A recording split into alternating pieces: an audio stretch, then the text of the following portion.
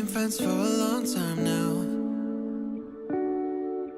Always have a good time whenever we go out. But you've been calling me up all the time and sending me signs and giving me them eyes. And you've been saying that you found the one, texting me junk and you wanna talk, but you can't say why. I can't get there and you know I've tried. You know I don't wanna waste your time. Before we jump into the next one, here's a quick reminder for all of you mobile gamers out there. Doesn't feel right to call you mine. You know I don't wanna waste your time. I can't get there and you know I've tried, but I can't say why.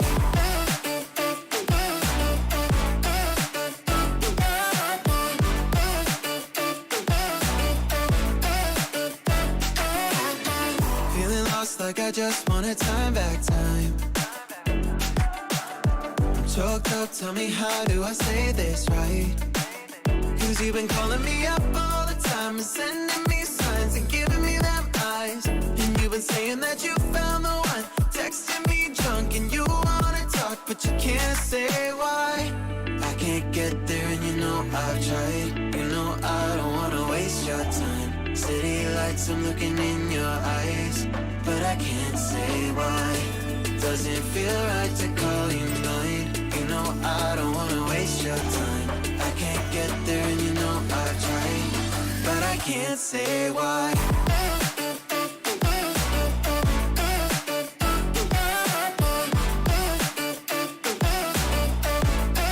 But I can't say why.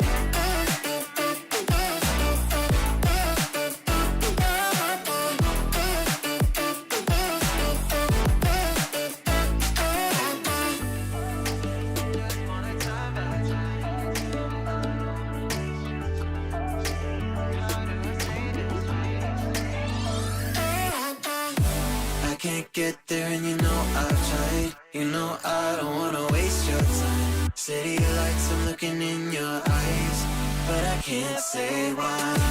Doesn't feel right to call you mine. You know I don't wanna waste your time. I can't get there and you know I've tried, but I can't say why.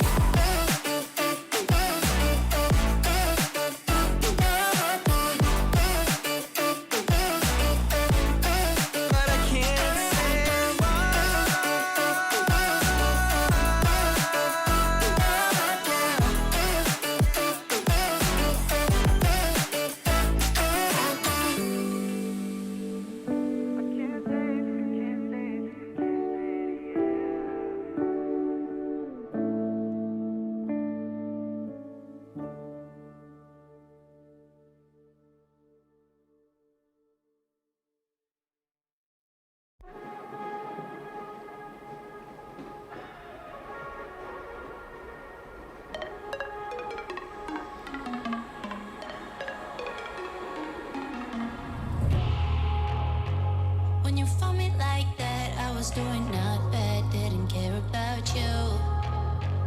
I was high as fuck, wasn't looking for love or anything new. It ain't funny, little devil in disguise, think you got me, yeah. You're so naughty, I feel something happening to my body. Cause you shut me on the heart, can't get over it, over it. In the other part, I recover it. When I look what you done, you made me fall too fast. Wait.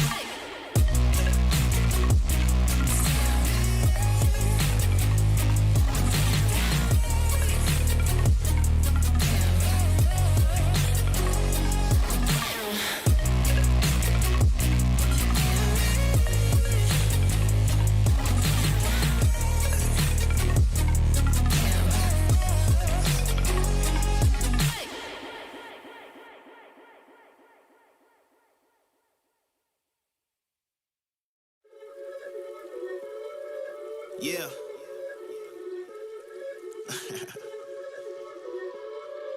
Let's talk. Look, ayo, we rose from the dust to the sun. They claiming that we the one, never one-on-one. Teamwork till we done. Sent on a mission, we got ambition. Never scared, we won't run. Never one and done. Some sit back and some like to hunt. I pick my teammates up when they fall. And if I ball, we all ball. Crashing balls, crossovers and all. Just call us the balls. Don't fear nothing, call us galore. Serving them all. We outside, we barely indoors. Because we gave it everything when we had nothing. Gave it everything when we had nothing. Holding on by a thread, couldn't grab nothing.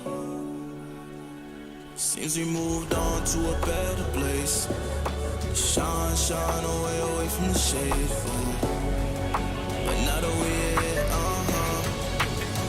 ain't no going back.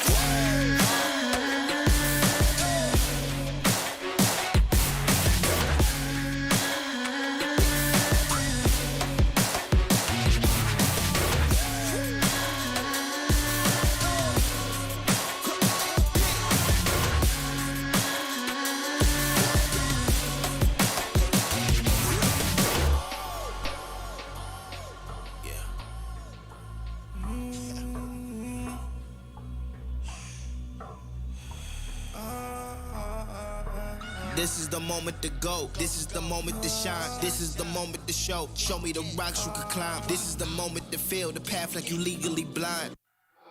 I can promise this is ours cause we built for this, kill for this. Pushing buttons, do it quick, push it off and do assist. Oh, y'all think we new to this? Pound for pound, break it down. Watch what we gon' do with this. Teamwork got us fluent with. Make y'all look like sewages. Gave it everything when we had nothing. Gave it everything when we had nothing. Holding on by a thread, couldn't grab nothing. Seems we moved on to a better place. Shine, shine away from the shade. But now that we, ain't no going back.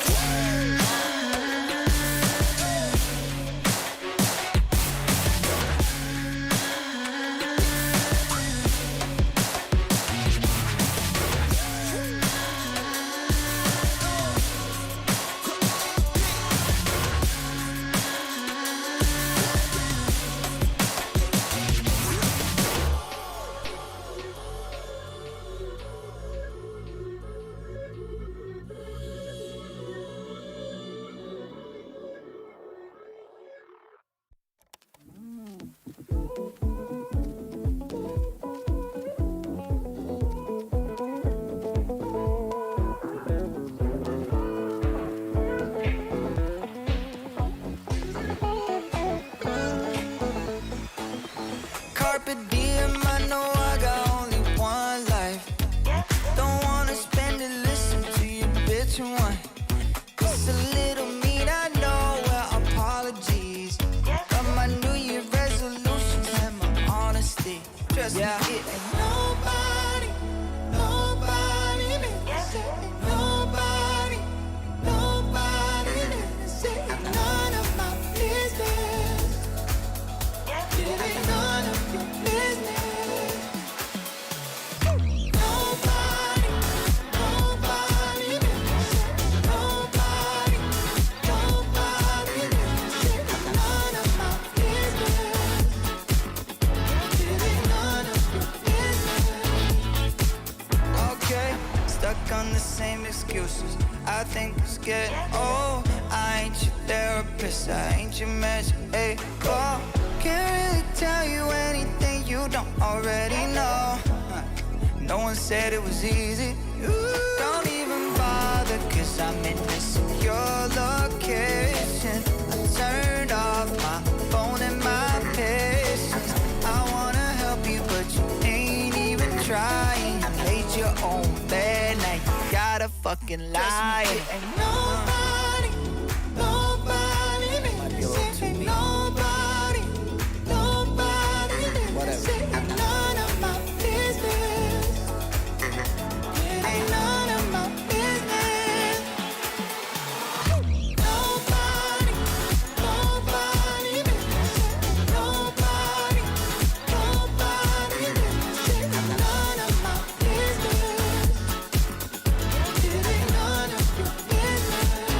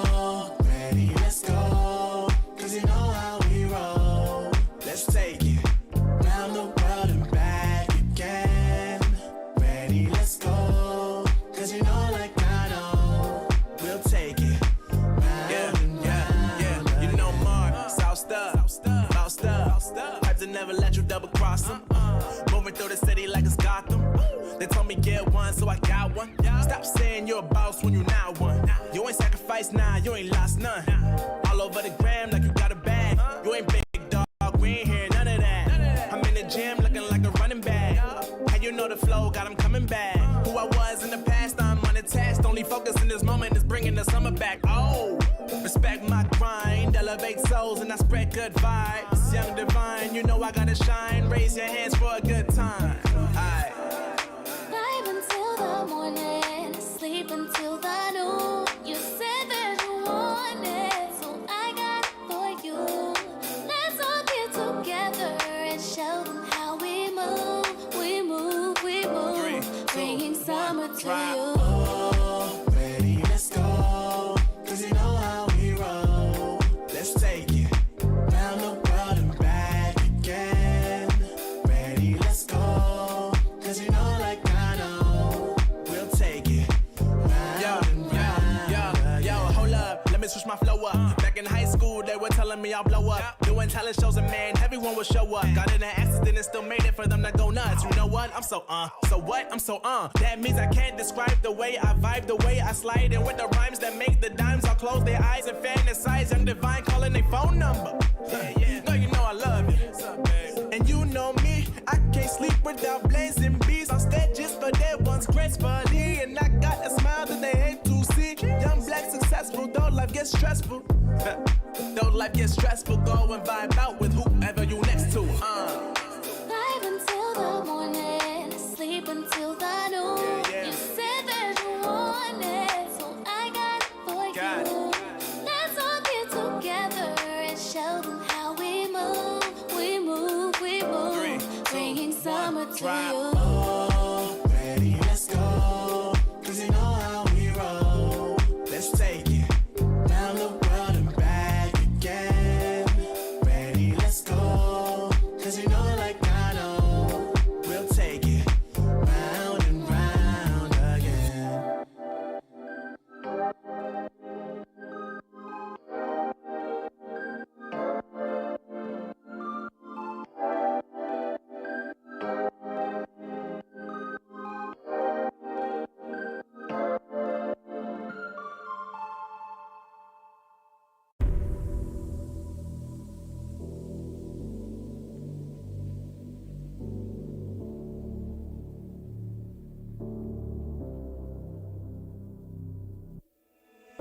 Sarah, I hurt myself today trying to make the pain go away.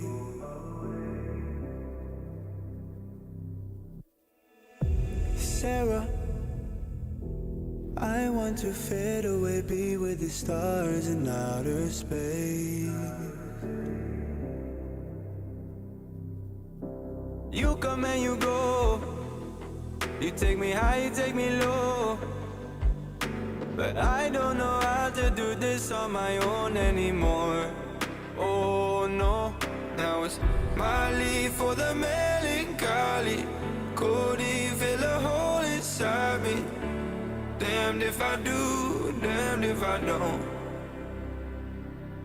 Now it's Xannies till I know my psyche.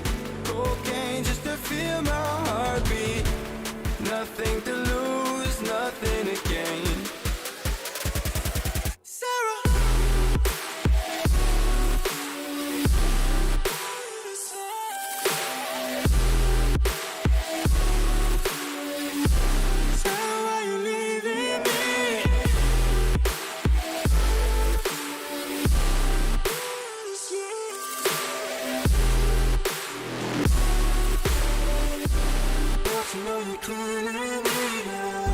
Sarah, I lost myself today trying to find ways to make you stay.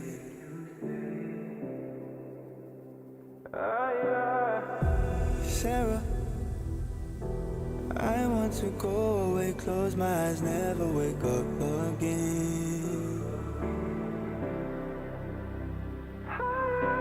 You come and you go, you take me high, you take me low.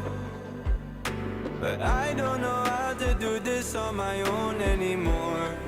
Oh no, now it's my leave for the melancholy. Cody fill beside me. Damned if I do, damned if I don't. Now it's Xannies till I know my psyche.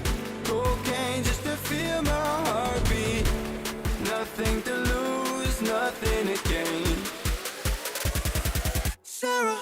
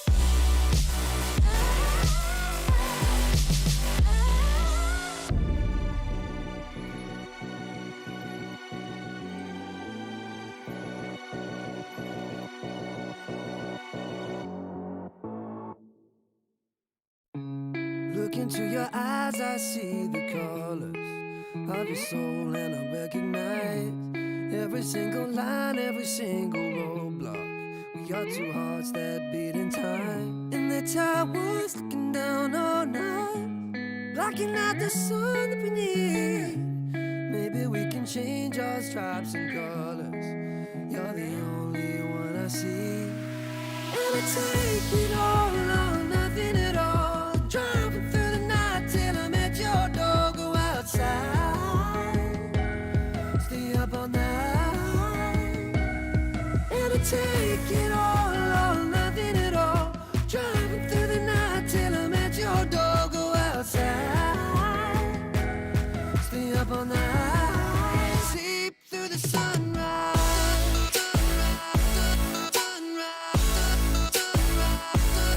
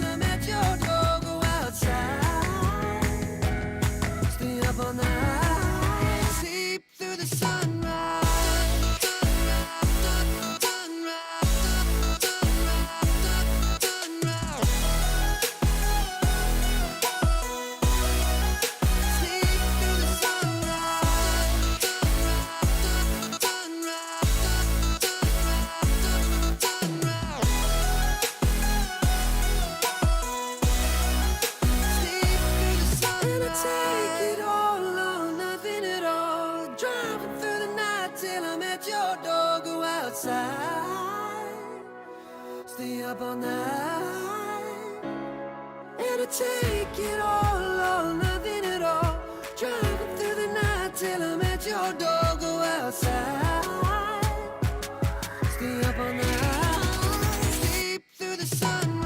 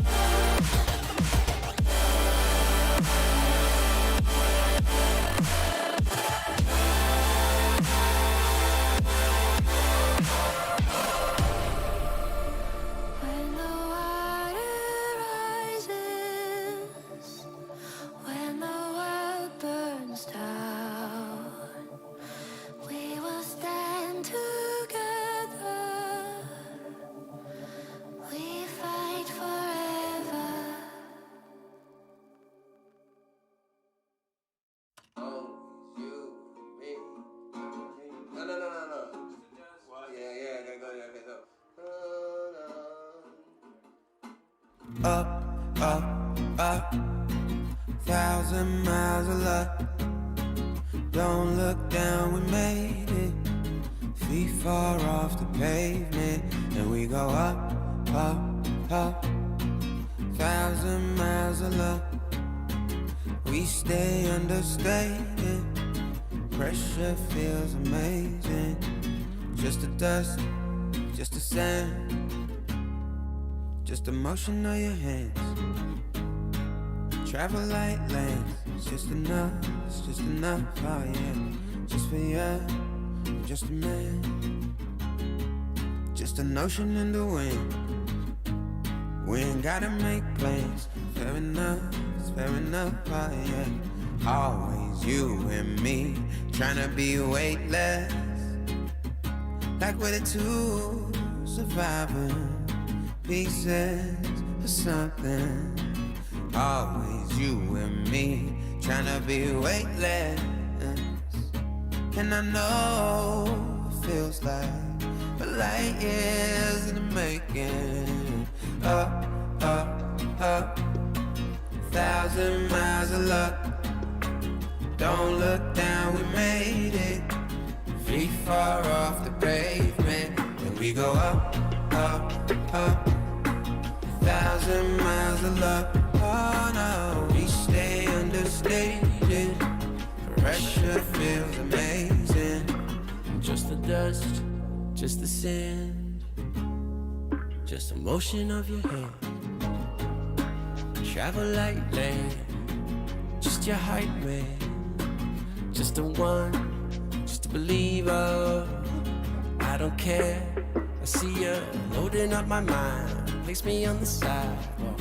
Fair enough, oh yeah. Always you and me, tryna be weightless. Like we're the two surviving pieces of something. Always you and me, tryna be weightless, yeah. And I know it feels like light years in the making. Up, up, up, 1,000 miles of luck, yeah. Don't look down, we made it. Feet far off the pavement, but we go up, up, up. 1,000 miles of luck, oh no. We stay understated. Pressure feels amazing. Just the dust, just the sand, just the motion of your hand. Just the dust, just the sand, yeah. Travel like travel lands. Just the dust, yeah, just the sand. Hey, just the dust, just the sand. Just the dust, just the sand. Always you and me, tryna be weightless. Like we're the two surviving pieces of something. Always you and me, tryna be weightless. And I know it feels like light years in the making. Oh, duh, 1,000 miles of luck. Don't look down, we made it. Feet far off the pavement, and we go up, up, up. 1,000 miles of luck, yeah, yeah. We stay understated. Pressure feels amazing.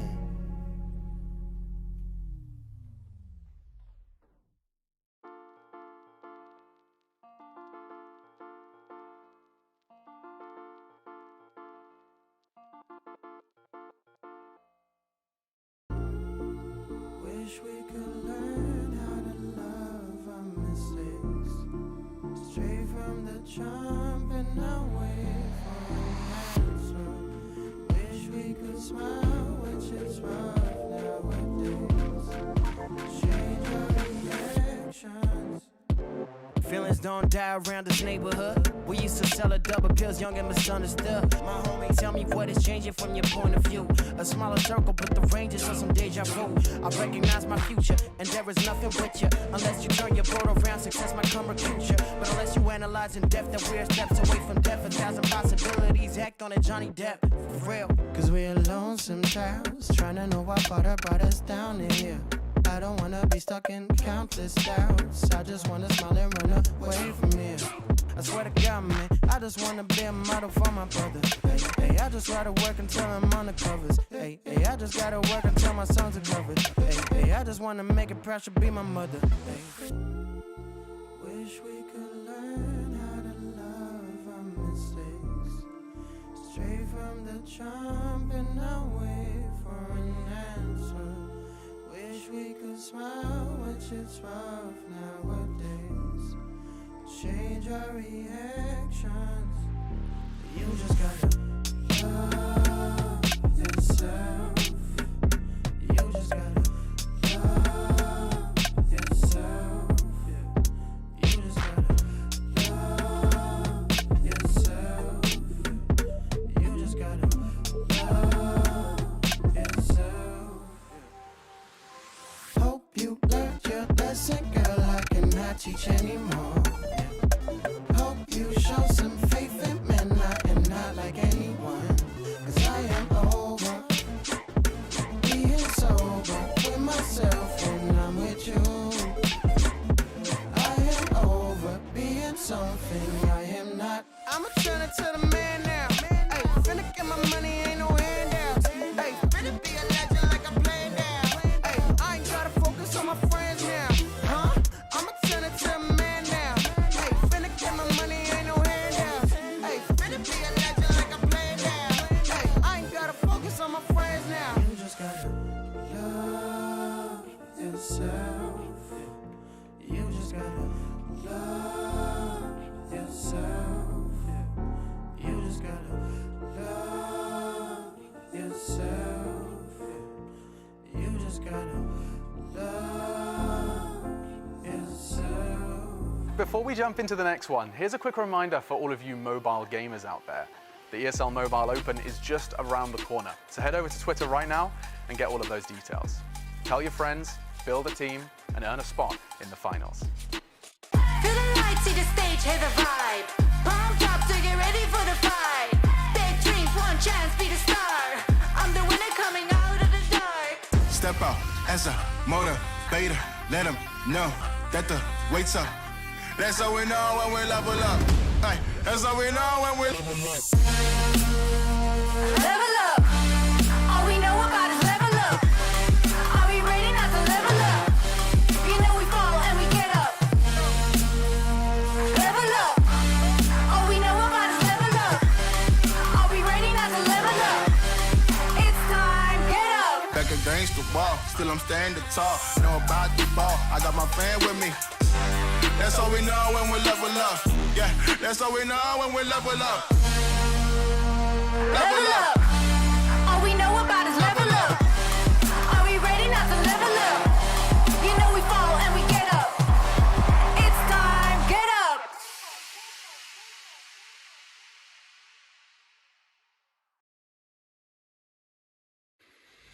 Hello and welcome back to another week of League of Legends Wild Rift Oceanic action as we kick off and find out who are the teams advancing through to the playoffs. My name is Skimmy, this is Juice, looking dapper as always, and mate, how's your week been? Oh, it's been busy. I'll tell you what, finally good to get here and get some Wild Rift action. We've missed it. It feels like it's been a long time. Some games have happened, some games have been played, so we'll have to catch up on that. But yeah, it's good to be back.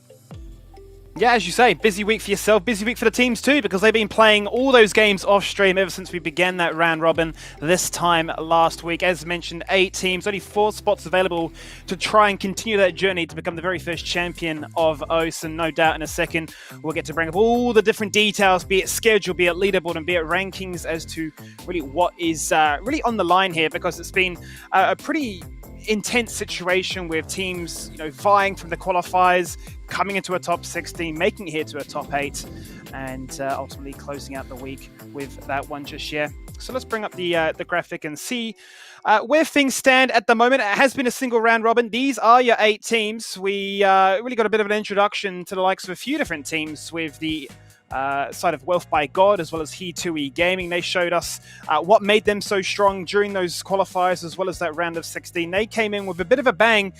It wasn't all rosy red, though, you'd have to say here, Juice, for He2E Gaming. They dropped their initial game on stream against Team Don't Feed, a game they'll be hoping that didn't need to be shown. But regardless, Wealth by God sort of burst onto the scene, displayed that they were very aggressive, very keen to end games early, and certainly got the job done. So let's bring up that next graphic and see where things stand tonight. Here is your schedule. Bit of a quicker night. It's only going to be 3 best of 3s tonight as opposed to the regular 4, but these are how these matches will play on out, and this is really a big decider in terms of the seeding that teams are playing for. So it all starts off here at 6 p.m. AEST. He2E Gaming up against JapanX FanClub.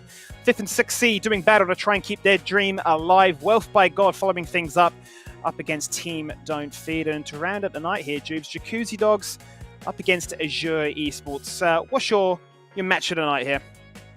I think for me, it has to be the Wealth by God versus Team Don't Feed. I think this is an exciting one, just in terms of how they actually play the game, in terms of how they draft. So yeah, for me, my eyes will be on that one. In saying all of that, I think all the games that we have tonight are exciting. They're going to be close when you get to this point in the tournament. It's always going to be evenly matched. And it doesn't matter really where you are. You can always take a game and it's a best of 3, right? All you need to do is win 2. So yeah, I'm very excited to see how this one plays out.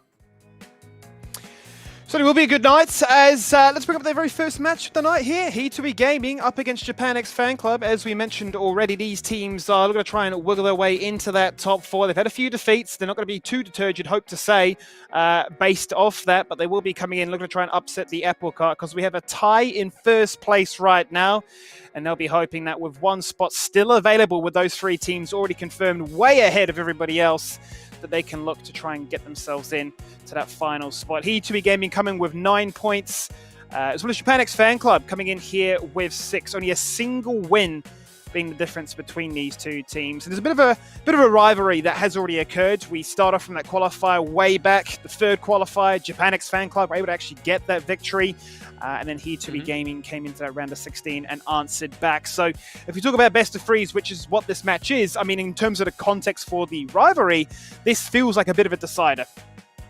Yeah, it does, and I mean, what a time to decide the rivalry, right? What a time to just, put your mark on it, because I mean, that's all she wrote really at the end of this one. So obviously, these 2 teams, He2E Gaming, interestingly, Skimmy. Well, I'll touch on that in a second as we go to the roster.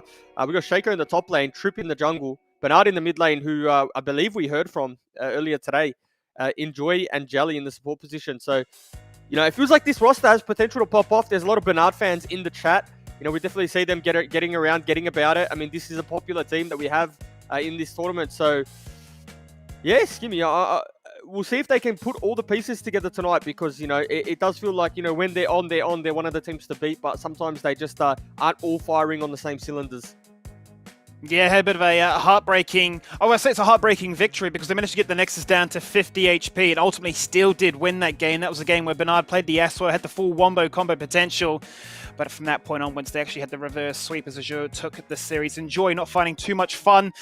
In the AD carry position, always targeted by an assassin and removed before the fight could even start. But regardless, JPX, as you mentioned, the whole bunch of fans and followers out there. And they'll be looking, no doubt, to try and cheer these boys on to get them across that finishing line here tonight.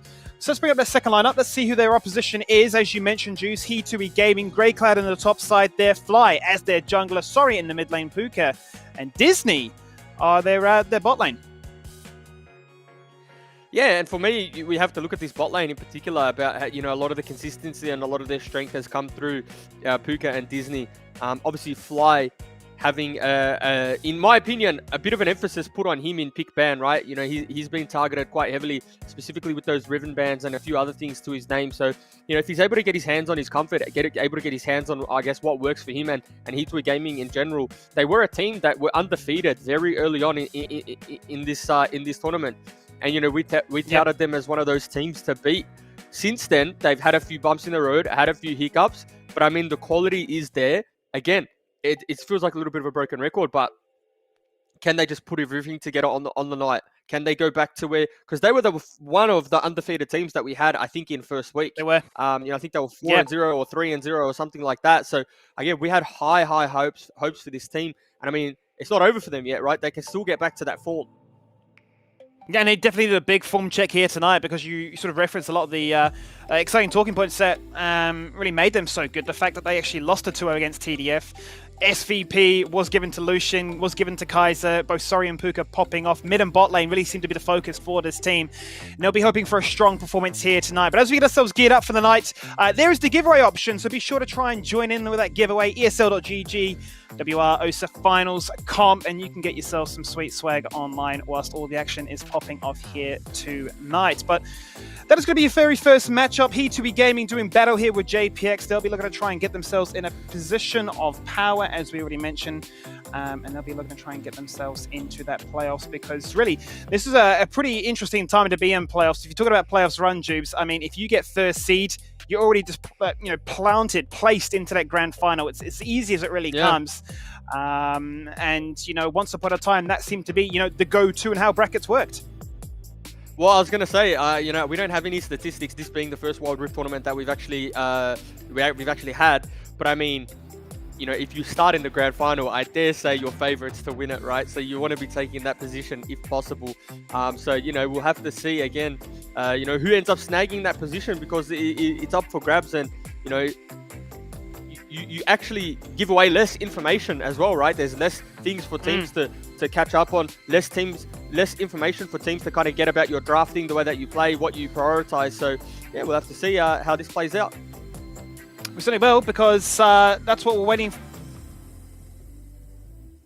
for as we get ourselves in. I'm looking at this one. I would imagine that He2B Gaming would be looking to be the favorite here. They had a very close game, as mentioned already, a 25-minute game, a 27-minute game, pretty much unheard of in terms of the Wild Rift landscape. I mean, you're looking at your average game being anywhere between 10 to 15 minutes. So they had that heartbreak, but we're once again looking at the mid lane and the bot lane here for HDG to really be the area where they can pop off. As for JPX, they've shown that if they can get wombo combo, if they can look to try and lock in, say, Jelly on the mouth fight, he loves to play here on it. Anything that allows him to push forward first. Bernard is not afraid to get in the mix as well and cause a lot of chaos. I mean, how many times did he play that Diana, right? Become the most fed in the game. But by that point, the opposition were just far too fed that he couldn't even hit the zone yet. So he's just gone. Well, and he had a few good team fights. He did bring the game back a couple of times on that Diana. Specifically one champion that I think we want to see him on, and it's not necessarily his fault that it got taken away, but you'd have to say it's the Corki, right? Because he had such good games, and it feels like the Corki gives him the agency with the package being online to really, I guess, 1v9 that team fight. Diana is good in doing that, but you feel like Corki is a little more safe because you can play from that range, use that package to split the team fight up, put down the carpet, and then pump damage out from range. Well, looks like we got the word from the producer that the draft is ready. So without any more messing around, let's crack on here with the very first game of the night. A best of 3, a chance here, a must-win game for both teams if they want to try and become a part of that top 4 and move through to next week's playoffs. So let's go in and see He2B Gaming on the left-hand side with first pick priority. Already going to remove that mouth fight, as we highlight that Jelly is such a big fan of, as well as the Lulu too. Big preference here is to go towards those enchanters. They just offer you far too much, and Lulu and Nami seem to be up there as the very top. Yeah, and River talked about, as well as the Xin Zhao, so they're obviously putting a bit of an emphasis on him as the guy to go to for this team. So, I mean, we'll see. Maybe they'll round it off with 3 jungle bans. Yeah, well, there you go. Riven, Xin Zhao, as well as the Garen too. And we've seen, multiple variations of what these champions can offer, be it tanky or just full DPS. And either way, they are still up there in the damage charts. No messing around here, though. HDG going to open up their draft here with a Wukong. And this can be flexed in multiple lanes. Definitely gives you that aggressive engage option that multiple teams are craving. And this is what I thought we'd see Bernard on as well, the Oriana. That he has shown an inkling to have a little bit of priority on this champion. Corki obviously going to be flexed into the bot side. In saying that too, maybe it'll be an Oriana flex. Who knows, right? We've seen crazier things happen. Oriana can go bot side too. So again, we'll see how that one plays out. But Gragas being picked up here, obviously double flex, can be top lane Gragas, can be top lane Wukong, but, you know, I dare say that it's Grey Cloud going to be on this Gragas. We do see it in top side, just be like a bit of a nuisance, be CC bot, bit of a tank as well. So far, a bit of a wombo combo team fight draft from here to gaming. Certainly looks to be the case, right? A lot of displacement with the Cyclone, with the Explosive Barrel, with the Pulverized combo that the AEST can present, right? They're going to try and split apart the fight and pick off a key target. As for JPX, though, you're looking at a comp that seems to be really well orchestrated towards saying wombo combo in our own, you know, right, towards playing a Baron, a Herald, a Dragon. We need to win that first fight, and if we do, we can really blow open this lead. Yeah, definitely, and ooh, you know what, Skimmy? The Renekton's an interesting one, because I feel like sometimes we've seen Renekton, but every time we've seen it, it's 1v9. And sure. Now it's going to be what it looks like it's going to be into the Darius. I mean, it's a little bit hard to figure out where all these champs are going, at least for Here2 Gaming. There's so many flex picks, but is it going to be a Darius-Renekton matchup? Because that's going to be extremely volatile. And if you think about how these teams like to play around the Dragons, it's going to be fireworks really early on. Yeah, it's not going to be any messing around in this one. We might even have a bit of action during laning phase as well. As the weeks have gone by, more and more teams are showcasing that they aren't afraid to, get their hands dirty nice and early on. So all hands on deck as to whether or not it will be that early Dragon, or it will be a case of just looking to try and get that initial gank and let the ball roll. But I mean, as you quite rightly mentioned, HTG with so many flexes, even we're confused. So we're going to have to wait and see exactly where that Wukong does decide to go, because the Darius, I mean, even that could be flex. We've seen crazier things. Maybe a mid Darius. Who knows? That's the team. This is the matchup. It's the very first game of the night, as it is a single best of 3. We're going to try and decide these teams' fate. Currently locked in 5th and 6th seed respectively, with a chance to pinch that 4th and final spot here, Jubes. Yeah, it's a big deal. It's a big game. So, a lot on the line, and I think the nerves will be there, right? You get used to playing on stage, or I'll say on stage, but we're not actually playing on stage, but you get used to playing under the limelights, and then you kind of just does one more. It's another level to it now, right? Because this is all of a sudden, 4 playoffs and 4 standings and 4 seedings, rather. Let's see how these teams handle the pressure. Very first tournament here for OS with Wild Rifts. And a chance to write yourself in history here. We'll get to see. It is going to be the Gragas in the mid lane, so a bit of a blast to the past if you're familiar with the League of Legends genre. Will be the Darius in the top side. So this, as you say, a very volatile matchup, and I'm expecting to see a bit of a mechanics check between these two players to get inside each other's head. Yeah, I'll be disappointed if we don't see a little bit of a solo bolo happening topside, to be honest with you. Such a volatile matchup. Usually we don't even see junglers go topside too early, right? All the priority is going to be getting to that early, level 5, getting the ultimate up, and then looking for that dragon fight. So I dare say it's just going to be kind of that 1v1 battle that we're used to seeing. Nice little use of vision, or use of priority to get some vision control there from the bot side of HTG. Yeah, certainly is. We're going to keep tabs as to where Trip will be on this Jarvan. No doubt looking to get himself a nice early aggressive invade and perhaps a cheeky kill too. We've seen a big preference towards Jarvan rushing that Guardian Angel, and it's allowing him to play like a man possessed, really. Finding moments of magic and executing brilliantly as a result too. There's the headbutt pole. Disney looking to try and get a bit excited here, as it's going to be followed up by Puka. Zap on to Enjoy. So he's already found himself down to 50%. No potions in hand, and going to be looking for some honey fruit now to keep himself topped up. Yeah, and I mean, so far, pretty good trade there coming out of Alistair and the Jinx. You'd have to say you'd think that the Braum would get the better side of those trades coming up against the Alistair, but misses the Winter's Bite, and again, yeah. He's running it back, isn't he? I mean, that's a very early sweeper. Forget the vision, deny their vision, and allow me to consistently hit these pole combos and, really dissuade the impact that the passive of Braum could find. Yeah. And this mid lane is interesting because it got quite volatile in the early levels, right? They were down to both, pretty much in lethal, but they've managed to sustain this one back up and turned into a little bit of a farm lane, but they're not going to be too concerned. Once they get those big R buttons online, that's where I think we're going to see a lot of the action take place, and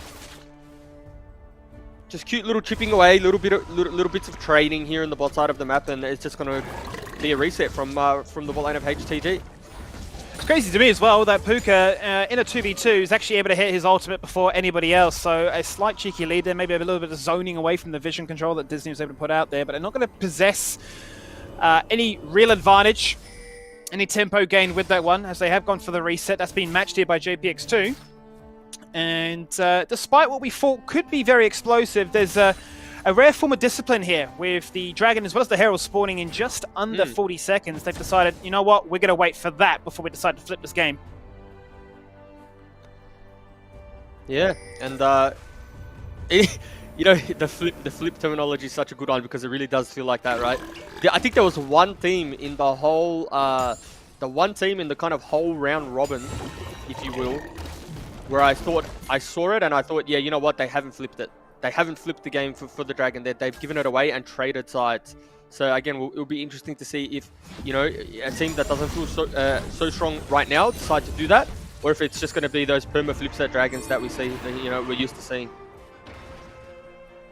Just offers so much control of the game, though, doesn't it, really? You know, the ability to then set up siege, do a bit of a handshake as to if we're split pushing, you're going for kills instead. Yes, JPX, well, Trip in particular, actually getting a little bit aggressive right now, looking for a cheeky invade. There's the response from Fly, a three-man cyclone, forcing a flash away. The follow-up is there, there's a headbutt pole, there's the call for back, who's looking to lay down some damage. The red carpet is there, and the damage is to follow things up. Bernard is lethal, he's so low, but he manages to get that kill. Puka follows things up with another of his own.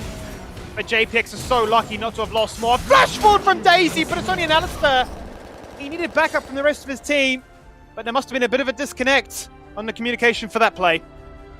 Yeah, there was just, I mean, across the board, there's flashing health bars, right? It's so close. It's one auto attack, one ability away from a disaster either side. JapanX FanClub just come up trumps, literally on 50 health on multiple members. They were able to get full value from that Brawn pick there, denying a lot of damage, proccing those stunts, kiting back with the Oriana, with the Corki, even the Jarvan, and you know, they managed to pick up not only some early kills, but they get some tempo back onto the map, which is going to result probably in the first Dragon, because Jarvan has a GA now as well.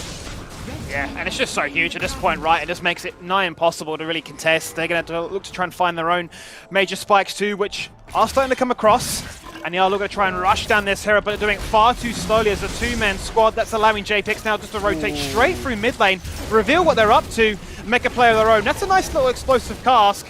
Once again, there is no follow-up. I mean, you've burnt the ultimates for little to no gain. You've actually been pushed off the Herald, and JPX are living in Wonderland now. Yeah, but look, they're still going to contest, and I mean, Puka's on half health. This is dangerous. Oh, look at the Wukong. That's a massive knock-up. Wukong following things up from this play here. The Herald has still been engaged. Getting lower and lower, close to smite range. Renekton is doing what he does best, and that is fighting killing sprees. He's found himself a double so far. Make it a triple. The power of Renekton just far too strong in Wild Rift. What did we say about the Renekton pick, right? We said before the game, it feels like any time a team's let Renekton through, he's just absolutely turbo stomped the game. And he picks up a triple kill at 6 minutes on the Rift Herald skirmish. I mean, Skinny, you even said it yourself. HTG burnt some crucial ultimates. They still walked into contest, and it's one of those ones where you're just flipping the game for the sake of the team fight, and you have to execute to perfection to win at that point, right? Even Puka started off at half health, got a perfect shockwave there from Bernard. As we see the replay here, it's just Renekton Jarvan killing the Jinx on the back end. Shaco joins the fight, and he's got the Dominus popped, and it is just an absolute clean-up. And it just gets from, you know, bad to worse, because before that play, the crazy 3-for-1 trade that resulted in fragile health bars, that was 2.5k up. Now they've doubled that lead even further, up by 5,000 golds. Yeah. Saving grace, though, will be 5,000. for He2B Gaming that they've managed to actually pick up the Herald amongst all the chaos, so there is a potential for them to close that deficit before things get too hairy, but you are looking at that scoreboard and you're seeing a 4-0-1 Renekton, and you're starting to panic. Oh, definitely. I mean, when it comes to the group, that Crocodile is going to be so hard to kite back and so hard to disengage. You know, alternate universe, if they have the Braum, you can proc the stuns and get him away, but you feel like if Alistair's just using the kit to headbutt the Renekton away, then the team fight might be lost anyway. So it's like a damned if you do, damned if you don't. Also need to consider now, how is the Darius going to do with the Renekton in the 1v1 if that's what they opt in for? So yeah, there's a lot of questions to be answered here for Hitui Gaming. Obviously not out of this one. We've seen bigger deficits being clawed back, but in terms of draft, in terms of ease of execution, it feels like JapanX have all the tools right now. The Java and Oriana combo, and yeah. Well, they have all the tools, but if the tools don't all work in harmony with each other, then things like this can happen. But roaming the jungle, well, actually, and it's just going to fall on down for free as easy as it comes. That really disrupts the JPX sieging in the bot lane. And now Hitui Gaming trying to force a 5v4. They want to find some kills. They want to try and claw back this deficit. They're chasing on through. Enjoy survives. Font of Life is there. The top members up, but it's not going to be enough. Some of the healers burnt. The follow-up, the turnaround. And the bullying, really, displayed here by JPX. Down with a member, but up in gold, and still able to find a trade back. Yeah, that's almost a 4v5. Right, because the Oriana does die for free, and they managed to trade back 1-for-1 there. It's actually a very good roam from Shaco, having the presence of mind. He no longer needs to be top lane. The turret has fallen down. I'm going to walk down, and in doing so, he picks up a kill, and he actually picks up a turret in the mid lane too, which is quite big, right? He's also going to swing the gold lead in the favor of JapanX FanClub.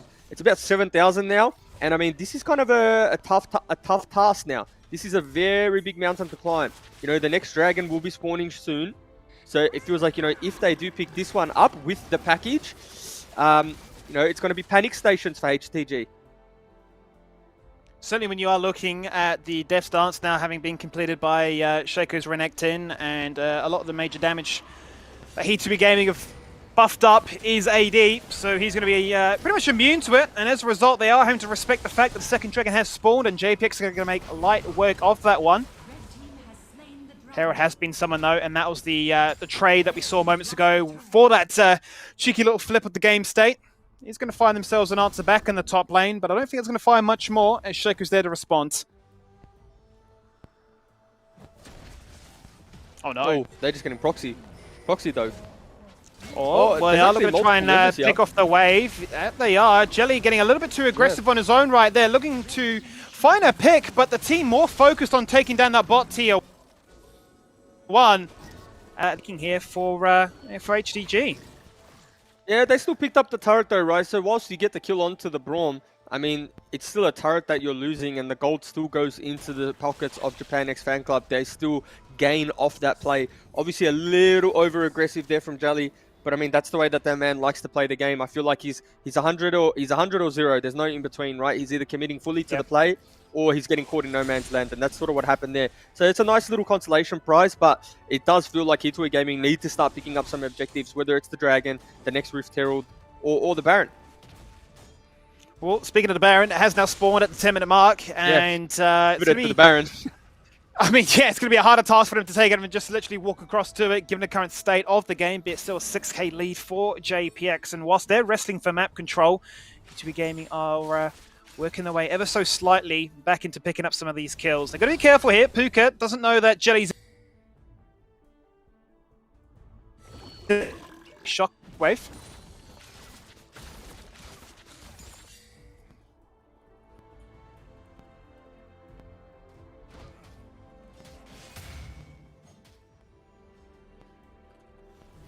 Yeah, so I mean, not much happening at the moment, right? A little bit of dancing, a little bit of trading of minion waves. It does feel like the game's going to blow open around this next objective. I dare say it's going to be this next Baron buff where you know, we really see the fireworks happen, and it's either going to be JapanX FanClub securing a win.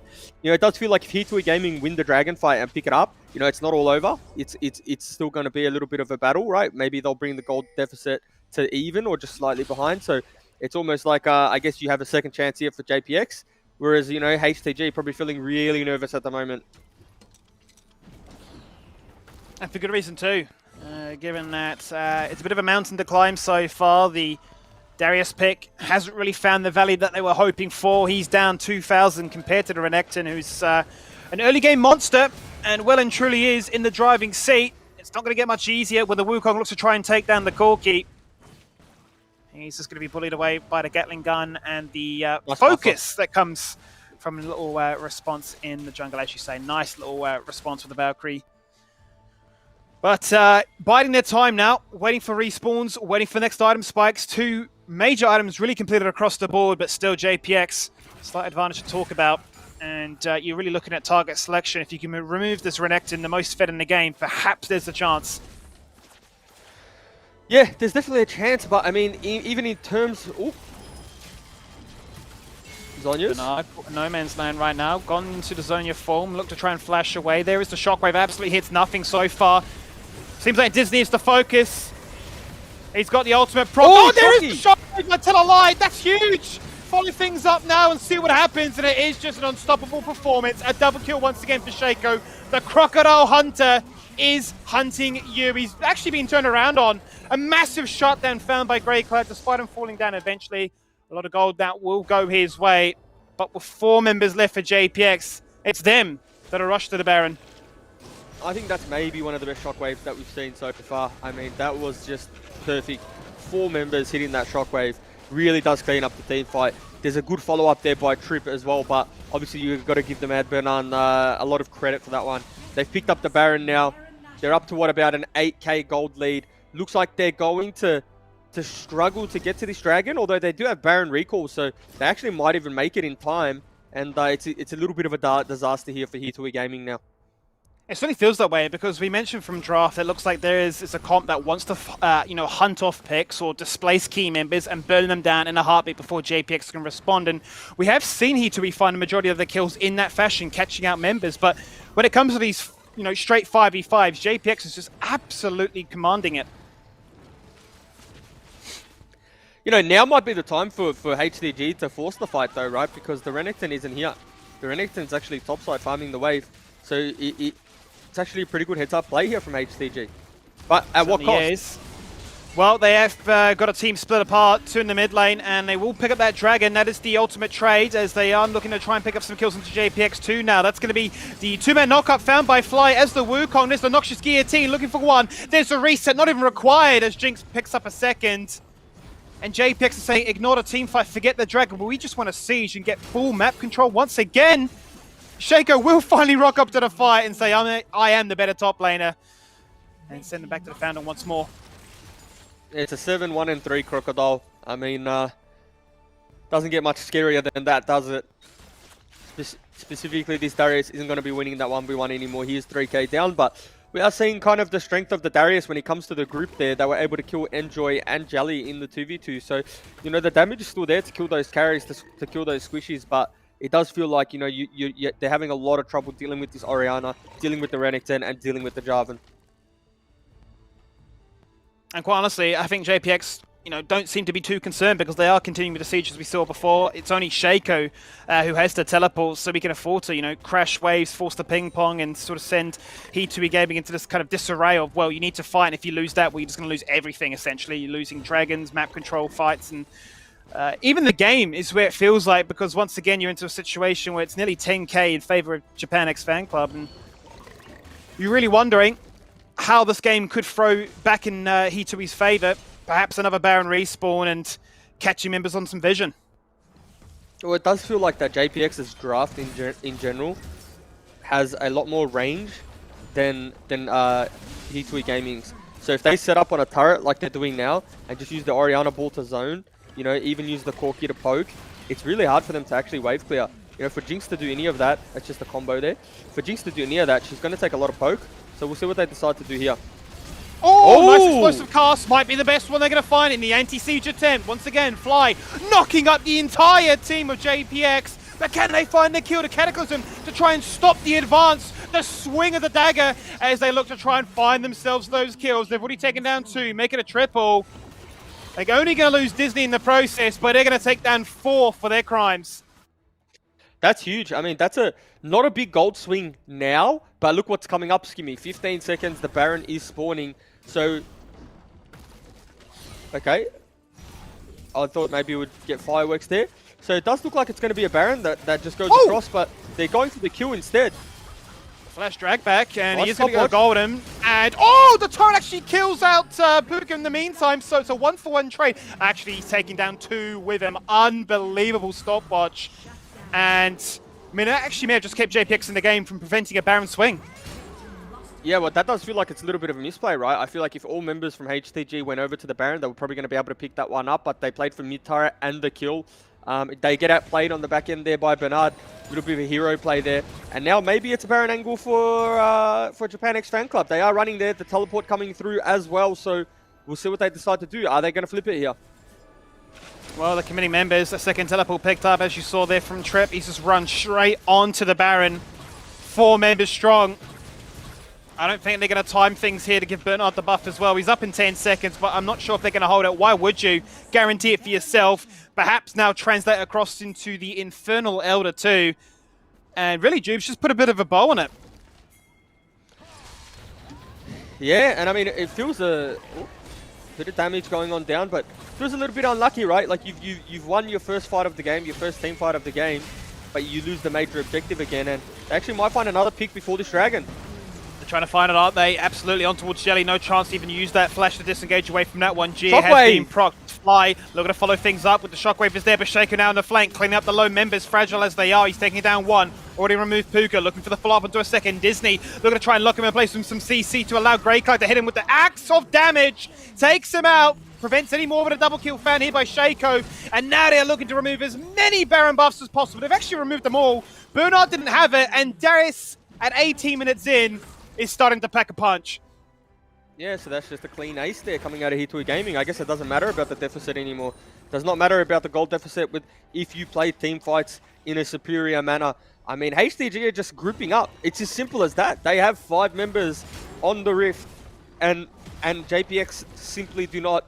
They're playing side lanes. The members who need to be safe aren't being safe. I mean, it's pretty, I guess, I'm going to say basic stuff, right? It's just JPX playing disrespectfully, walking up mid-wave and getting caught by 5 members. I mean, it's consistently a 3v1, a 5v4 or a 5v3, and then it's just trying to recover plays. And I mean, now it's a 5k gold lead, which was, it was up at about 10. So yeah, very good job here. It's crazy. 10k gold lead with a Baron buff, and you're thinking, this is JPX's game to lose. And now you're thinking, you've lost all those buffs, now you've halved that gold lead that you have, and you've really given Heat2 Gaming 2 solid team fights for us to assess, can they get themselves back into the series? Because the Baron is strong for sure, but an Infernal Elder, there's nothing better. No, there isn't. And I mean, now it's tough too, because the Darius is in a spot of power, the Gragas is scaled up, the Jinx is there too, and it doesn't feel like Corky is matching in the numbers that Jinx is able to put out. And well, Disney said it's time to go, not the target they're after, as they actually find Jelly. And he's managed just to jump away to safety, found an ally in the mid lane, trimming that wave. All the vision though towards this dragon. Big wave pushing topside, as you mentioned. Corky has to respond to that one. He doesn't have a TP, so HG could just pull the trigger now and force their hand. Yeah, they're forcing it, and it's going down pretty quickly. They've been zoned by the Alistar, zoned by the Jinx traps. Can they actually get in to even get there? Knocked many members up. Trip is locked away once again. Cyclone is just doing so much work. Wukong with the clone, knocking up multiple members in a tight choke point. Jelly zoned away, looking to try and hit those Winter's Bite from afar. Concussive blows being applied, but just not enough. How on earth is Greycloud dominating? He had such a rough early game. The Renekton was literally untouchable. But the true damage from the Noxious Guillotine is just doing a little bit too much at this point in the game. JPX perhaps a little disrespectful here, are getting picked apart. A superior team fight just seems to being dismantled. Then forget the Elder, get the mid inhib, and yeah, Jubes, I mean, why not go for the end? Jelly on his own is here to defend. What a throw. What a game, however, though, from HTG. I mean, if you're JPX right now, you are not happy with how that game has played out. The game was all yours. Yours for the taking, but you've lost it. I mean, you're definitely not happy about that one. That is definitely a feels bad man moment. That's just a really good, resilient performance from HTG, right? The fact that they were able to pull that game back from the brink. We were saying, this game is pretty much as good as done. You're down 10k, you're down a Baron, you're going to lose the Elder as well. But they said, nah, you know what? We're just got superior team fighting. We're the ones that have been pulling the engages. We're the more aggressive of the 2 teams. And you really have to say that's just a hard-fought victory and a really well done. Certainly was. What a victory. I mean, what a chance for HD to showcase us, not only their style of gameplay, but their ability to hold out and wait for those moments. And when they are presented to them, be able to deliver quite efficiently. That is our very first performance of a Gragas in the mid lane, and it is actually going to be fitting for an MVP too. Most team fight participation. He was certainly the man on the mark. As you can see there, a whole bunch of assists found by Fly. His Wukong unbelievable impact in that game. But you had to feel here for Bernard. He got the second most valuable player. He did the most damage in the game. And, I mean, you go from him to Shaco, those two in particular, really the engine to get this game started, to put them with a 10k lead. But ultimately, not enough in the end as they fall on down here. And the other thing you have to say too, Skimmy, I guess, is the fact that I feel like Sorry with the Gragas cask in mid lane started the kind of comeback trail, right? If you remember, he got it onto Enjoy, knocked him into turret when they had that Baron, when they were sieging, and they were able to clean up that first big team fight. So just in terms of influence, in terms of moments to remember in that game, Sorry had them as well. And it's a nice little iteration of this Gragas build, right? It's a little bit of like a pseudo tank build, has the Randuins there as well. Obviously, honorable mentions has to go across to Shaco too on the Renekton. Had a bit of a blinder start to the early game. But the problem with Renekton, obviously, you fall off. If you start to throw once, twice, maybe 3 times, you are going to start to fall off that cliff. Jinx scaling ever so reliable as well. If you look at the damage coming on through, 33k from Puka. I mean, man's had a little bit of a clinic, I would say. And it's hard for him to play the game because he's playing into a Jarvan. He's playing into a fed Renekton. So it's not the easiest thing for him to do. And just across the board, look, it's Heat2E Gaming. They kind of all did the heavy lifting. Yeah, I mean, you mentioned so many valid points during the cast itself, with the siege being preferred by JapanX as opposed to going for the fights or the contests. And I think you saw that one clear defining moment in that bot lane when the siege began. JapanX were looking for that inhib. You were saying how Puka's going to find it very hard to try and clear the wave as the Jinx. He managed to do it. He managed to find that kill, and ultimately he's able to put out a fraction more damage. Ultimately, Heat2E Gaming take the series. Here are some of those defining moments as we look back on the game. This is how it all really began with the Bernard 4-man shockwave dupes. I mean, it's a dream for a mid laner. It was a dream. It was actually fantastic to watch, and this is where we kind of thought the game was signed, sealed, and delivered. But obviously, HCG had other ideas, and this was the play here that I was talking about, where the Gragas landed the perfect ultimate onto the Corki. That's a 4 or 5-man Wukong ultimate, and then it's just a straight disengage. Bernard can't really do any damage in this team fight. He's just on the runaway, which is fair enough because it is a completely lost team fight. And most importantly, when they were losing these fights, Skimmy, they're actually losing their GAs. And I mean, you lose your GA, it's such a big sink of gold because you don't have that revive. The GA, what it's meant to do is actually win you the next team fight. Like, you have to get a net positive gain from that team fight. So if you're losing those with GAs on your side, yeah, it's a terrible one.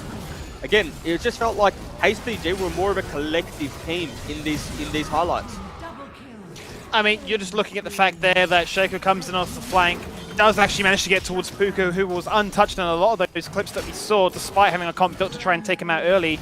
And he went for a bit of a cheeky 1v4. You saw the angle, you saw the potential, but wasn't durable enough in the end. The true damage coming out of this Darius really hit a point where you can't answer back. Full items, full levels, max at level 15 there.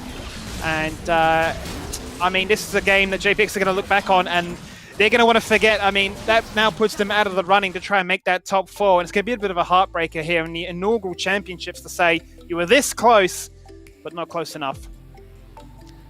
Yeah, for sure. And I mean, the beauty about best of 3 is there's still another game to play, Skimmy, right? So it is not the end of the world. And I do feel like, you know, JapanX can do themselves lots of favors in the next draft, in the next pick and ban, because not a big fan of the Corki bot lane. I don't think it has the same impact, same influence that it does in the mid lane. Obviously, getting those levels, getting those items much earlier, you feel like you'll do a lot more. And in saying that, Skimmy, yeah, I think it's time to go to a break. I think we got ourselves a game number 2 after this one, so don't go anywhere.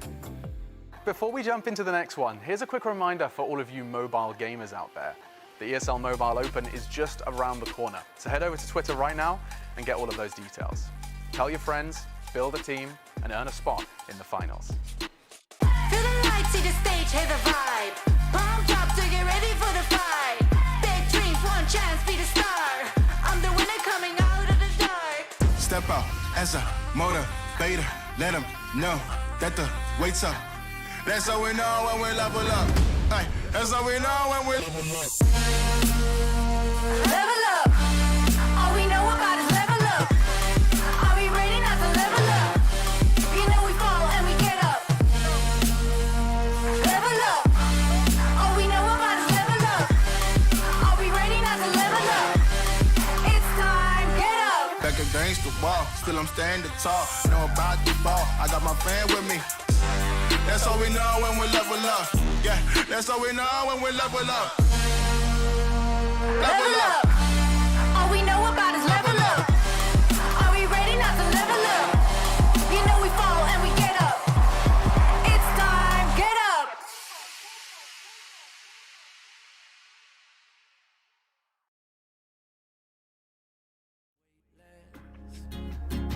Like we're the two surviving pieces of something. Always you and me trying to be weightless. Yeah. And I know it feels like light years in the making.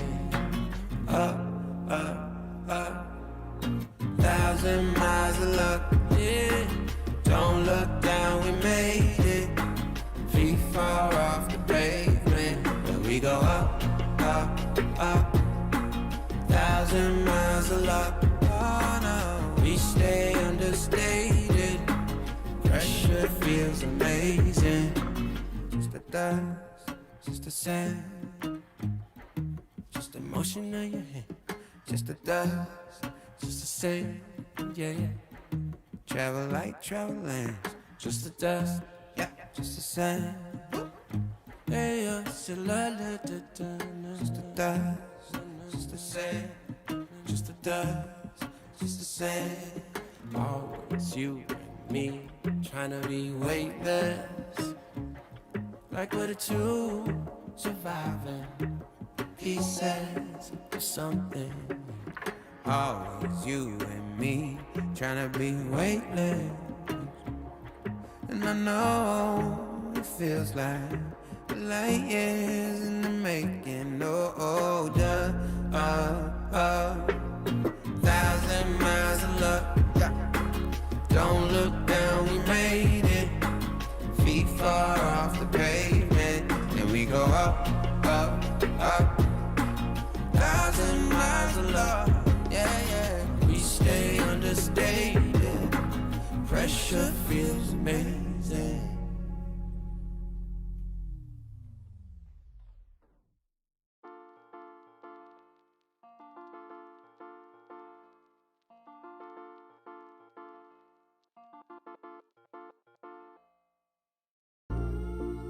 Wish we could learn how to love our mistakes. Straight from the jump and away from an answer. Wish we could smile, which is rough nowadays. Change our reactions. Feelings don't die around this neighborhood. We used to sell a double pills, young and misunderstood. My homie, tell me what is changing from your point of view. A smaller circle, but the range is of some deja vu. I recognize my future, and there is nothing with you. Unless you turn your boat around, success might come recruit you. But unless you analyze in depth that we're steps away from death, 1,000 possibilities, act on it, Johnny Depp. For real. Cause we're lonesome childs, trying to know what father brought us down in here. I don't wanna be stuck in countless doubts. I just wanna smile and run away from here.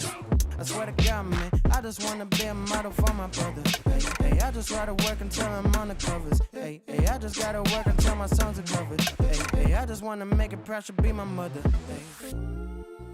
Wish we could learn how to love our mistakes. Straight from the jump and away for an answer. Wish we could smile, which is rough nowadays. Change our reactions. You just gotta love yourself. You just gotta love yourself. You just gotta love yourself. You just gotta love yourself. Hope you learned your lesson, girl. Before we jump into the next one, here's a quick reminder for all of you mobile gamers out there. The ESL Mobile Open is just around the corner, so head over to Twitter right now and get all of those details. Tell your friends, build a team, and earn a spot in the finals. Feel the light, see the stage, hear the vibe. Pumped up to get ready for the fight. Big dreams, one chance, be the star. I'm the winner coming out of the dark. Step out as a motivator. Let them know that the weight's up. That's how we know when we level up. Ay. That's how we know when we Level up. All we know about is level up. Are we ready not to level up? You know we fall and we get up. Level up. All we know about is level up. Are we ready not to level up? It's time, get up. back against the wall. Still I'm standing tall. Know about the ball. I got my fan with me. That's how we know when we level up. Yeah, that's how we know when we level up. Level up. All we know about is level up. Are we ready not to level up? You know we fall and we get up. It's time, get up.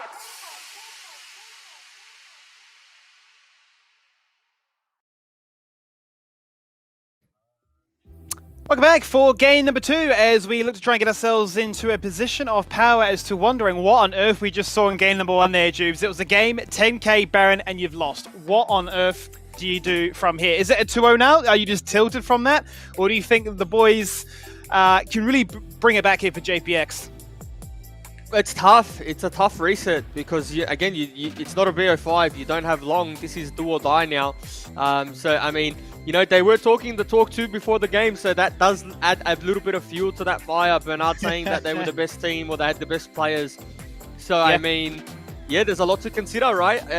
We don't really know what they're like in terms of mentality, but someone really needs to step up and say, guys, let's focus on the positives. We had a very big lead. Next time, let's close it out as we head into draft. And it does mean we'll get to see what happens this time around as we've actually flipped sides as well. So JPX have this time opted for first pick priority. Do wonder, as you mentioned, not a best of 5, it is a best of 3. A very quick turnaround here between games 1 and 2, and also just what the game itself represents. Do you be rash and change up your draft? Because I don't think the draft necessarily was a problem. I think it was just the manner in which they played it. I think either way, drafts were fine. I think it was more execution problems from both sides in terms of, well, JapanX FanClub not necessarily closing the game out correctly. I'm sure if you gave them their time again, they'd be able to do so, getting caught time and time again. But then on the other side, Hitui Gaming falling behind from, I mean, it was simple as just getting out team for, getting out mechanic, out microed in the crucial moments. Like you saw, it was a slither of HP either way. I feel like if we run that back, you know, maybe it gets executed just slightly different results. So again, I don't think there's anything to write home about in terms of the draft, and it seems the same way that they're putting a similar priority on those bans and on the picks now if they take the Oceania. I mean, this is the exact same opening, essentially, isn't it? Really, the exact same bands. The option for Bernard once again to pick up that Oceania. What a fantastic pick that was, right? Stable in lane, able to get himself that 4-man shockwave, then get dived under turret 1v4, I believe it was, and pick up 2 kills in the time that the Zonia stasis was active. So certainly a rock for them to rally around. Hitui, though, going to answer back, and this time deny the core key and allow Fly another chance to pop off on this Wukong. I think this Wukong pick worked wonders for them in game 1. It did, yeah, it did. It was a lot of value in this Wukong pick, and it was a lot of value in the Wukong pick from behind, so I hate to see it if they're not behind, right? Also, you know, I hope this Corki is going into the mid lane to match this Oriana because it's just free scaling. You both get the scale, and you both get to test your hand in team fights. And I dare say, you know, the carpet or the package from the Corki is going to be far more relevant than the Shockwave. The Shockwave at least is going to be harder to have a bigger impact, right? The package, you can literally just go through the middle of a team, split that one up, and take it from there. And, ooh, first Singe that we're going to see. A singed Yasuo. Okay, so you look at, you know, Yasuo and Wukong and say, okay, nice easy knockup potential, but the the Singe going to be a little bit harder than the Gragas, which is now being hovered here by JPX. But either way, this is a little bit exciting to throw the gauntlet down and say, you know, we're going to beat you with map pressure if you think you can split push all day. Yeah, and I mean, if you think about the way Singe operates with the draft that JapanX FanClub have before they locked in this Camille, there's not a lot of you know, consistent damage, right? The Shockwave comes through, then you're relying on like the command protect, you know, the dissonance and all that to do the rest of the damage. So I mean, it is probably a good Siege angle, right? In terms of there's not much consistent damage aside from the Kai'Sa to really take him down, and if he's able to get ahead, he's probably just going to run amok through that team fight. But I do like what JapanX FanClub put. It's a very clean, very nice wombo combo type composition. They got enough to really have big impacts in team fights. Obviously the Camille, the Gragas, they've swapped that backwards and forwards a few times. It did look like it was Camille in the solo lane, went back to the jungle. So I guess we'll have to see once we get in game where it's actually going to be. I do wonder, because if you're going to have a strong performance on the Renekton, then the Camille's going to be that much more relevant come those late game fights where games can be flipped, right? You know, strong in the siege, strong in the split push, but far, far stronger in the isolation of saying we've got ourselves a wombo combo, but now we can actually lock that one key target in place, and we can guarantee that they will fall on down. We're not going to have a battle of the bruisers in the bot lane this time, though. It is going to be an Nami to empower and really disrupt things with that tidal wave. So this should be a bit of a different take on things, but certainly seems similar in terms of the overall theme. He2E Gaming, going to be looking to try and find picks. JapanX FanClub, pure wombo combo. Love a good wombo combo though, Skimmy, I'll be honest with you. I think everyone loves a good wombo. Ooh, double bubble. Double the bubble for double trouble. Double to trouble for the double wombo. I mean, look, we're getting ourselves a little bit excited here, aren't we? With all the tongue twisters, all the potential that could take place in this game. Yasuo into mid lane. Should be fun.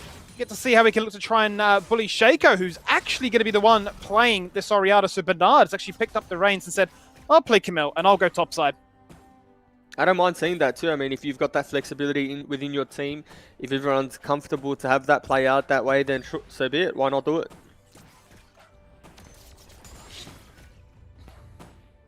Might be a little bit tough for the Nami in this game too, right? Disney's going to have to position pretty well, right? Because there's going to be a Gragas flying in at him, a Camille, and an Oriana Shockwave. So, you know, a lot of the times people don't really focus the support, but, you know, when Nami's an enabler and enchanter, they're worth focusing down because the healing, the damage amplification, and the CC you get out of the Nami, it's always worth taking that one off the board real quick. We've just seen how strong it can be when left untouched. The ability to be very oppressive in laning phase with the poke. It's a very thin line to draw in the sand, though, as to do you go aggressive or can you just be punished, right? Because it feels like you win this lane until you don't, right? Jelly gets a little bit aggressive, flash pole, you're gone. Very squishy in that regard, but at least in the early stages. Can afford to try and push JPX back into their turret, then free himself up, go into the river, allow Fly to pick up the first crab, and now just going to beeline straight towards topside and look for a double crab acquisition. I don't think he'll be able to hit that double crab though because Troopy is on that already, but he has no smite. The timing's close. It's very close. A second or two off. Not going to matter though. Could have been a potential 2v2 with in the area to put up a fight. So no alarm bells just yet here for JPX. They'll be happy with a little bit of vision to talk about. Yeah, a little bit of vision. Both teams have done really well in that sense. I mean, I don't feel like the junglers were overly impactful in the last game, you know, in the early laning phase. So in terms of staying safe, in terms of warding the right places on the map, they do that quite well. And looks like a bit of a cheeky gank here maybe from Trip in the top side. He does have the ultimate as well. Flash Ghost on Sims too. Very patiently in that bush. We have seen barrier be such a staple in the top lane. See sometimes people even go for the barrier ignite. And this time he's actually going to get collapsed upon. He's already put the ghost and then burns the flash, but the auto attack, I mean, it still travels with him. He's going to fall on down. A wave to crash. And that's going to hurt big time. That's tough. That's tough, isn't it? I feel like he played that well. And I thought he was actually going to get the trade kill onto the Camille, but having the flash, having the barrier, managing to get out of tower aggro there. And it's pretty well executed from JapanX FanClub. And they're starting the game kind of how they started the last one with a bit of a lead. Always worrying signs when Camille and Gragas get themselves a bit of interaction early on. Can then look to influence the map as a result of that. Options really become that much more prevalent as to how you can look to play this game out. And as you say, Juves, you know, it started the same way here for JPX in game number one. That allowed them then to deploy onto the map a little bit quicker, force their hand as to, you know, an objective. They ultimately got Dragon and Herald in that same passage of play. Hoping to see maybe a different response here from He2E, but the fact that Singe now has no summoners, I'm not sure whether he'll be too keen to partake. I mean, you can consider his ultimate a summon as well, right? The go fast button, the healing as well. So I feel like he's relatively safe when that one's up, and Singed is still going to do Singed things. It's not as volatile as, you know, something else that you could have picked topside. But obviously, you know, giving the gold over to the Camille is going to be beneficial because she's going to be the one that's able to, I guess, deny a lot of what Yasuo is going to want to do and able to do as we see the first dragon. 4 members here, JPX starting, but it isn't without HDG answering back. Grey Cloud is in the area. He's now actually got that ghost up. The ultimate's already been popped, making it very hard. Hextech ultimatum locks him in place. There's the tidal wave on towards the dragon. 1 member falls on down. Fly's already dead. a crucial talking point without a smite can actually contest as well. They still managed to take it away. Smite or not, it doesn't actually matter. And Puka tries to take out Shaker, but loses sight for just a second and can't follow anymore. Ultimately, they trade Singed and pick up 3. Yeah, pick up 3, trade Singed. Singed importantly, getting the double kill as well. Yasuo picking up 2 kills as well. So, I mean, it does feel like, and Skimmy, this might be a little bit premature, but Hitui Gaming just feel like they have JapanX FanClub's number when it comes to those team fights, right? JPX, in terms of playing the map, usually find their leads and get their advantages. But, I mean, this is what, the 3rd or 4th team fight in a row that Hitui Gaming have won. In this series, I should say. Not game. Well, as much as we were hollering and praising the fact that an early kill was found topside here. Okay, cheeky little surrender vote at 5 minutes in. We'll forget about that one. We never saw it. Sorry is already 2-0-2 on a Yasuo, and I'm terrified by that. Well, you know how we asked about their mentals and how we think they're doing mentally? Well, I think that answers your question. I mean, hey, if you're 5 minutes in at the same voice, it's not looking too good. Maybe a bit of a meme, I'm sure it is, but hey. They found themselves a really good trade on bot side and completely bullied out both Disney and Puka. Yeah, I don't know how I feel about this Corki bot lane, right? This is 2 games in a row now. It felt pretty unimpactful, and Corki's just good to have for the package and the CC and utility that you have, you know, when you get that package for those dragon fights. But I mean, you know, we saw so much Corki impact in the mid lane in particular. Yeah. Feels much more of a bully in the mid lane in the individual sense, whereas feels like it loses the fraction of its value bot side compared to the other options available. Hitui Gaming already have picked up that dragon in a clutch moment without a jungle smite available, but this time they will have fly in the area. And as a 3-man squad can guarantee that they'll get the Herald as well. So still no major gold lead to talk about. Slight difference found here by Hitui. But a Herald get first turret open side, up the map. So. Oh! Explosive cast knocks him up and actually works against him as the tornado is there. Sorry, in a 1v2, he's got the item spike, he's got the levels, he's got the damage. Looking to try and get that kill onto Shaco. Flashing away and he still gets it. Oh no, he can't get away from the cask. There was the barrel, there was the shutdown, and Disney was hoping that that tidal wave could travel a million miles away. And sorry, it's just not as simple as that. I mean, picking up the 1v2 kill, and you know, that's the strongest member of them dead. And oh, that's a nice flip, isn't it? A beautiful flip there from Singe. Bernard answers back. Hexagon made him on towards Corki. No damage goes his way. And JPX are just losing this fight. It's an extended trade. Nobody dies to the turret. And what do you know? Puka in the bot lane playing Corki. As soon as he comes mid, he gets a triple. that's a delayed ace, and they refused to surrender again. But, I mean, JPX just kind of getting caught there. You know, they got the 1v2. Sorry picked up the 1v2. And then the goo coming down from Singe just means Kaiser's slowed, has no mobility, cannot use the flash as well to top it off. And they find the pick onto her for free. And it's pretty much methodical after that. It feels like Hitui Gaming kind of have those hiccups in the laning phase. As we see the replay coming on through here, Wukong getting such good value out of that ultimate. And then on the back end, the Corki just kiting back with the rest of the team, managing to pick up the kills here on the back end. I think for any teams watching now, you're starting to wonder, okay, what do we actually deny away from Fly? Because they've banned away the Riven, banned away the Xin Zhao. Does the Wukong also become a consideration? You mentioned how it could be a triple ban in the jungle phase to open up the series, and it feels like he's just so comfortable, despite the KDA not looking all that in that regard. I mean, he seems to be everywhere and allowing the rest of his team, his carries in mid and bot, to really shine. Yeah, but then it also feels like, what do you need to ban in mid lane? Because Sori's had that 1v2 moment. And I mean, he's even just, well, he was 1v2ing the bot lane just then. Oh, and he lands nice that as tornado. well. Wow. That was beautiful. Across the wall towards Krugs, zoning members away. Now, Jelly can't defend the turret. A forced recall here by Enjoy under the turret. And that was all basically to try and get vision, assert themselves control of this Dragon Pit. And it looks like they might lose the second one now, as Sori is acting as goalkeeper, zoning members away. 1v2 he goes. He's actually summoned the Herald in their face too. And Hitui Gaming are literally picking up everything. The Singe just hit the ghost, by the way, and yeah, I don't know what for. Maybe this, maybe he wants to find Enjoy, but danger pings, wanting them to go back. It's good to get a little bit of a reset when you have so much gold. And Skimmy, I mean, they didn't even need to use package there. He's just gone. Sori's looking for it. Look at that oh, CC. Nice hook shot over the wall into Raptors. It's not going to be enough there with the red buff to burn him on down. Bit of a disconnect here as Fly goes gold, and he's going to die by the cask. The rest of his team saying we're much more interested in picking up that first turret in the mid lane. A flash body slam and Killer Instinct to follow. He's being locked in place by a tidal wave. We're being juked here by another surrender vote, but the fight still works in favor here for HDG.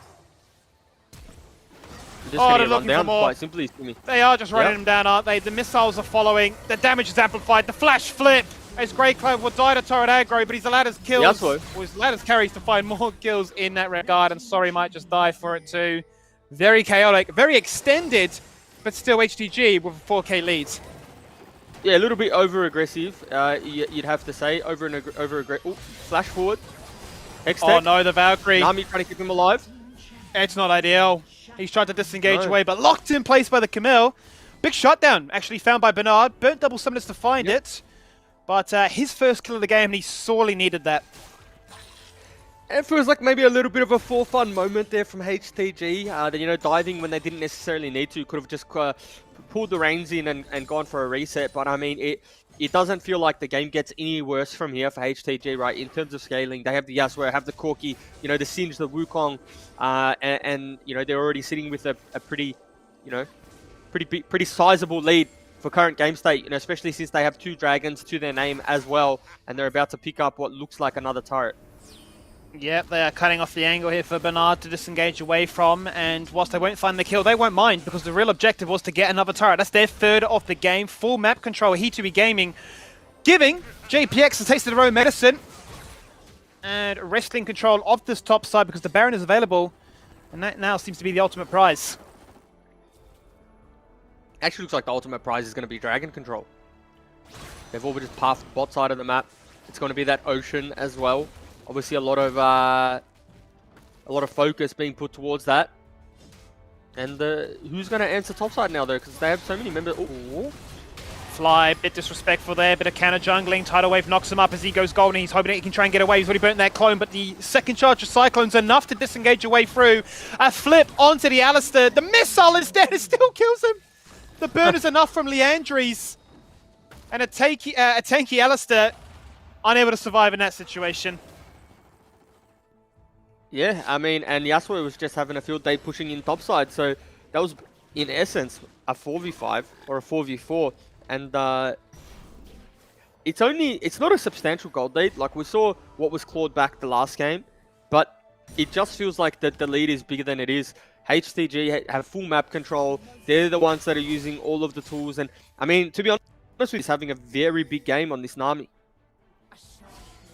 He certainly is. I mean, Rod of Ages, as well as the Ardent Sensor, there to buff up, well, triple threat with the Wukong, Corki, and Yasuo. Speaking of, I mean, yeah, I'm looking at the Yasuo, 3 items complete, GA and Rocket Belt, and I mean, individually, he's up close to now what feels like 3 to 4K on this Orianna, untouchable. Yeah. And the Dragon's up in 10 seconds, so they're going to need Bernard to come down for this because, you know, they can't afford to give this one away for free. And, you know, the last thing that we saw, Yasuo is just killing Enjoy. He's not letting you talk to, there's no time to break down because he wants to pop off. He's creating himself that highlight reel. He's saying, we saw the video, we saw the hype talk from JapanX, but wow. we're better. We are just better. It's going to be a 2-0 at the end of the day here. The explosive cask as he's trying to save his teammate, but he's fallen on down the heels from Nami.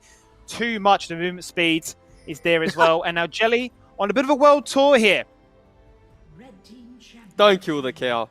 Oh, Gragas has killed Sinch on the back end, so that's a little bit of a successful pick, and you know, maybe he tries to trade his life for the Smite Steal here. Is he going to go for it? No. It's a support Alistair. He tried to seal it with the pole. Yeah. And, well, look, he's not going to live in that exchange. Bernard doing what Camille can do. That is split push. He's hoping to try and get an in-hit. He does. Very tanky. And no, he doesn't. Ultimately, I mean, that's 3 dragons you've traded. You've put yourself in a real tough position at a clawback if you don't get Elder. He's caught. They're so fast. They have so much move speed with the Nami. I mean, this might even just be a Baron start. Like, because they want them to come to them.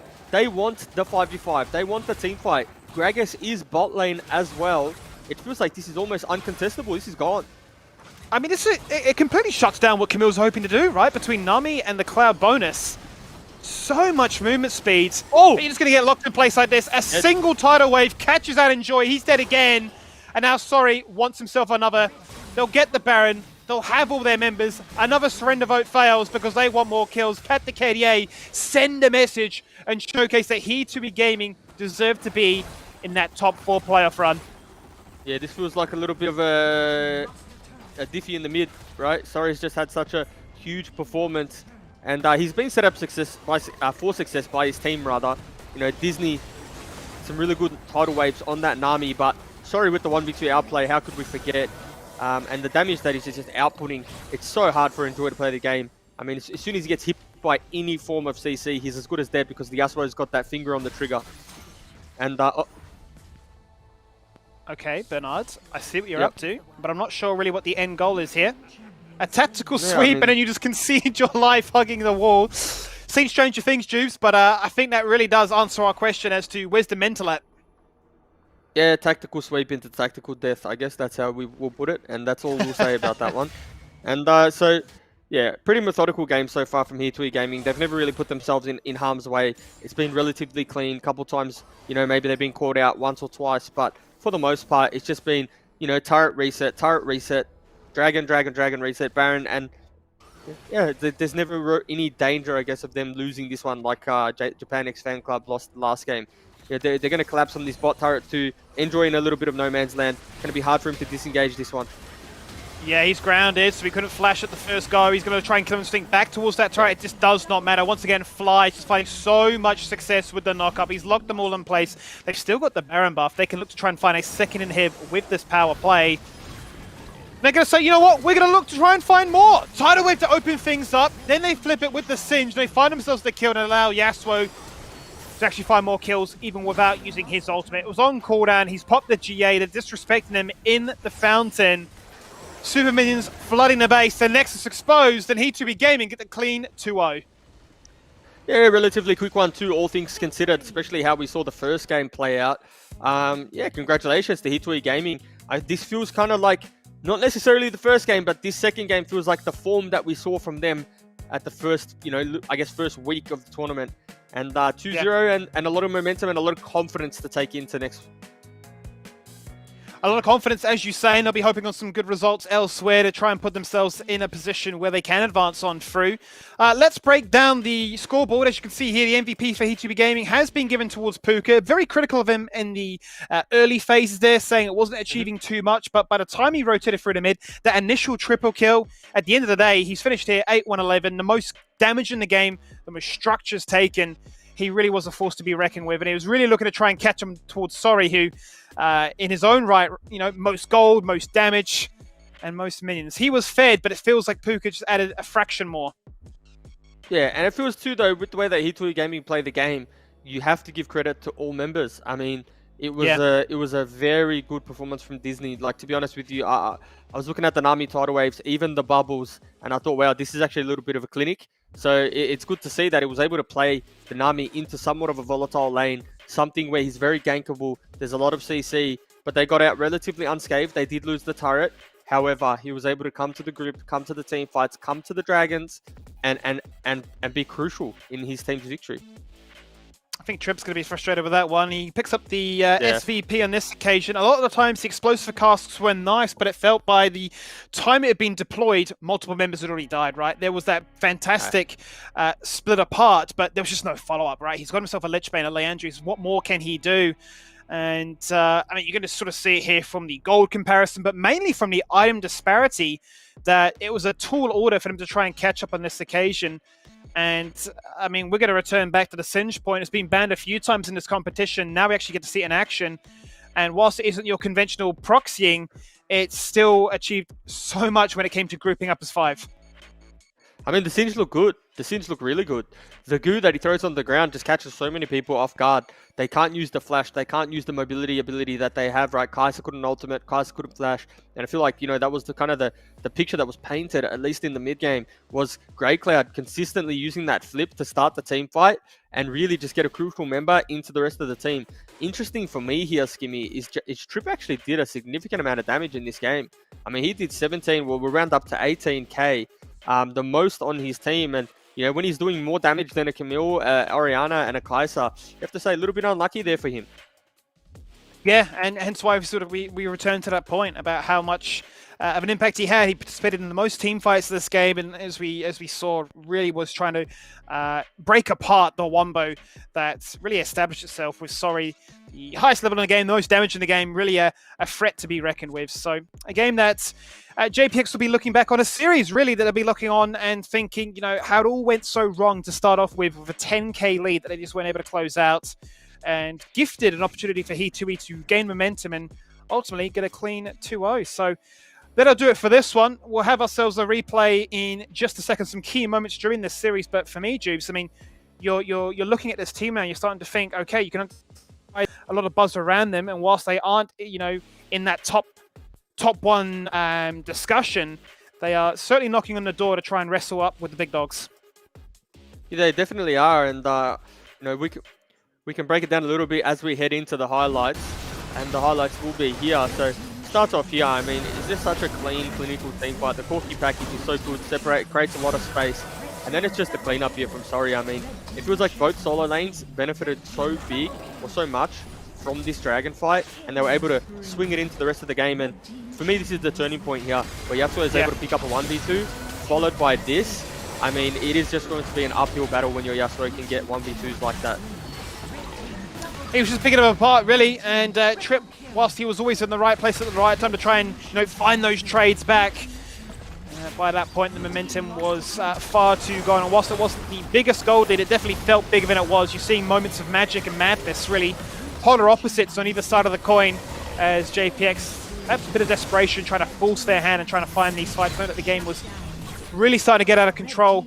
You're seeing multiple dives where HCG having a bit of fun with it. But between the heals and the dragons that they were to pick up, the damage and just the pure utility to make those moments was a fraction too good. So maybe one day can they flip it at the Baron? We have seen flips happen before, but it wasn't the case here. Yeah, I always get nervous when I see teams contest that Baron, and the MVP, finally, it's been a support, and it is Disney. I mean, I think this is pretty granted in terms of the KDA. Obviously, that's fantastic, having a double-digit KDA. But more importantly, the kill participation. It's not like he was hiding. He was actually in amongst it, especially on this Nami. And he actually just had such a big impact, such a big influence. Key members getting hit by CC, getting hit by utility, kiting back. And in both games, I feel like he was really pivotal in the success of his team. And we are starting to see a bit of a support gap, as much as we highlight the carries and the bruises, that the supports are offering so much. Game number one, playing the Alistair, consistently hitting multiple members with the Pulverizer, allowing the team to follow things up. This game, as you can see, Nami, I mean, you can't scoff at a 13-0 KDA, as well as a potential 90% kill participation. Any play that went down, it was always assisted with a bit of a heal, a bit of a buff, a bit of a wave to get the Yasuo rolling. So a game that he can be proud of, a series that they can be proud of as we get ourselves geared up and ready for game number 2. It's going to be Wealth by God taking on Team Don't Feed. It's going to be a battle for first place. Before we jump into the next one, here's a quick reminder for all of you mobile gamers out there. The ESL Mobile Open is just around the corner, so head over to Twitter right now and get all of those details. Tell your friends, build a team, and earn a spot in the finals. Feel the light, see the stage, hear the vibe. Pumped up to get ready for the fight. Big dreams, one chance, be the star. I'm the winner coming out of the dark. Step out as a motivator. Let them know that the weight's up. That's how we know when we level up.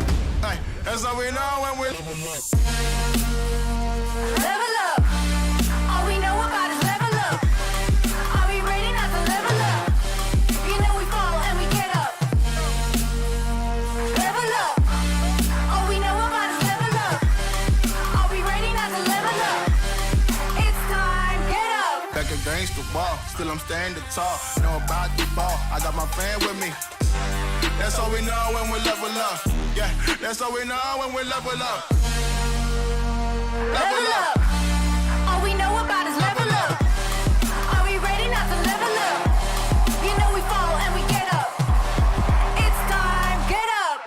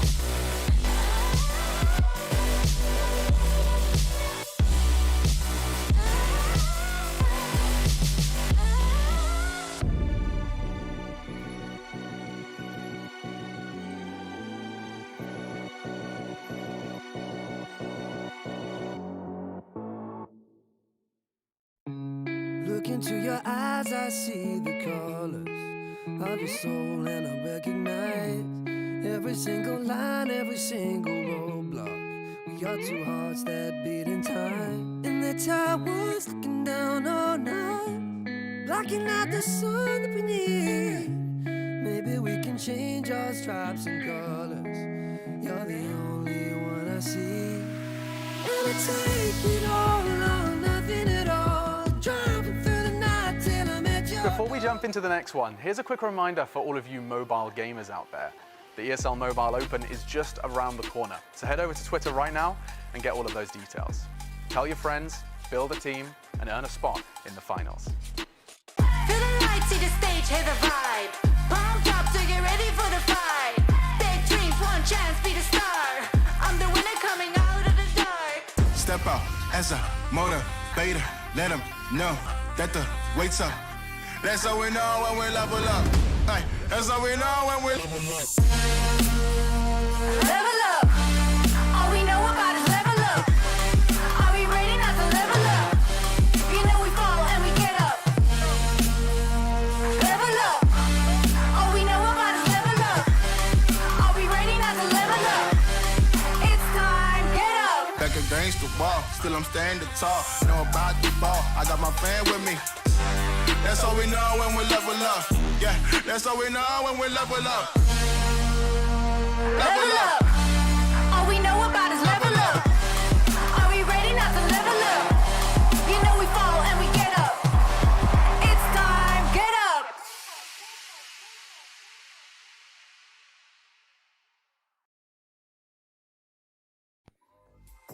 Welcome back for our second matchup of the night. It's another best of three. My name is Skimmy and it is Jubes here alongside me as we now get to really hone our attention in at the top of the table and try and break up the rankings, as it will be Wealth by God taking on Team Don't Feed. I mean, a single best of three really here to try and figure out which team is better, because they've got identical journeys to this point so far.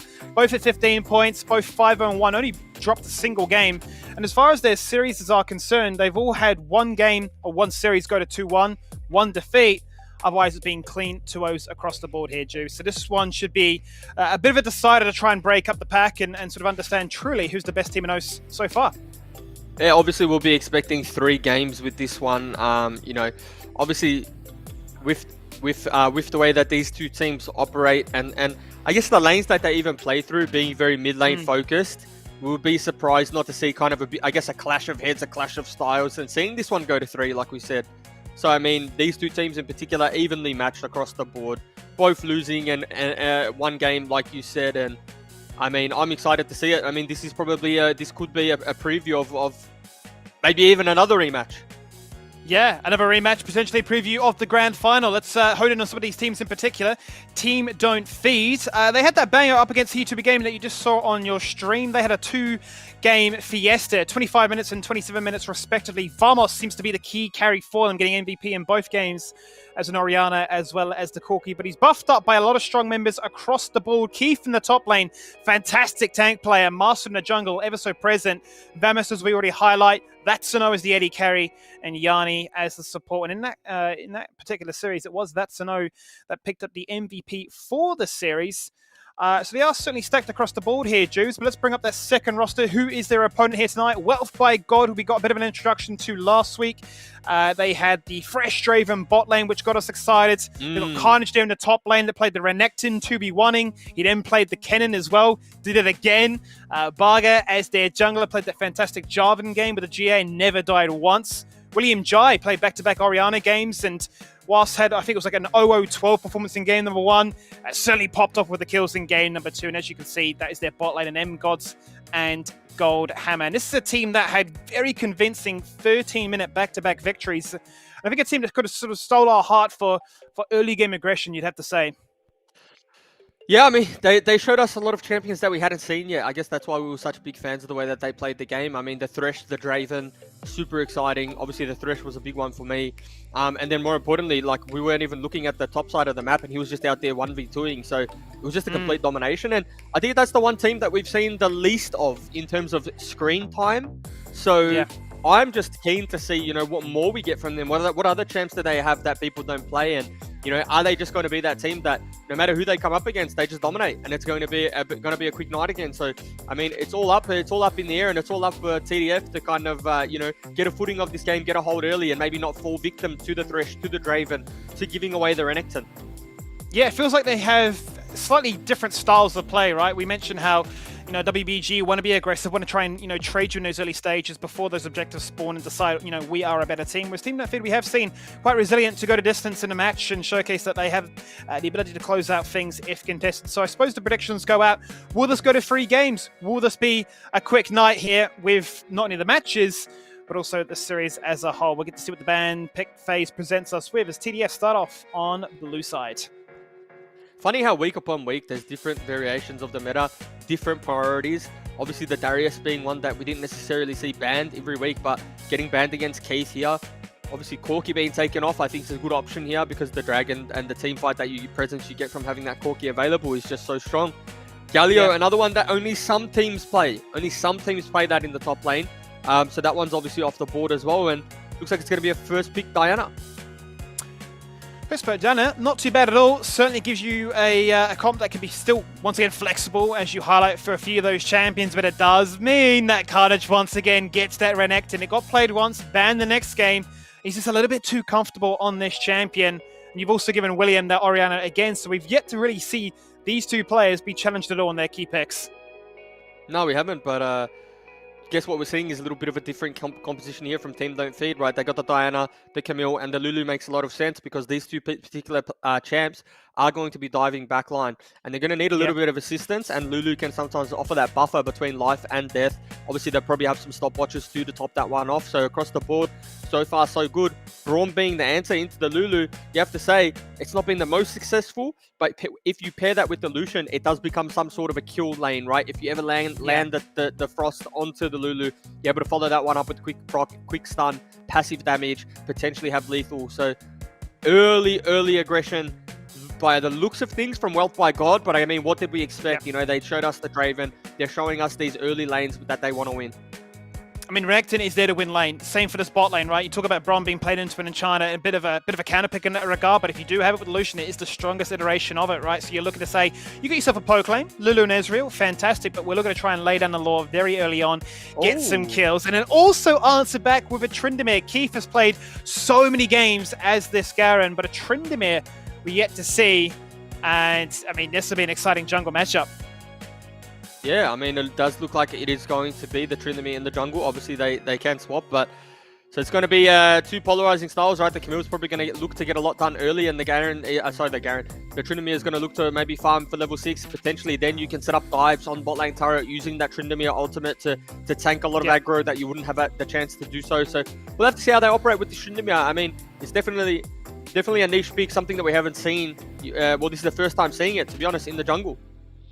Yeah, I mean, certainly a pick that, if left unattended, much like a Master Yi, can certainly cause headaches and be a bit of a nuisance to try and shut down. It's our second match of the night here. It's Team Don't Feed and Wealth by God locked in place. First and second seed are exactly tied. This is a game to try and break up the rankings and figure out which team may just, in fact, be the top dog going into playoffs. And game one's a big one, right? You always want to start off a best of 3 with a win. Takes a lot of that pressure off, gives you some time to maybe try something different in Pickman than that you were thinking about, but didn't have the confidence to do so. Both these teams are going to want to get off to a winning start.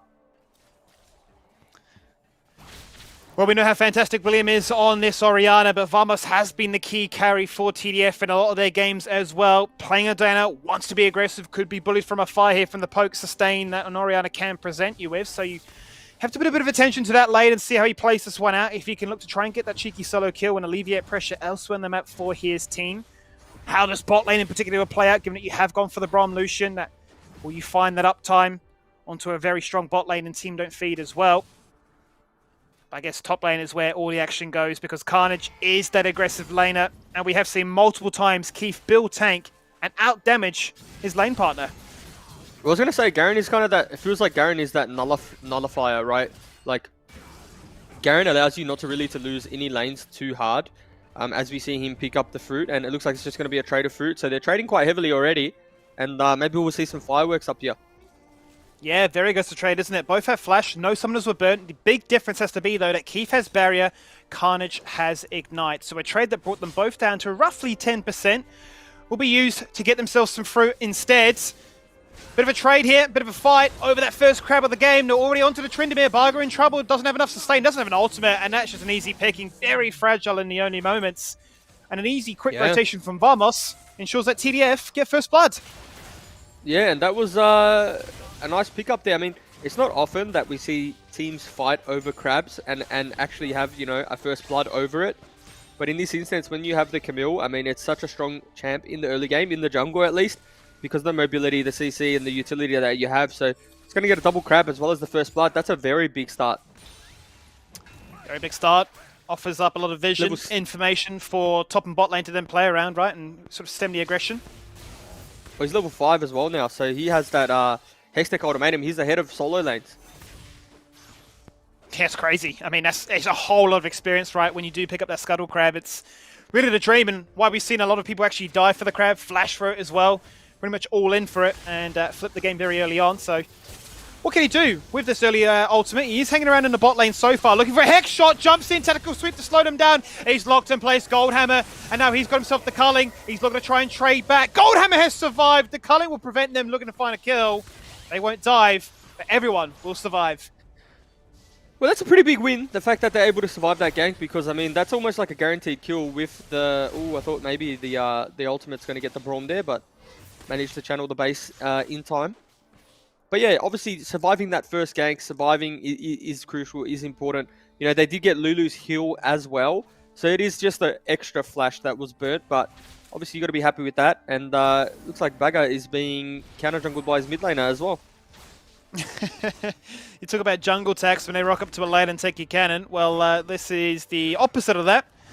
He needs some experience to try and match the strong nature that the solo laners are already picking up. And I guess you're seeing William say, I need to get ahead of this Diana. I need to be a force to be reckoned with. I can't allow her to get too strong. Currently is in the lead despite not having any kill participation. But I'm sure we'll get to see the Orianna impact in just under 15 seconds.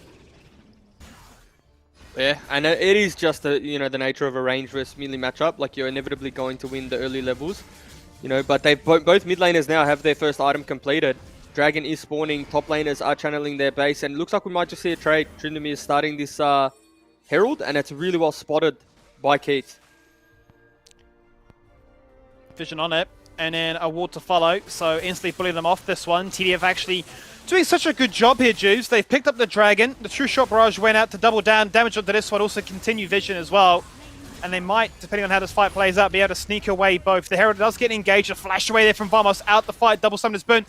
Didn't even get a chance to use that Moonfall, but here comes Master, 1v3, backed up by a Lulu. Wildgrove could be there to try and stop him. He's going to fall on down, as tanky as he was. It's not going to be enough. There's the Moonfall to try and follow things up. Goldhammer survives.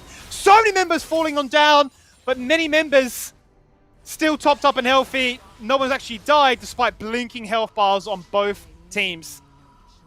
So in that whole exchange, it was just a one kill that goes across. They do stop the Herald, importantly, but I mean, it is still a kill that goes over to the Renekton, and we've seen what Carnage can do with gold, so we need to keep our eyes on him, but looks like we're just running straight back to the Herald. We're going to run it back. Ultimates are down for pretty much everyone except the Ezreal, and it's just going to be a good old-fashioned fist fight without ults. Absolutely. Flashes are available for a select few members, whether or not that would be of any big benefit. Those ultimates soon to come back up. Need themselves another 15-20 seconds, but it's not enough time to wait. Blue team have taken that Herald. It's been picked up here by Master. But it won't be without them trading back. Wealth by God. It's William actually who gets himself a kill. He's taken out Vamos for it.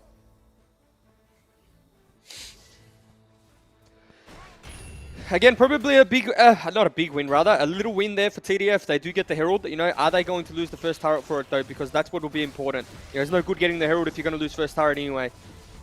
They've actually shoved in 2 waves. Ezra on the bot side, that's experience and gold being missed now. They've shoved in mid 2, then summoned their Herald. So, whilst Wealth by God had themselves a 2k lead, depending on how this next passenger play plays out, you might actually have to say for TDF, that would be worth. Now looking for the fight, another massive Moonfall, locking in place multiple members. They can't play the game. Carnage pops Dominus, looking to try and protect his team. William is so low.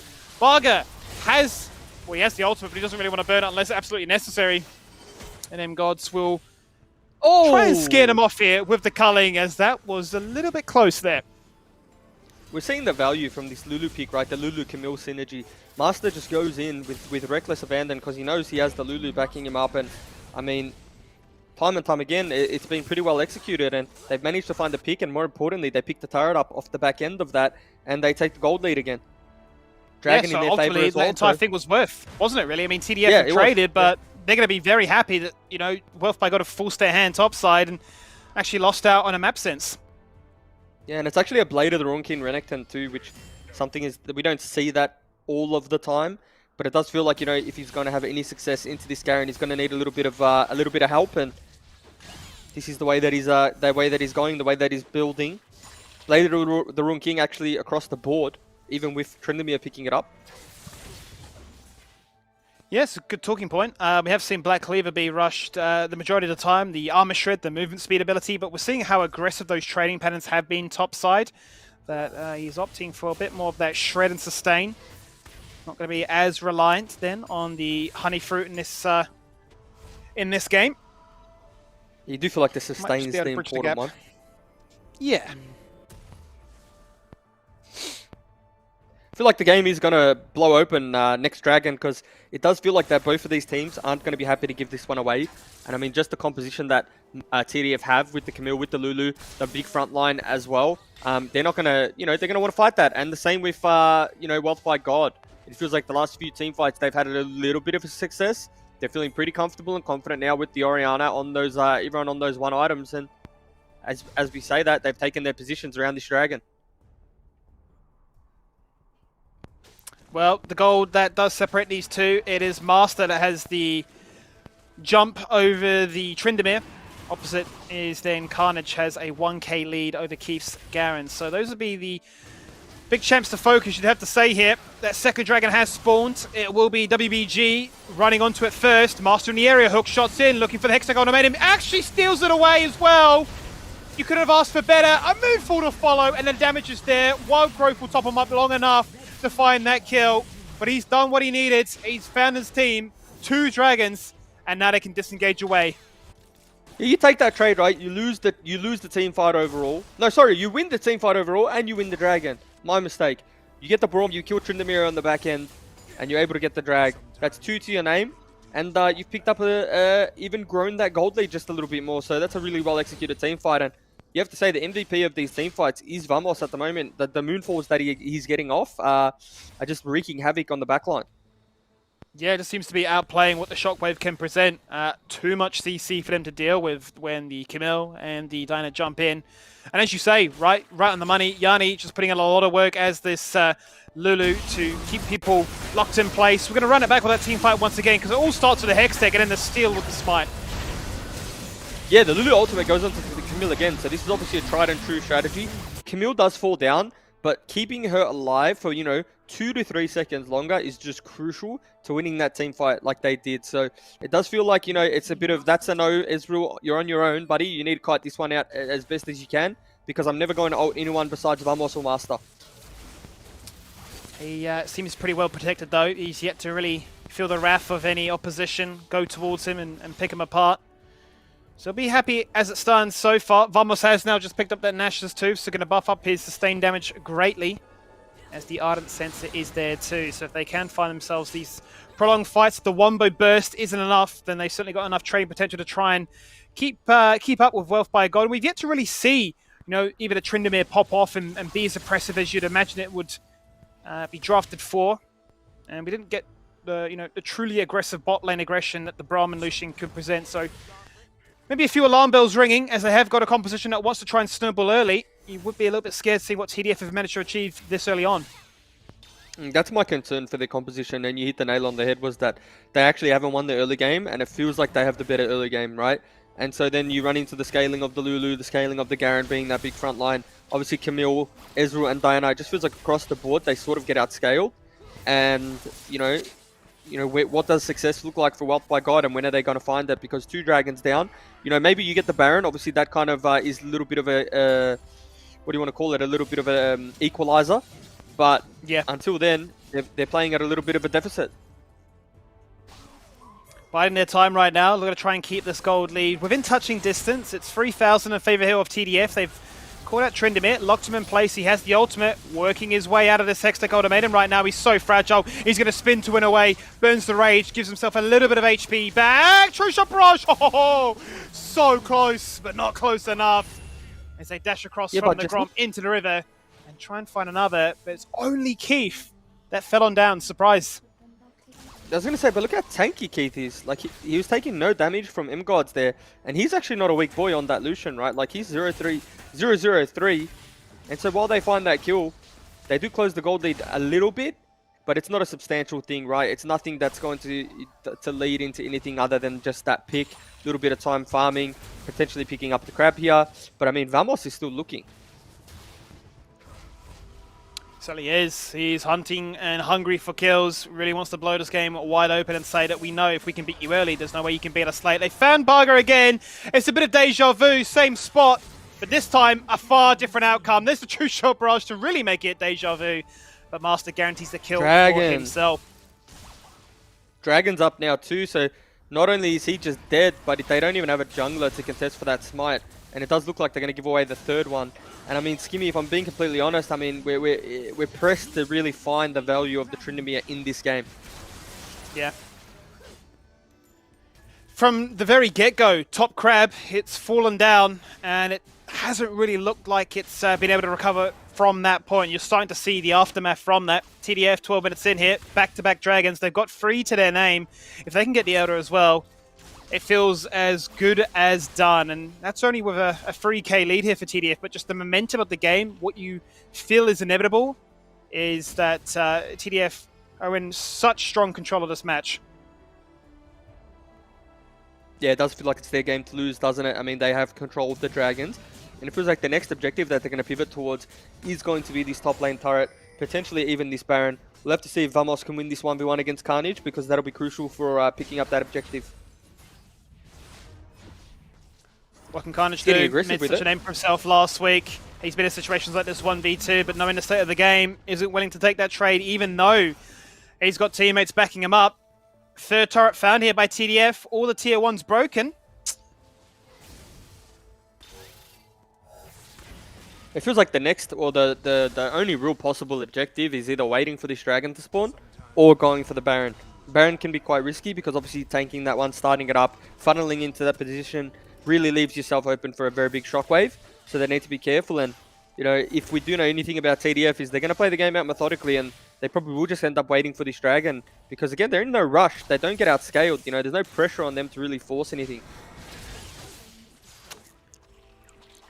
Certainly would see though that Wealth by God would have a very quick Baron clear if they can get themselves in a situation to force that. We are starting to see now Vision get placed exclusively around the entrance and the pit itself. Resting for control and hunting for that one straggler to try and make it a 5v4. Here we go.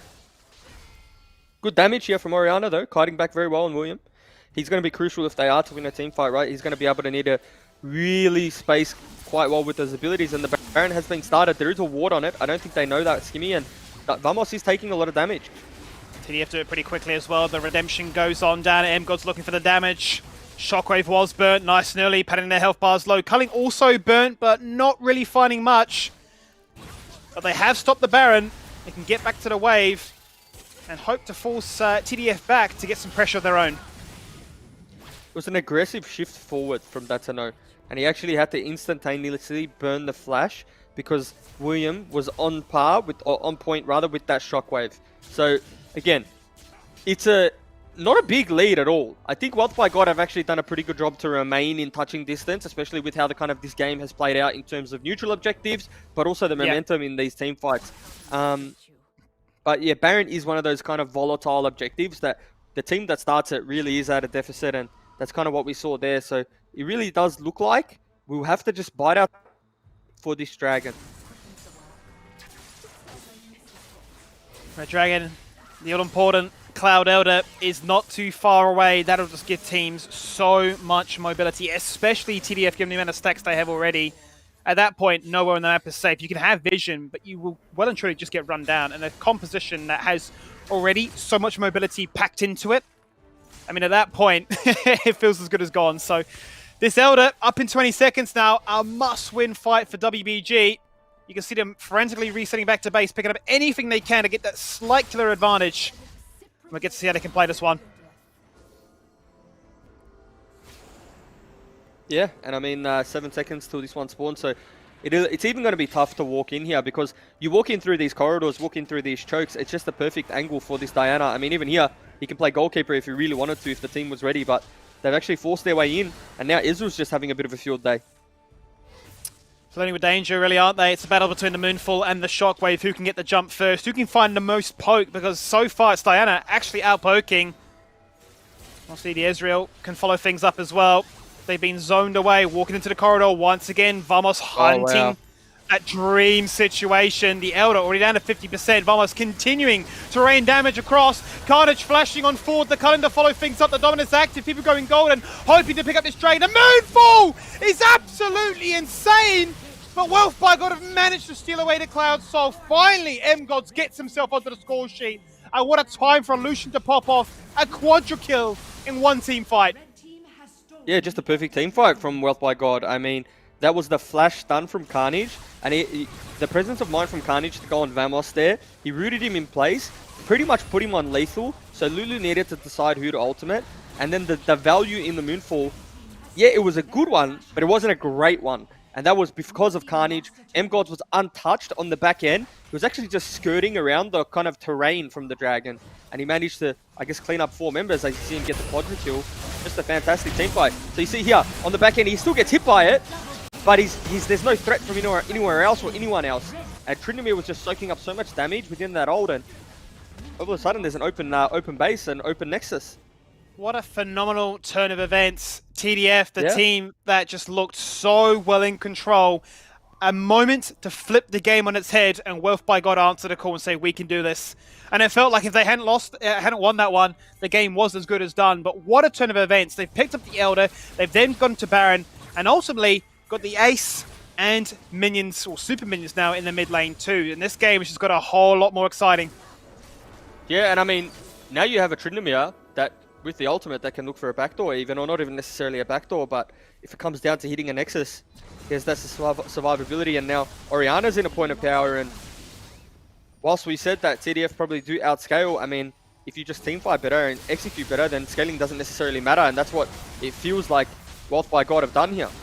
Shockwave locks him in place. There's a redemption, but another super minion, another inhibitor will fall on down to spawn supers in the top side of the map as well. Unbelievable passage of play here, really, from Wealth by God. Down in this game, for the most part, 4 to 3k. They were so patient, Jubes, and they knew their moment to strike. They said, look, it's all or nothing. They answered the call, and look at the state of the game now. I mean, this is why they're an exciting team and why we talked about them. You know, we haven't seen much of them. We've never really seen them from behind. Every game that they've had has just been a stomp, but, you know, any questions that we have or had has certainly been answered in this game. Obviously, TDF, a very formidable opponent, you know, one of the best that we have, and for Wealth by God to bring the game back from the brink, it feels like, and pick up that Dragon, it almost feels like, you know, that's more impressive than winning the game in 14 minutes, right? Because it is so hard to play from a deficit, and that's what they did. They out-executed, out-teamed for it, and it's not over yet by any means, but Certainly isn't over just yet. That's the concussive blast, looking people in place, and knock up a glacial fissure, a follow-up there. Garen finds the kill. He's removed Gold Hammer, but it doesn't seem to matter because M-Gods is unstoppable once again with the barrier, the mitigation, the healing. He's found himself a double kill. The Fonta life, it's just a little bit too much sustain. They have the movement speed, but you can run at them, and they can choose to disengage or just run you down. Now 2 members dead. They're looking to try and escort the minions in through mid and top, whilst also threatening a triple super play. I thought maybe this is game, but they've done a pretty good job in fending them off, and Carnage. Oh! Lulu ultimate saving, that's a no there, but Nexus is under threat. They're getting poked out. Looks like they have to reset. Danger pings, Baron spawning in 20. They're going to do the safe thing, and TDF do have to contest this Baron now. I mean, WBG are literally, they've put them in a checkmate position. We have seen how much damage these supers can do. We've seen supers literally win the game on their own. So I love the discipline here for them to say, we just recall, because I don't think you can realistically step out of your base. How do you get to the Baron? Because we can TP in with the Tryndamere as well. Is there any vision on the map that we can see? There's a deep one between mid and bot. So, I mean, if they contest, quite honestly, you could just see them either fight or TP backdoor. I mean, they're not even on the Baron. They're just looking for the fight on the blue. And I mean, this is tough. Like, they can't leave the base, like you said. Look at it. He's just dead. He is just gone. Godlike now for M-Gods. A quite early game, but he found his moment to strike. And strike he did. Unbelievable. GA playing aggressively, forcing forward, working their way on towards their Nexus. So many supers in the base. You can't stop it. And Wealth by God claim game number 1. Yeah, this is just an insane team performance. And I mean, it felt like there was a few quiet members that game. I was expecting fireworks from Carnage, from M-Gods, and they decided to pop their head up in the late game and say, oh, you forgot about us? And they just really just waited and found the time, found the angles, found the windows. Once they felt comfortable enough to find those team fights, this looks like a very, very scary team, Skimmy. It showed us a brand new side of them, that they aren't all about having to crush you in the early game, that they actually do have the ability to play macro and to play to win conditions that could get them back into the game. They throw down the gauntlet and were able to answer back. You can see there all the accolades picked up here by M-Gods. He got himself that crucial quadra kill at the Elder Cloud Soul. Most damage, most kills, most golds. He was the MVP. Yeah, most everything. Most valuable player, really. I guess that's why he has that title there. But on the other end of TDF, obviously Master had quite a good game. You know, the composition was really built around him with that Lulu to be able to find those engages. 25k damage from Vamos. Obviously, we saw the Moonfall was coming down. But I mean, 32k from M-Gods. That's pretty insane considering... considering this champion in particular, as Lucian, doesn't get to poke, doesn't get to do damage from range. Like, you're either in or you're out, you know? And he was in, and he's 32k. No deaths. Fantastic performance. And I mean, we're going to look at that's a no to kind of, I guess, match that of M-Gods. Yeah, I mean, you're essentially doubling DPS by that point, and we thought that TDF had a composition that was able to poke from afar, keep Wealth by God at bay, but you just seen them get overwhelmed by damage. You just stack them side by side, and it's night and day, really. What a crazy game. But let's bring it up here with a replay. This is how it all started off, right? We're a little bit critical here. A very early first blood. Varga out of the game. Tryndamere really can't do too much. And then after that point, it's Hextech ultimated into Moonfall consistently. All these skirmishes in the first 10 minutes really going the way here for TDF to allow them to get dragons, to steal away dragons as well, and put them in a position that we felt like you just couldn't lose from. Yeah, definitely. And I mean, this was the team fight, right? So this is where we started to see M-Gods to get a little bit of gold back. Baga, I feel like, didn't have the best game, even though he was managing to do his job in late game team fights. But here, you have to keep your eyes on M-Gods. He's skirting around this whole team fight untouched. He's playing at the perfect angle so that Camille couldn't get a hook shot, Lulu couldn't do anything, Ezreal couldn't get on top of him. And I mean, at that point here, even in this particular team fight, right? Like, he's just auto-spacing to a T, killing the Diana, kiting the Diana out. And it's just fantastic to see. It just goes to show that, you know, if given their champions, if given what they want in a draft, no matter the deficit or no matter kind of current game state, they're down 3 dragons at the end of that team fight. They're willing to get, or they can bring the game back from a brink. Certainly can, and we'll get to see if this game, or this series, will go to a third game as we get ourselves ready for another break and get geared up for game number 2. Before we jump into the next one, here's a quick reminder for all of you mobile gamers out there. The ESL Mobile Open is just around the corner, so head over to Twitter right now and get all of those details. Tell your friends, build a team, and earn a spot in the finals. Feel the lights, see the stage, hear the vibe. Pumped up to get ready for the fight. Big dreams, one chance, be the star. I'm the winner coming out of the dark. Step out as a motivator. Let them know that the weight's up. That's how we know when we level up. Hey, that's how we know when we level up. Level up. All we know about is level up. Are we ready not to level up? You know we fall and we get up. Level up. All we know about is level up. Are we ready not to level up? It's time, get up. Back against the wall, still I'm standing tall. Know about the ball, I got my fan with me. That's how we know when we level up. Yeah, that's how we know when we level up. Level up. All we know about is level up. Are we ready not to level up? You know we fall and we get up. It's time, get up.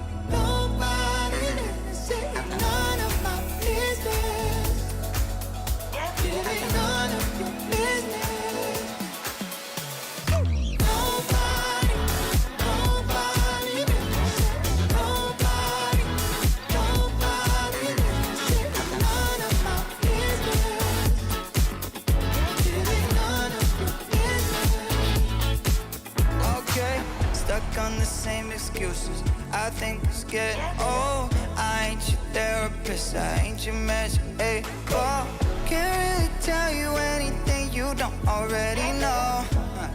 No one said it was easy. Don't even bother, cause I'm in this secure location. I turned off my phone and my patience. I wanna help you, but you ain't even trying. You made your own bed, now you gotta fucking lie. Ain't nobody, nobody been nobody, nobody been saying none of my business.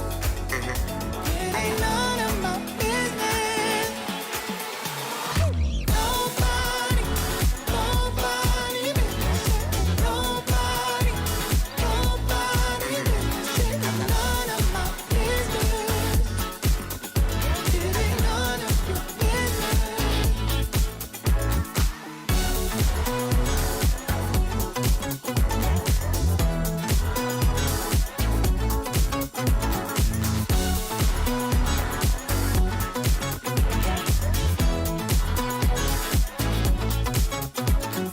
Nobody, nobody been sitting. Nobody, nobody been sitting. None of my business. It ain't none of my business.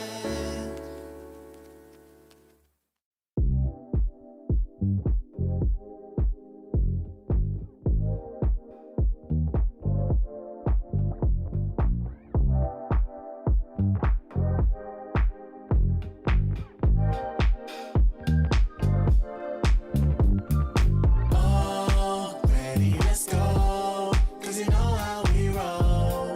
Let's take it round the world and back again. Ready, let's go.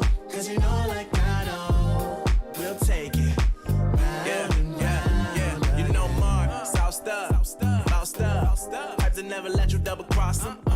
Moving through the city like it's Gotham. They told me get one, so I got one. Stop saying you're a boss when you not one. You ain't sacrificed, nah, you ain't lost none. All over the gram like you got a bag. You ain't big dog, we ain't hear none of that. I'm in the gym looking like a running back.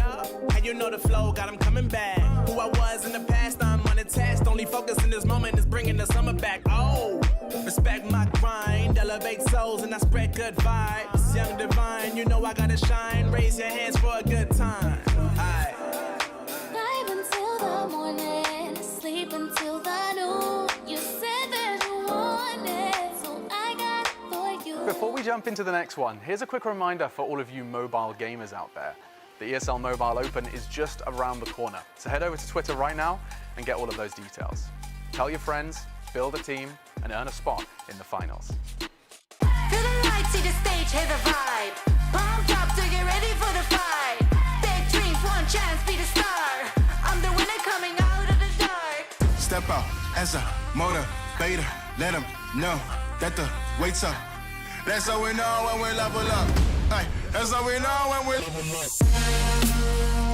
Level up. All we know about is level up. Are we ready not to level up? You know we fall and we get up. Level up. All we know about is level up. Are we ready not to level up? It's time, get up. Back against the wall, still I'm standing tall. Know about the ball, I got my fan with me. That's how we know when we level up. Yeah, that's how we know when we level up. Level up. All we know about is level up. Are we ready not to level up? You know we fall and we get up. It's time, get up.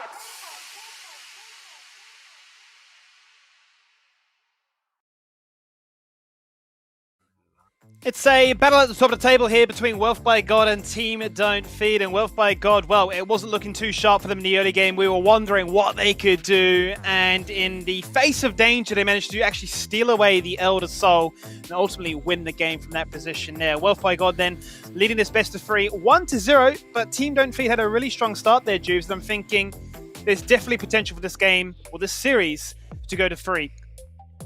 Yeah, I mean, it wasn't a blowout by any means, as maybe I'll throw it back to you for this, because you did this one the best, Skimmy, huh? Oh, I do Don't wanna take the indeed. job Yeah, away another from chance. you, mate. Absolutely, mate. Another chance to try and get yourself in towards that giveaway. If you can go to the link below, esl.gg, WR OS Finals Comp. Get yourself a little bit of swag and look cool in game.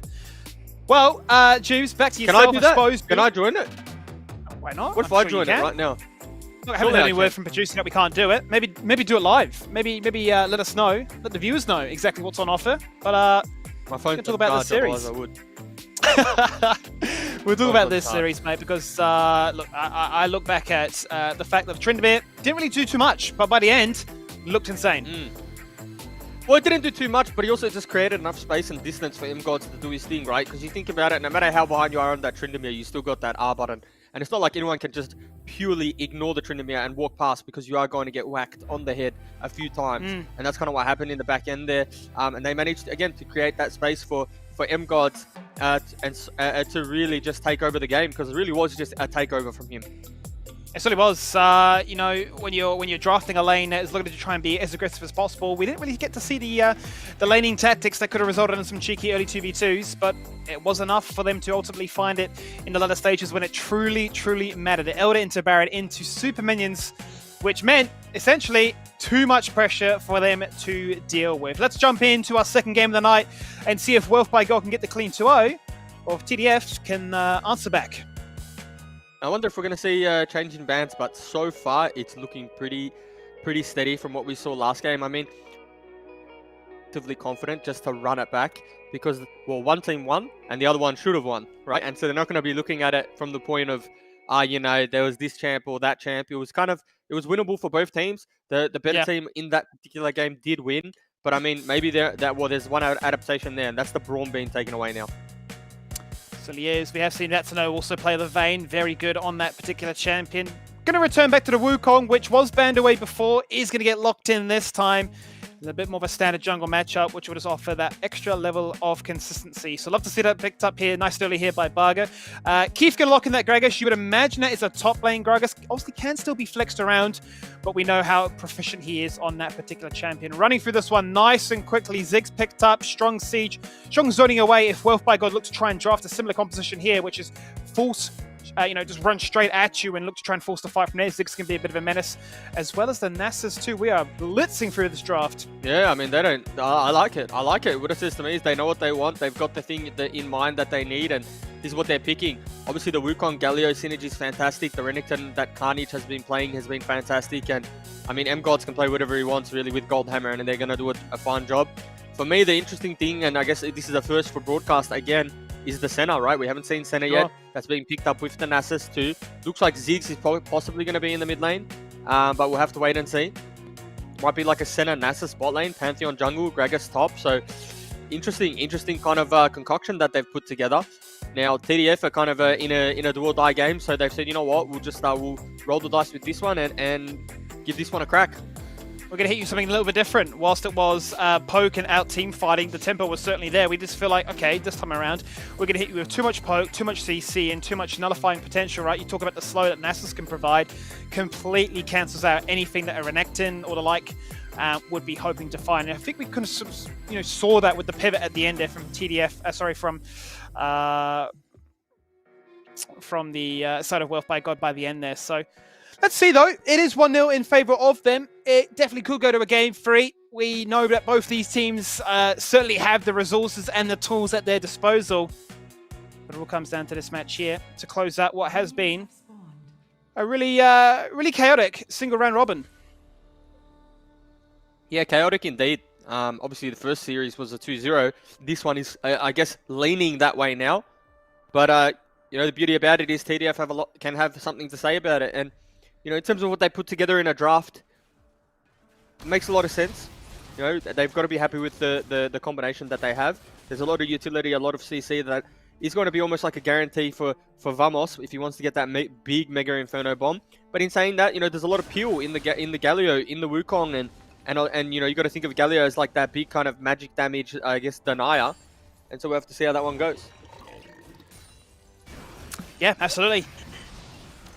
We'll get to see exactly how this one can play out. We have seen Galio support feel I mean, from the 3 lanes that's been flexed, top lane has certainly looked the weakest. Bottom mid, definitely where it shines the strongest so far, and he's going to opt for a rush on towards the boots. So mobility going to be the key here. Looking to try and find himself those aggressive trades, protect the center, allow to farm up effectively. Or in this case, I should say, not so effectively. Look to try and take out the center nice and early. But I mean, this seems like a pretty tough lane for the Galio, right? Because you're just playing at a range into 2 AD threats. And I mean, the center should really just have a field day. Like, every time you walk up, she's just consistently training autos with you. Your jungler is on that side of the map as well. So, yeah, we'll have to, I guess, keep our eyes on that lane. Nice early bit of presence here from Master to clear his own jungle, then pick up the Crab instead of doing a full clear. So he's going to return to that blue buff now. This time around, no crazy level 1 fight to try and look to control that double Crab. Potential taunt being threatened here by Goldhammer, but just going to skirt out of range. Interesting to see, though, isn't it? A NASA support, not something that you'd think would be too conventional, but I mean, certainly as this game gets into a latter stage, this is really going to be a menace to deal with. Yeah, well, center obviously scales around those souls, and you need something that's obviously going to farm around to, and Nasus is that threat, and Nasus needs the last hit, so they're kind of like a perfect combination in that sense, right? Senna doesn't want the farm, so she can get more souls as they die, you know, as the minions die near her, and Nasus wants the last hit, so nice little trade here in the mid lane. Turret hit actually equalizing that one now. It's interesting to see William on something a little bit different this time around. He's going to be on Diana duties and be forced now to be the one on the front foot, playing a little bit more aggressively into this ranged matchup. Didn't see anything too crazy in the laning phase. It's going to be a lot harder, you'd have to imagine, compared to an Orianna into the Ziggs. The fact that he has to try and jump to a minion wave and look to try and trim it as quickly as he can before he goes for the trade, given that Ziggs can do stuff like that. A minefield, an auto, sent back to base. It does feel, though, the longer that this game goes and the longer that this lane goes, that the trades are going to start to favor the Diana if she can close the distance like that. You know, in the early levels, the Zig's going to wither away, chip at you, and your base damages on the Diana aren't enough. But I really feel like at these kind of items and these components, we really will start to see William J have more success in those trades.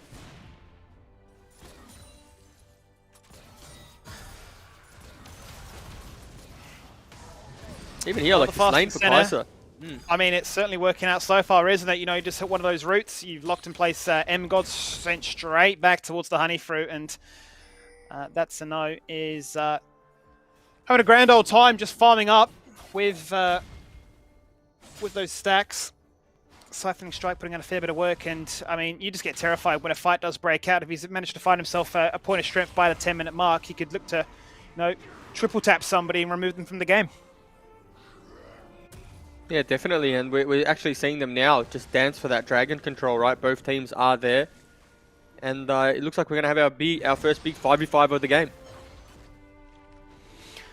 So it's going to be Wealth by God. They get to the Dragon here first, going to get themselves 4 members healthy, and this is the concern that we mentioned, right? When you've got a Ziggs, that you could look to try and zone key targets away, that if they are wanting to try to force their hand with the Wukong, with the Renekton, that all the poke that TDF have could be enough to actually prevent them. And actually, in this case, force them off their dragon. Now, you can see them hunting for that kill. They have to be a little bit more creative with this one. And that's why Vargas hit the Clone Flash combo. There's the Cyclone to knock him up. And then there's the Grand Entrance to follow things up with. Can they find that kill? TDF first plus Pantheon is on the front line. But a big taunt by Galio allows them then to answer back. William finds the kill as that Diana. But look how low they all are. TDF can sprinkle them with poke from afar, rain down with skill shots, and look to find more. Thankfully for Wealth by God, they've not lost more, but they may in fact just lose this dragon for it. They will lose this dragon for it, and it was a little bit of a disjointed fight as the Pantheon's going to ulti in to secure this one, but disjointed fight because Vaga went in very early, and he didn't actually, it looked like there was a lack of communication, a breakdown, if you will, with the Galio. It wasn't an instantaneous ultimate, and then, I mean, M-Gods actually died without even using the Kaiser ult, so must have gotten CC'd on the back end. And that dragon and that teamfight pickup, whilst not a substantial gold lead, you know, it's a nice one to have in the bank, but a Rift Herald's traded back. So he is. And, ooh, flash there from Keith. They're going to try and get himself that empowered auto, but unable to find the kill. God's once again so damn low. Burned his flash. But just lucky enough to survive there as the Herald gets instantly summoned in mid lane and preoccupies TDF to answer to that instead. Yeah, well, I mean, TDF coming out of the gate swinging. Similar to last game, they had even a bigger lead than this one, but goes to show TDF look like they have kind of WBG's Wealth by God's number in the early game, but you know, when it comes to those late game macro micro decisions, WBG's edged them. But so far so good if you're a Team Don't Feed fan. So Liège, you're happy that this game is starting off strong once more, and you are just waiting out this game. You're knowing what this comp can achieve, that the center, that the Nasus, that bot lane, ever so creative. If they can avoid any early carnage, then they can certainly weather the storm and get to a point that they just become unkillable. So keep your eyes on how that one's playing out. Really is the pressure on for Wealth by God, but we say that, it's a similar tune to last game, Jubes. It all ultimately just comes down to that one team fight late game. I mean, they got the wombo for it too this game, right? I think they even have more of a wombo than the last one. You know, they got the Wukong, the Galio, the Diana. M-Gods can join the back line too when it's time to clean up. So we'll have to, you know, we'll have to hold our breath because I don't think that this game is going to be sorted anytime soon.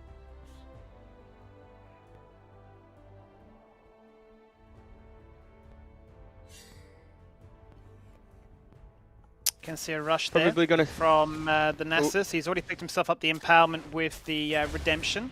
Also went for the Winter's Approach, unique item here. Going to give himself a little bit more ability haste, a bit more mana sustain, so he can continue to spam his Siphoning Strike and get those stacks up. But we'll wait for those major talking points, the empowerment with the Sheen, for instance. Oh, wow.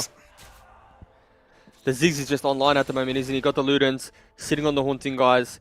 And, you know, one of those Ziggs Qs is doing a significant amount to this Kai'Sa, and Kai'Sa's such a short range AD carry. Obviously most of her value comes from the fact that she can dive backline and assassinate, but at least when you're laning into a Ziggs, it's just consistent skill shot simulator, and there's not much for you to do other than try and juke those bombs, and inevitably you're going to get hit, right? If the Ziggs keeps throwing, doesn't matter how good you are, you're going to get hit. And I mean, that's just forced him to go to base. Has picked up an item, and I mean, we even need to take stock of the itemization. It's just components for Kai'Sa at the moment. There's no real build there. Yeah, and, you know, much to your point about the Ziggs, it is Vamos that's the most fed member in the game so far. Already completed the Ludens, well on his way now to getting that Leandris, and at that point you can pretty much just say full build Ziggs because he's already hitting like a truck. These next couple of objectives that will spawn, if there is a bit of a delayed engage to try and force it, he will come out, you know, single-handedly the top DPS in this match.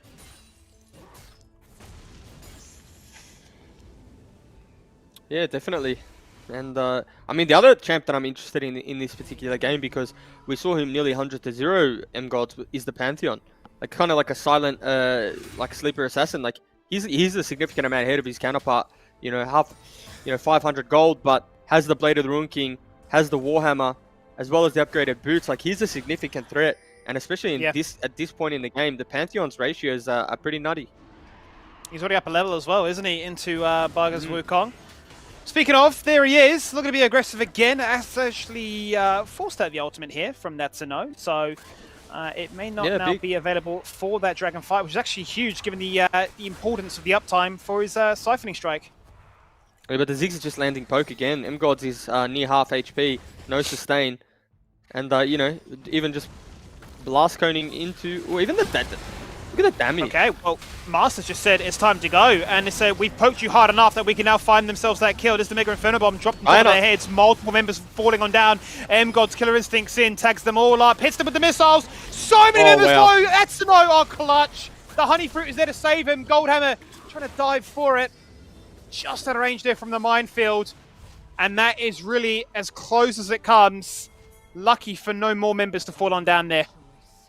Yeah, that's a very big team fight from WBG. I mean, the MVP in that one has to be the Galio, right? Finds the multi-man fort.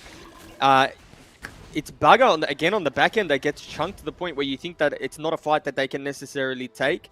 But I mean, just the wombo combo that we were talking about, they layered the CC to perfection.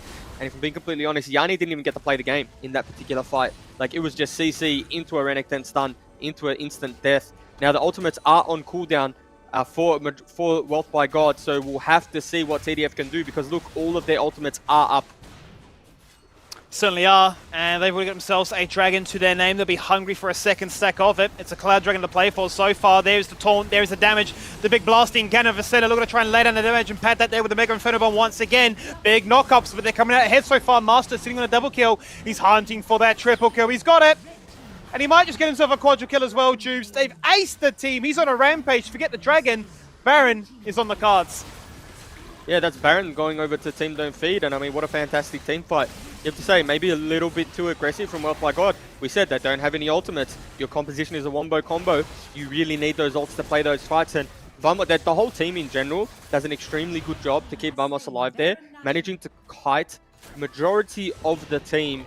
And then we kind of just forgot about Master. Like, we did mention him before, you know, his relative strength, but I mean, Vamos is the focus here. Have a look at him. He's skirting around his minefield. He's staying alive, doing the damage. And I mean, Pantheon is just solo killing people on the back end, and he picks up the quadra kill with that last auto attack. And it's only really going to get worse, given that, you know, Zonias are starting to come available, and if you are looking to try and focus that individual, he can continue to do what he's done all game, right? Satchel charge on his head, bomb on his head, go golden, and, you know, continue to draw the attention into a chokehold where other champions on their team can certainly explode into action as well. We're seeing Keep despite being a tank. Still been an absolute nuisance here with the Sunfire, Frostfire. He's putting in a whole lot of disruption himself, and we're starting to see a bit of a difference here in draft on what they can achieve, and the fact that this is our, you know, our major concern. If you've got poke, if you've got yourself this sort of ability to zone away the hard engage, they're playing it beautifully. Yeah, and you know, now this Baron buff is going to get them pretty significant lead if they don't have one already. Going to be able to siege up these turrets, you know. Again, the composition from Wealth by God doesn't have a lot of range to it, as they nearly get one shot there. But Wukong. Yeah, Wukong being a little bit cute on the back end right now, knocks them up again. Multiple members locked in place. Where's the follow-up? The Dawning Cannon once again keeps him sopped up and sustained. He's gone golden, and Vamos has burnt double summoners and still lived to tell the tale. Yeah. Naxano, the Nasus is well and truly online at 12 minutes into this game. He's picked himself up a double kill. And, I mean, it's looking like it, Juice. You know, members are down for 20 seconds. Only Goldhammer and M-God's left. The bot lane of Wealth by God to try and defend this open Nexus. Triple cannons with a Baron as well. They are flooding the base with pressure. And they're looking to close this one out and bring us to a game 3. Goldhammer has died. That's a no. Gonna fall on down to the Nexus. It's close, but they should have it. And they certainly do. We're going to a game 3. A little bit of a statement game there coming from TDF, you know, 13 minutes, don't mind, 14 minutes, don't mind if you do. All they did was win a couple. And it was just enough. I mean, they really put their foot on the gas and said, yeah, we got the Baron, we'll end it in the first Baron. And I mean, it was actually a very creative draft, and I really like what they put together. And it was almost impossible for the composition of Wealth by Gods to play the game, really, or to just have a team fight or have an impact. They just had so much range, so much kite, and so much disengage. Yeah, I mean, we really saw that one initial moment. I'm sure we'll get in the replays in just a second, where the Wukong is looking for that flash clone engage, and you're thinking, okay, this is what you need to try and get yourself a commanding, gold lead to get pressure on the map. And given how, close that was, you're thinking, I don't see a way, right? TDF have all this poke. The fact that you can take down Wealth by God in 13 minutes is an absolute statement. What a game. It is Vamos, well deserving there of the MVP. The most damage in the game with a 2-item spike. I mean, can you really blame him, Juice? No, you can't. You can't blame him at all. And, I mean, as we toggle to the damage, like, I'm just looking at Vamos and I start laughing. Well, yeah, but it's also the fact that, I mean, what, a 13 or 14-minute game, and it's an 18k damage Ziggs? Like, you expect that those numbers sometimes in like a more of an extended game. I mean, this has happened so early, as well as Master. I mean, it's just a little bit of a clinic from this team. And it's honestly, it's hard to break down these stats when the game finishes so early. Because whilst you look at, while you look at the Nasus, you look at Master, you think, they had such a big impact in those team fights that it could be higher. Mm-hmm. I mean, it certainly could be. And I think Goldhammer is well deserving of the second most valuable player on the side. Full Wealth by God, so consistent there with the Grand Skyfalls, with the ability to try and lock and place multiple members. But, support can only do so much on a limited income. And in choke spots like this is the fight where you're thinking maybe, just maybe, Wealth by God can get us to a strong start. But when the fights start to break out like this, you're just seeing far too much AoE damage and just not enough durability to weather the storm. Yeah, and I mean, the whole composition around TDF is just revolving around kiting back, and then when you're ready to re-engage. And they did this perfectly. This is the team fight really, that was the changing point or the turning point in the game. I mean, no one fell down on the back end. Like, Vamos is the one that's closest to lethal, and even then, he was just having a party. He was just dancing around those minefields. It's all good. And then this engage here, if you're just like 1 or 2% stronger, like that's maybe a cleanup angle from William. Gets 2 kills there, and you don't all of a sudden lose the game. But, you know, unfortunately they do, and Goldhammer doing his best here to kind of have a, I guess, a last stand. But I mean, it was just clinical. It was clinical, and you know, we thought from what we saw, the team fight turnaround in game 1 to come out of the gate swinging and putting on a performance like this. That's fantastic. Yeah, it showcases that we can have a strong lead. We can look to run the match. And despite us losing that first game, we still know what makes us so strong and why we should be the team favoured in this matchup. We're going to a game number 3. We're hunting to a break. When we come back, we can see how the series concludes. Before we jump into the next one, here's a quick reminder for all of you mobile gamers out there. The ESL Mobile Open is just around the corner, so head over to Twitter right now and get all of those details. Tell your friends, build a team, and earn a spot in the finals. Feel the lights, see the stage, hear the vibe. Pumped up to get ready for the fight. Big dreams, one chance, be the star. I'm the winner coming out of the dark. Step out as a motivator. Let them know that the weight's up. That's how we know when we level up. Hey, that's how we know when we level up. Level up. All we know about is level up. Are we ready not to level up? You know we fall and we get up. Level up. All we know about is level up. Are we ready not to level up? It's time, get up. Back against the wall, still I'm standing tall. Know about the ball, I got my fan with me. That's how we know when we level up. Yeah, that's how we know when we level up. Level up. All we know about is level up. Are we ready not to level up? You know we fall and we get up. It's time, get up.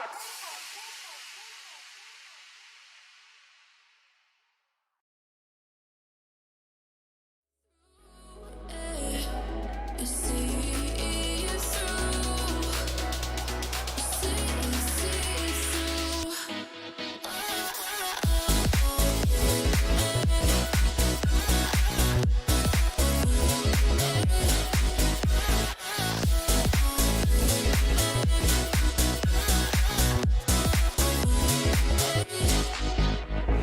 Talking to myself and I can't focus.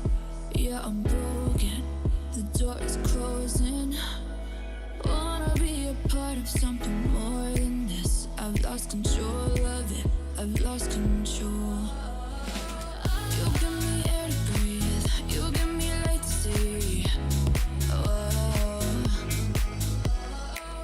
When things are out of reach, you bring them back to me. Back to me. You see it through. You see it through. You see it through.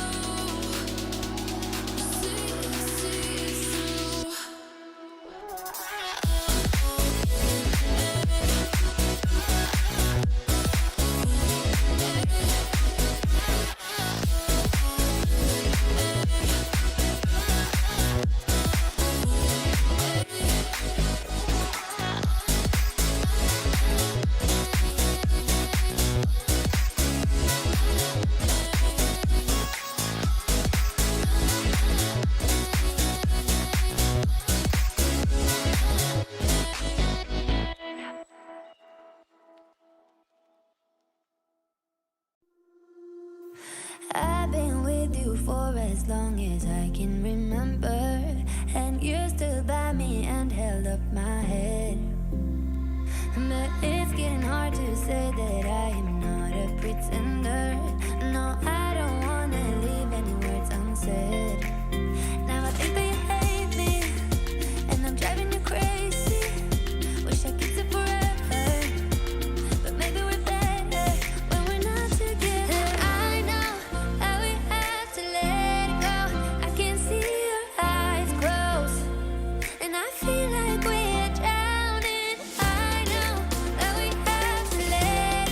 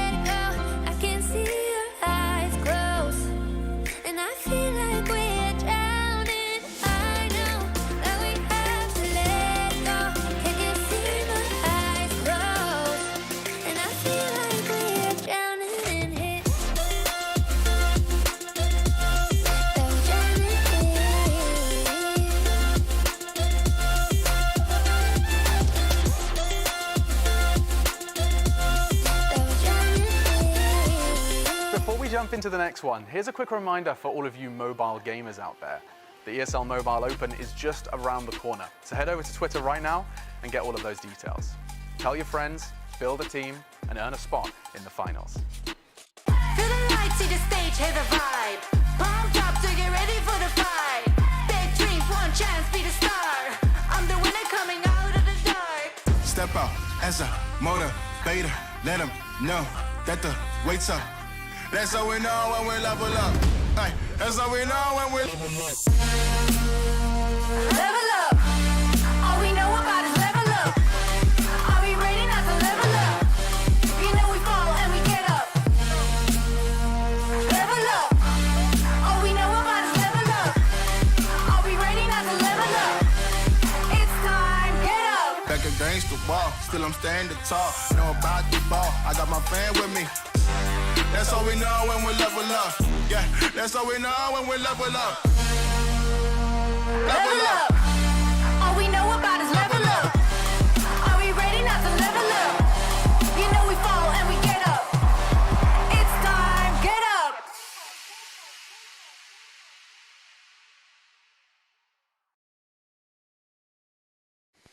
And here we go, Juves, for the decider to match up here by Wealth by God, taking on Team Don't Feed, to try and figure out which team directly is the best in the league so far. They've got the exact same score there, tied in first place. They're looking to really try and break up the pack here and decide for themselves who is better. And I tell you what, if you're looking at a game where you're seeing a team get beaten here in 13 minutes, you're starting to get a little bit worried if you're a Wealth by God fan. Yeah, I mean, it was a worrying game for sure, but I do think it could be tweaked again in Big Band, right? They just didn't have the avenue of like reliable hard CC because, you know, the Wukong found backline access, fantastic, but then what? They can just flash out, they can dash out, they can use the CC to kite it out, and the Galio doesn't get reliable, and then you're just stuck in no man's land. So I think it was just a really smart draft. I think these two teams are pretty evenly matched, but I guess if we do take stock of how both early games have gone, then you'd have to say TDF would be favourite to take this one out because even in the game that TDF ended up losing, they were still ahead. They were still in a position where we thought, you know, they should be able to carry this one. We're about to head into draft, so I guess we'll see what tweaks are made and take it from there. Certainly will, Juves. It's going to be that third and final game here in this best of three, and Team Don't Feed once again opting for blue side and first pick priority. So what will their attention go towards this time around? As you mentioned, they had the Wukong, they had the Kai's. We saw a moment where the Killer Instinct got into the backline, was so close to taking down two. He had to settle for one, but trades at that stage of the game just weren't enough. They needed to really build themselves a strong, commanding 5k gold lead at the very least to assert control on the map. And let's see what the bans will decide, because Wolf by God instantly have said, you know what, ban away the Wukong from ourselves, but also ban away the Ziggs, because that was far too strong. And the Pantheon, I mean, Master, he got himself a Quadra.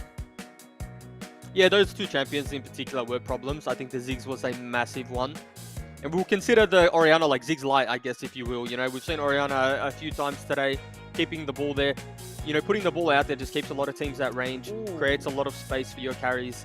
And the Vayne being picked up very early with the Lulu, it looks like.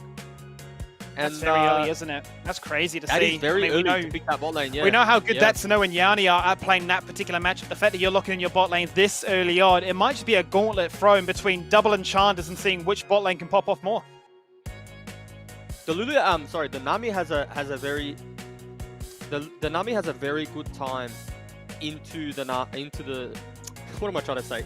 The Nami has a good time into the Lulu. Just because you can out-sustain, you have the range, and I mean, you're pairing that with the Lucian now. So just in your terms of your 2v2, the dynamic is just going to be a lot stronger. Now, obviously, in terms of scaling, you can never go past the Vayne and the Lulu, but it is going to be a harder lane for this Vayne Lulu to play. But what makes it easier is the fact that they've taken the Twisted Fate, they've taken the Camille. Now you can get that port to bot lane at level 5, once you get that Destiny unlocked. And I mean, even then, your Dragon Skirmish, it's always going to come down to execution. I mean, I'm just looking at Wealth by God right now and I'm thinking, okay, you've got a composition that's built to get picks. Either you're teleporting top or bot side and finding kills from that point onwards. We don't even know where this Camilla's going just yet. We know that it can be played in the jungle, flexed if needed be to top side too.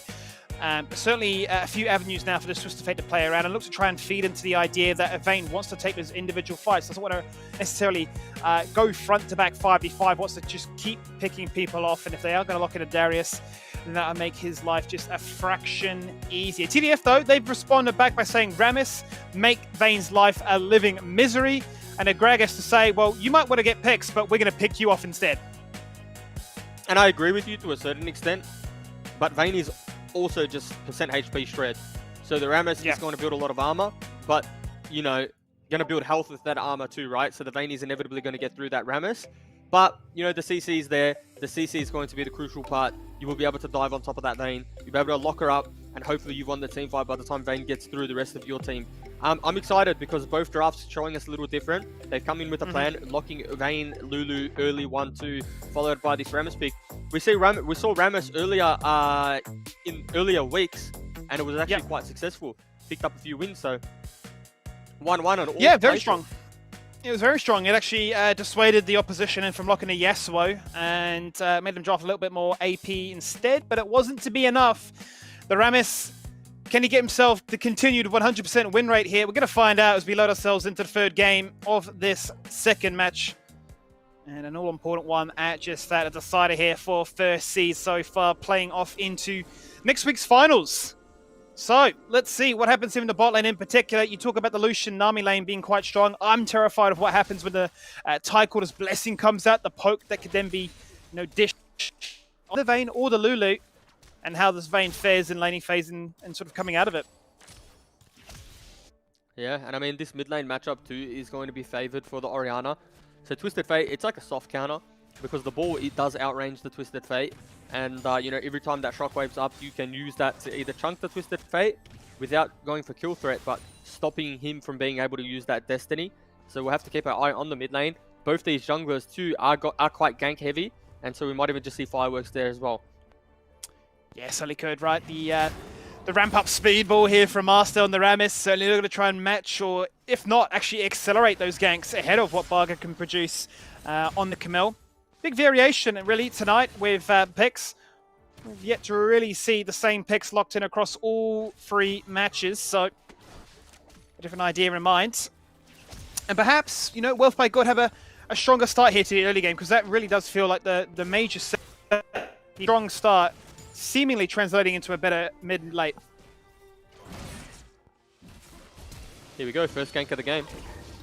Flash, and he's hit the taunt, locked in place Carnage. Oh, it's not going to be enough. Swings the axe. He just needs a little bit more, but it's too early in the game for that to be any talking point here. So first blood picked up by TDF. And now we might have business as usual, much like game number one, where they had to put a bit of a fight with the crab. I feel like if he hits that hook shot, you know, it's probably not lethal, but it's definitely summoners that need to be burnt. Picks up that one, he might actually get the double crab. Oh, condemn. Attention bot side instead, as you talk about the true damage from the Silver Bolts. We're going to try and ramp that one up. Not the easiest job early in the game without that attack speed, but certainly can be assisted by the Lulu. Giving him that attack speed with the Whimsy. Yeah, the Nami running out of mana in this lane, which is a little concerning, right? Because you want to be as aggressive as possible, but you want to take favorable trades too, so you don't need to use all that mana to heal up the Lucian. So it kind of feels like that's what happened. And, you know, bot lane off to a pretty good start for the bot lane. For M-Gods and Lulu.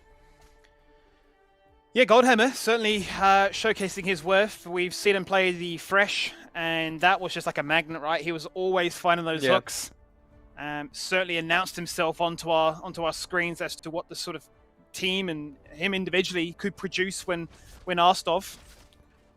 Different flavor in the bot lane this time around, though. Much different, but the same kind of overall theme. It's not going to be a Draven. It is going to be the Vayne, but much the same in terms of big numbers, big hyper carry, and going to be looking to get assisted across the board here from a composition built to allow M-Gods in particular to truly shine. There's so much value to Skimmy in the champions that TDF picked, but more importantly, the itemization that they opt in for. Ooh. Another gank, once again. I mean, you're just seeing Master be so present on the map. Yet to really see Barga answer back. I mean, we can check in and see if he's ahead in farm. Which, I mean, he is, but by the smallest of fractions. So in terms of impact in the game, he's rushed the Bramble Vest. He can gank any lane and sort of be immune to majority of... Yeah, indeed, and you know, I'd like to see Camille be active because you do have that Hextech ultimatum that is guaranteed lockdown, guaranteed CC. Dragon is up, the Herald is up. It looks like he's playing for the Herald now, but Rammus and Oceania, they understand what's happening, and this is the second time this series that Keith has spotted him out like this. Yeah, he's just going to deploy straight on towards that Herald as a result. Bargo trying to play a bit more of a macro jungle sense this time around. The Destiny comes on out. It's going to be a 2v3. He's jumped into an ultimate, followed up by the explosive cask.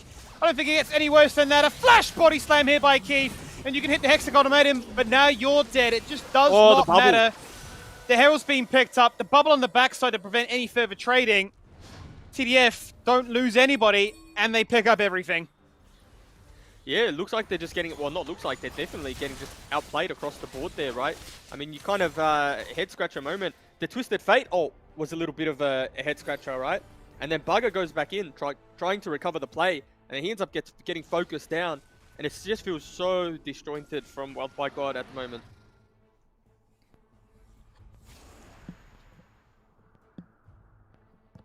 On vision, but he doesn't seem to mind right now. Has all the options in the world. Where does he rotate towards? Is it mid lane? Is it top? He's got the speedball amped up and ready, and you can have a ward. It really doesn't matter at this stage. Carnage had flash barrier available and respects the indecisiveness there, really, off the Rammus. Because instead, it's all to play for here. Let's go for that first dragon. WBG hoping that they can look to try and blow this game wide open. The tidal wave goes out. The bubble! It's not going to be enough. Would have been crazy if it had actually stolen that. The Barger smite secures. And Wealth by God can disengage away safely. So that's a nice pick up there by Wealth by God. And they're actually up gold still, okay? That's the important thing in this game, you know? So 2 kills down, or even on gold, I should say. And they actually picked up the dragon. So, you know, the Ocean is a pretty big deal. And to top that off, you know, the Herald hasn't gone down yet. So that's obviously gold in the bank for TDF. But current game state is okay, especially when you have the amount of scaling that WBG have. But it just leads us, I guess we're asking questions because the decision making isn't what we're used to seeing from this team.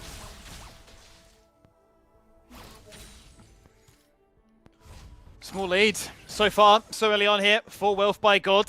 Hoping to be, like the name says, a bit wealthy in this one, as they have been down in the early games, but this is looking a lot nicer given the context of what their composition is built to do. Sure, the first Destiny didn't really hit the mark that they were hoping for, but they've managed to trade the Herald for a Dragon. Now the question does really remain, where will Master use this? Is it to try and expose the mid lane, open up rotations, cut off the protection that Twisted Fate is hoping to find, or do they look to abuse the side lane and unlock Keith? Well, he's been pretty gank heavy, so I dare say he's going to have a successful gank at some point soon. And if he's able to get a successful gank off, you just drop it in that lane. I mean, you know, your whole team is going to get a lot of value off this Herald. Obviously, you know, you probably prefer it on Datsano or Vamos, but if it even goes on to Keith, then you're just going to have an immovable object in top side of the map. And he's actually having a pretty good game so far. 2-0 into the Darius. He's even in gold just because I think the way that Darius has been laning and in terms of the waves he's being able to pick up. But I mean, you know, this is a losing matchup, and the fact that you're even, you've got to be happy with that. Yeah, certainly do. As the biggest talking point surely has to be the contribution that will be provided by the Gregis once those skirmishes and latterly team fights truly start to shine and be the game changer. But we are still waiting, really, for Bugger to find that true moment to shine and not only match, but also abuse the fact that he can, you know, lock and place key targets. I mean, we were curious if it was going to be an interaction between himself and William as the Twisted Fate to target a particular lane, get the kills found. But instead, it really has been the Master Show. He's jumped himself into action. There's the tidal wave to follow things up with, and MGods is just able to hit the ultimate switch and run people down. A Hunter in the night, an explosive cast to knock back one, a follow-up taunt that does get flashed away. And he's been locked in place, and one final auto from the Oriana will find it. A huge shield on towards Vamos, but Carnage flashes into action and swings the axe with conviction to get that kill. Yeah, we're seeing the strength of the Vayne Lulu there. It looked like Vayne was kind of caught there and then had nowhere to go, but you have to take stock of the itemization, right? The Blade of the Ruin King was on the Vayne. The Ardent Sensor was already picked up. So the value in that Lulu ultimate and just the kiting back and then kiting forward was just so good from MGods. Was so good from the Lulu, from Goldhammer. So Yeah, I mean, we're just seeing I guess why they drafted this 1-2, and now Vayne has just gone back and picked up a Wits End. And I mean, if we look at the draft of Team Don't Feed, there's only one AD threat.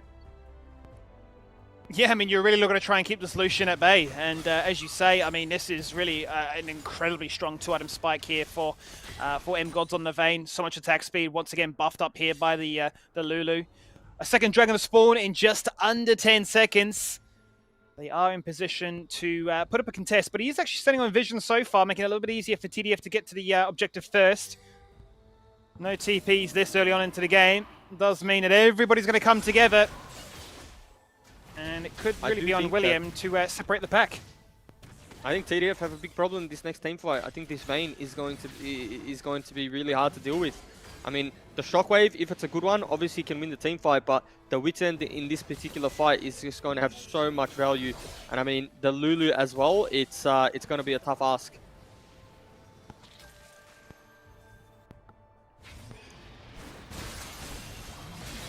Well, it's 10 minutes in. That means it's Baron time. Hextech Ultimatum locks in place Vamos. Zero follow-up there. A follow-up Shockwave actually on the back end to try and counter-engage. Carnage in mid lane, untouched, just drops the guillotine and takes out Master, down for 27 seconds. There's a Destiny into Fog of War, but no card to follow. But they found themselves the pick they were after. The distraction, the feigned engage by the entrance into the river, followed up there by a moment of brilliance, really, from Carnage to get that kill. And Vayne picked it up. Well, Vayne got the dragon, so that's a big pickup. That's 2 dragons to their name now. And I mean, I know you were looking at Carnage on the in that skirmish, but M-Gods just completely zoned Oceania out of the fight. She doesn't have the Shockwave up anymore, and M-Gods was really made her use the Seraphs and everything. So yeah, it's looking good for Wealth by God in terms of where they've managed to get themselves with the scaling composition.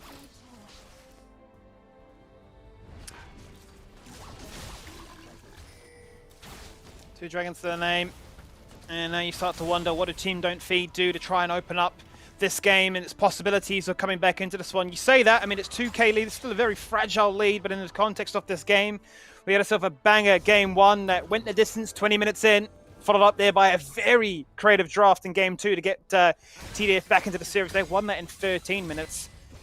And now you're looking at this one and thinking, okay, 2-item spike on a Vayne. It's kind of do or die because the QSS is also now being picked up, and you're thinking, how do we get to this Vayne? Is it as easy as a Shockwave? I mean, the previous team fight probably is the proof that you were asking for.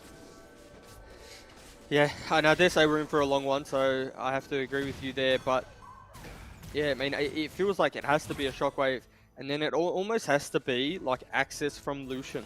Lucian has to be on I guess on an angle where he's able to auto attack the Vayne, which again, that's just like a tough ask when you look at the composition that they have, like, because you can't ignore Carnage. We saw what he could do to the Rammus, and you know, even the QSS now being picked up. So sure, land the Shockwave, get a little bit of CC onto the Vayne. He's actually able to QSS that one away, use the barrier, use the flash. I mean, it just feels like all the eggs are in M-God's basket, and in game 1, when the eggs were in his basket, A battle of the true damage, really, isn't it? And certainly a core component of that. It's going to be a little bit quieter for the meantime. No team willing to make the risk of going towards their Baron. Quite keen just to continue to farm. As you say, could be a bit of a long one, this one. It is a decider after all. I don't think we're going to see anything too crazy to potentially throw this game. We would have had a taste of that in the first half of this match. Might just be biding our time, waiting for that next dragon to spawn. And keeping the allure of a Baron always being there in the back of their mind. Pretty big lead in the mid lane though, right? Like, look at the 9.1k to Oriana, down 1.1k on the Twisted Fate.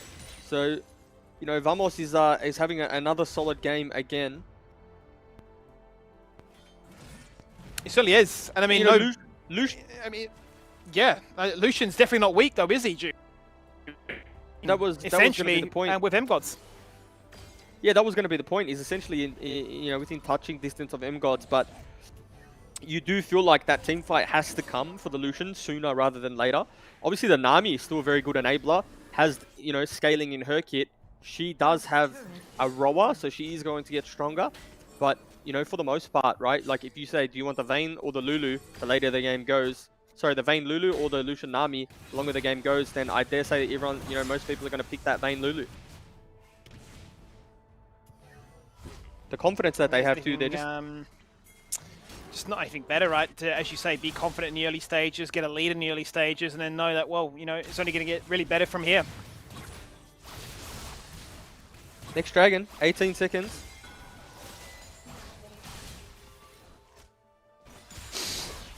Reset coming here from Goldhammer. He's going to need to top up his health bar here. And probably has an item that he's sitting on, to be completely honest. It does not, just completes the book. Very close to it, it would seem. Yep. But a little bit of extra CDR, always going to be nice. I think those cooldowns come up a fraction quicker. Find those picks, lock in place the key target. You can see Williams cycling through the cards right now. Going to lock himself in the reds. Look to wrestle back some of this mid lane control, then book themselves back in towards that river. Keith on the bottom side of the map right now, not grouped up with the rest of his team, looking to push in a wave and force their hand, and that is the hand that will be forced. The 4v5 breaks out, wow. Bugger jumps in, Hexagol to him. That's a massive knockup with the bubble. Follow up there by the total wave. They've yet to find that kill, but Carnage flashes on in. The Noxious Guillotine doesn't get the kill, but eventually he dies to the bleed stacks. He's going to get popped in the GA, taunted under turret, and fall on down. But it's a split fight. Another beautiful two-man knockup here by Yanni. M-Gods. But M-Gods is finding the dream situation as a Vayne, picking members off one by one, Wait, that's a running no. them down, finding a double, looking to let know, flashing on his head, tumbling out of vision, and he's going to fall on down. Juice. That's beautiful. They've Team done Fit it. get the Yeah, they've ace, done and they it. started with a numbers disadvantage. Unbelievable. Well, it feels like a little bit of an overzealous team fight from Wealth by God. Carnage diving mid lane turret. They committed all of the resources. Skill Vamos. He gets a perfect Zhonya's off. He's able to go golden, buy enough time to wait out the CC. Uses the flash to live on the back end. And then Carnage falls down, not for free. He trades 1-for-1 with Vamos. But I mean, you know, we really did just forget about what Datsuno was doing. He actually looped around the Raptor pit to where he is now and cleans up there, cleans up the Vayne there.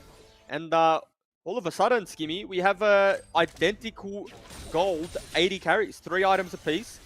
You know, both having the resources of the team and both in a position to carry this game. You know, no real lead to write home about.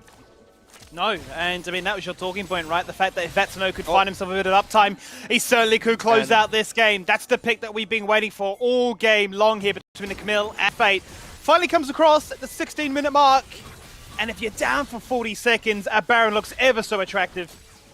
And you do feel like the one big mistake that Vamos makes all series might be the one to cost them. So close right now. It's going to be picked up here by Wealth by God. A 5v4 breaks out. Master chunked by the guillotine. Take it on down. 5 members healthy.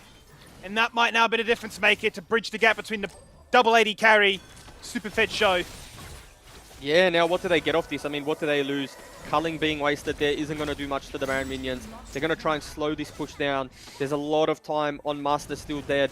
Vayne buffing the Lulu. Sorry, Lulu buffing the Vayne. Turret going down to half. And that's a pretty significant gold swing. Good to think. That was the first turret of the game there for Wealth by God. And just the power of Baron to open up and say, that's just 2 in a heartbeat. And I mean, yeah, 2 in a heartbeat.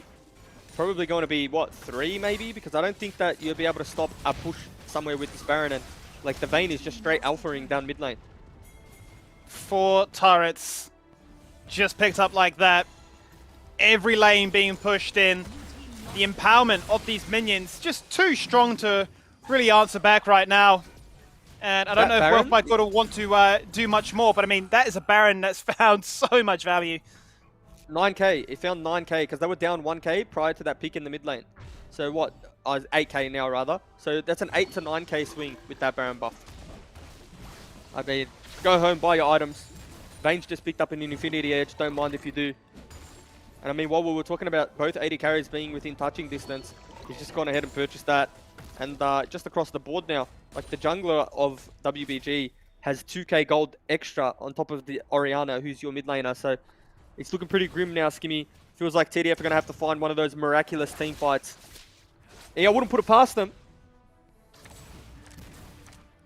They certainly are, but the amount of vision that they've just established means that they can place far more aggressive walls, can be a little bit more passive with their engage angles, and as a result you can see their Master looking to try and find that key taunt target, but MGods just does a little bit too much right now. The knockback from Gragas, it looks like a Doomsday, Ooh. a 4-man Shockwave and a bubble, but by that point everybody from TDF had already zoned themselves back into the fountain.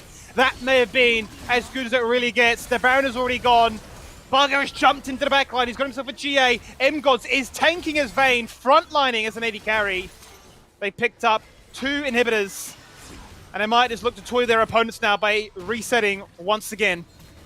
Yeah, so it's going to be a reset. They've done enough to hold, and I mean, you see the value in that Shockwave there, right? Like that's a 4-man Shockwave where if they have a little bit of follow-up, if they have all members alive and ready to go, potentially they can turn that team fight around. But unfortunately, there was just no one ready, and it was more of a Shockwave out of desperation than it was, you know, to potentially win that fight. So again, I still have high hopes. Right? Oriana's going to almost be on 4 items. So, you know, if you're WBG, you still got to be careful. That perfect wombo is still there.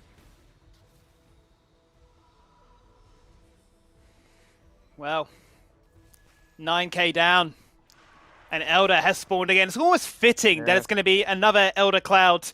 It's how the series really did start with Carnage in this exact position. Well, can TDF now answer back and do the reverse? I mean, Baron spawning as well, and obviously Carnage isn't going to go solo that, but it is up.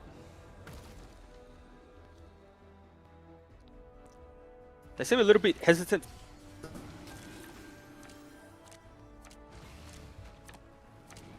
It's just so hard. It's just so hard when the super minions are pushing. There's just not much that you can do because you can just play the stance all day long. That's not respawning. It's never coming back. WBG can afford to wait around here and force you into a compromising position. They've got the Ghost. They're also really forcing your hand. You've got to fight us now because otherwise Carnage is going to push in another wave top and find triple inhibs across the board. Yeah, it's looking like the rest of the team can kind of go zone while MGods starts to solo this one out, but it does look like it's going to be a little bit of a flip. Rammus will be able to get into the pit. Oh, Bugger's just said forget about it. I'm jumping across the wall right now. He's just assassinated. That's the no. He had no chance to do anything. He's dead and gone. The game looks over because now they can look to try and follow things up with this. Carnage jumps in, Master flashing on in. But the Dragon is far too healthy for a Smite Steal to ever happen here, Juves. They've got every Dragon that is required of them to end this game with 40-second respawn timers. Straight to the Nexus they go. And it's just such a good display of macro there from the side of WBG. They pushed in topside, made Oriana answer that wave, fought the 4v5, really good force. And I mean, what a way to win it. And it was a close...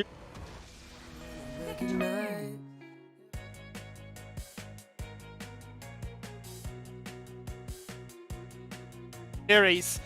And it certainly is fitting for what was a battle at the top of the table. Yeah, but obviously there can only be one winner, and that today is Wealth by God. And what does that do for them, Skin? Well, it puts them in outright first position now, and questions will be asked if any of these other results can swing the hammer elsewhere. Jacuzzi Dogs up next.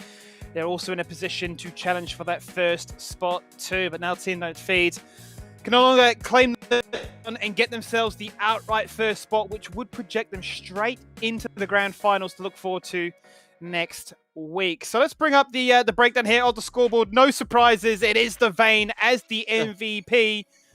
Vamos actually picks up the second most valuable player. You could have said perhaps it was that Sano, given that it felt like a bit of a battle between the two AD carries. But, you know, once the shockwaves did land, you really could see what their comp was built to do and understand why. You know, it's gone his way.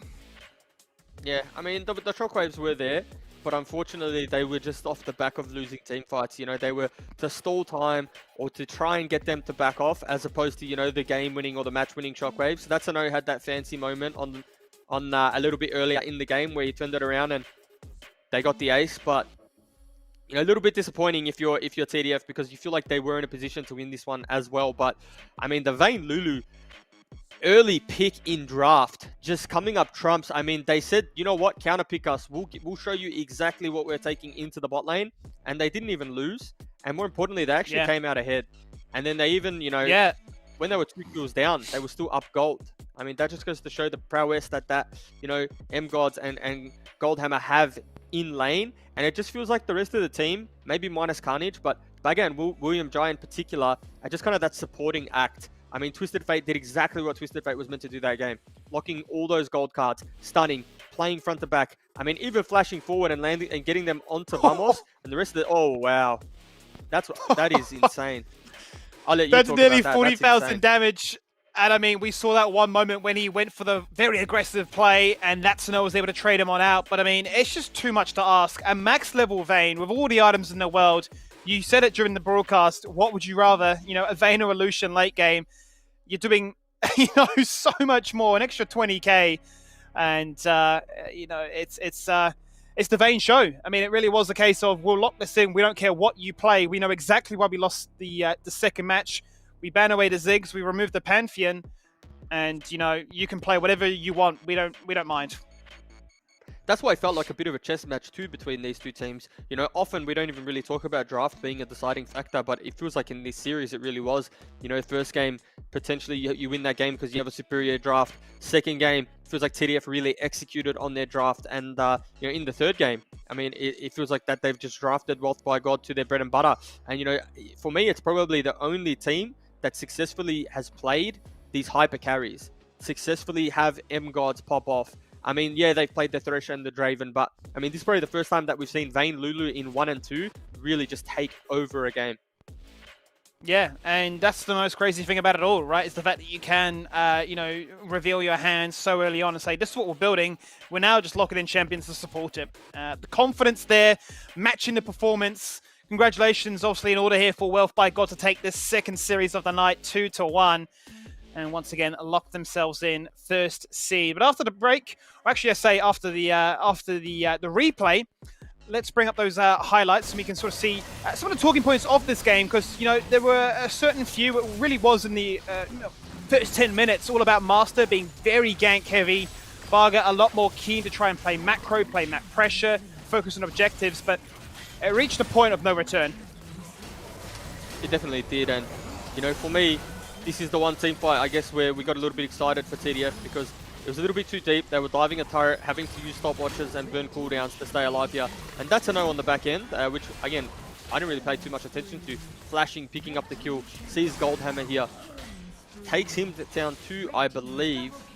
And then it's basically a 1v2 here. Danami Hill comes in clutch. M-Gods does his best. But I mean, this is where we thought maybe the turning point, right? You know, they actually go into the lead. Then they find this pick up the Baron.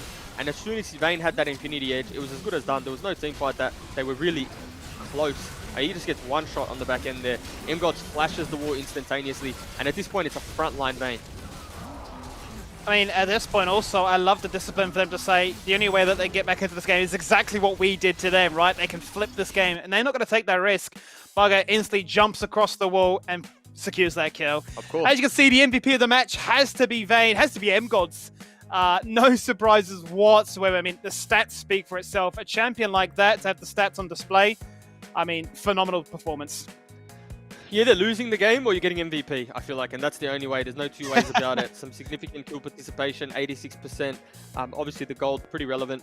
Damage dealt, 26k, and the KDA. I mean, it's just insane. So, you know, I saw a little bit of chitter chat about M-Gods, about him as an AD carry, and just how good he is, and he really did step up today. And, you know, this wasn't like you're versing. This isn't like it's a series where they're not versing one of the best teams. They are versing quite literally a team with the same win-loss as them. And, you know, to step up like that, have a performance like that, it does send shivers down some of the spines of the other teams. So it does, because we got ourselves another series after this. A final series of the night. Third seed Jacuzzi Dogs are taking on Azure Esports to round out the night. Before we jump into the next one, here's a quick reminder for all of you mobile gamers out there. The ESL Mobile Open is just around the corner, so head over to Twitter right now and get all of those details. Tell your friends, build a team, and earn a spot in the finals. Feel the lights, see the stage, hear the vibe. Pumped up to get ready for the fight. Big dreams, one chance, be the star. I'm the winner coming out of the dark. Step out as a motivator. Let them know that the weight's up. That's how we know when we level up. Hey, that's how we know when we level up. Level up.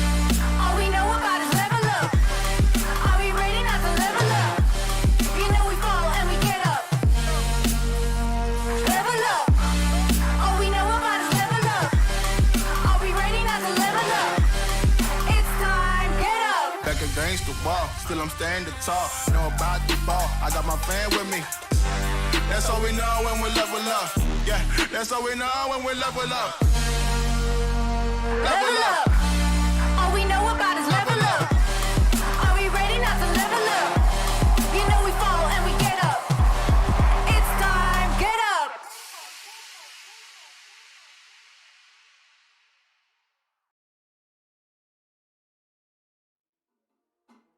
Up, up, up, 1,000 miles of luck.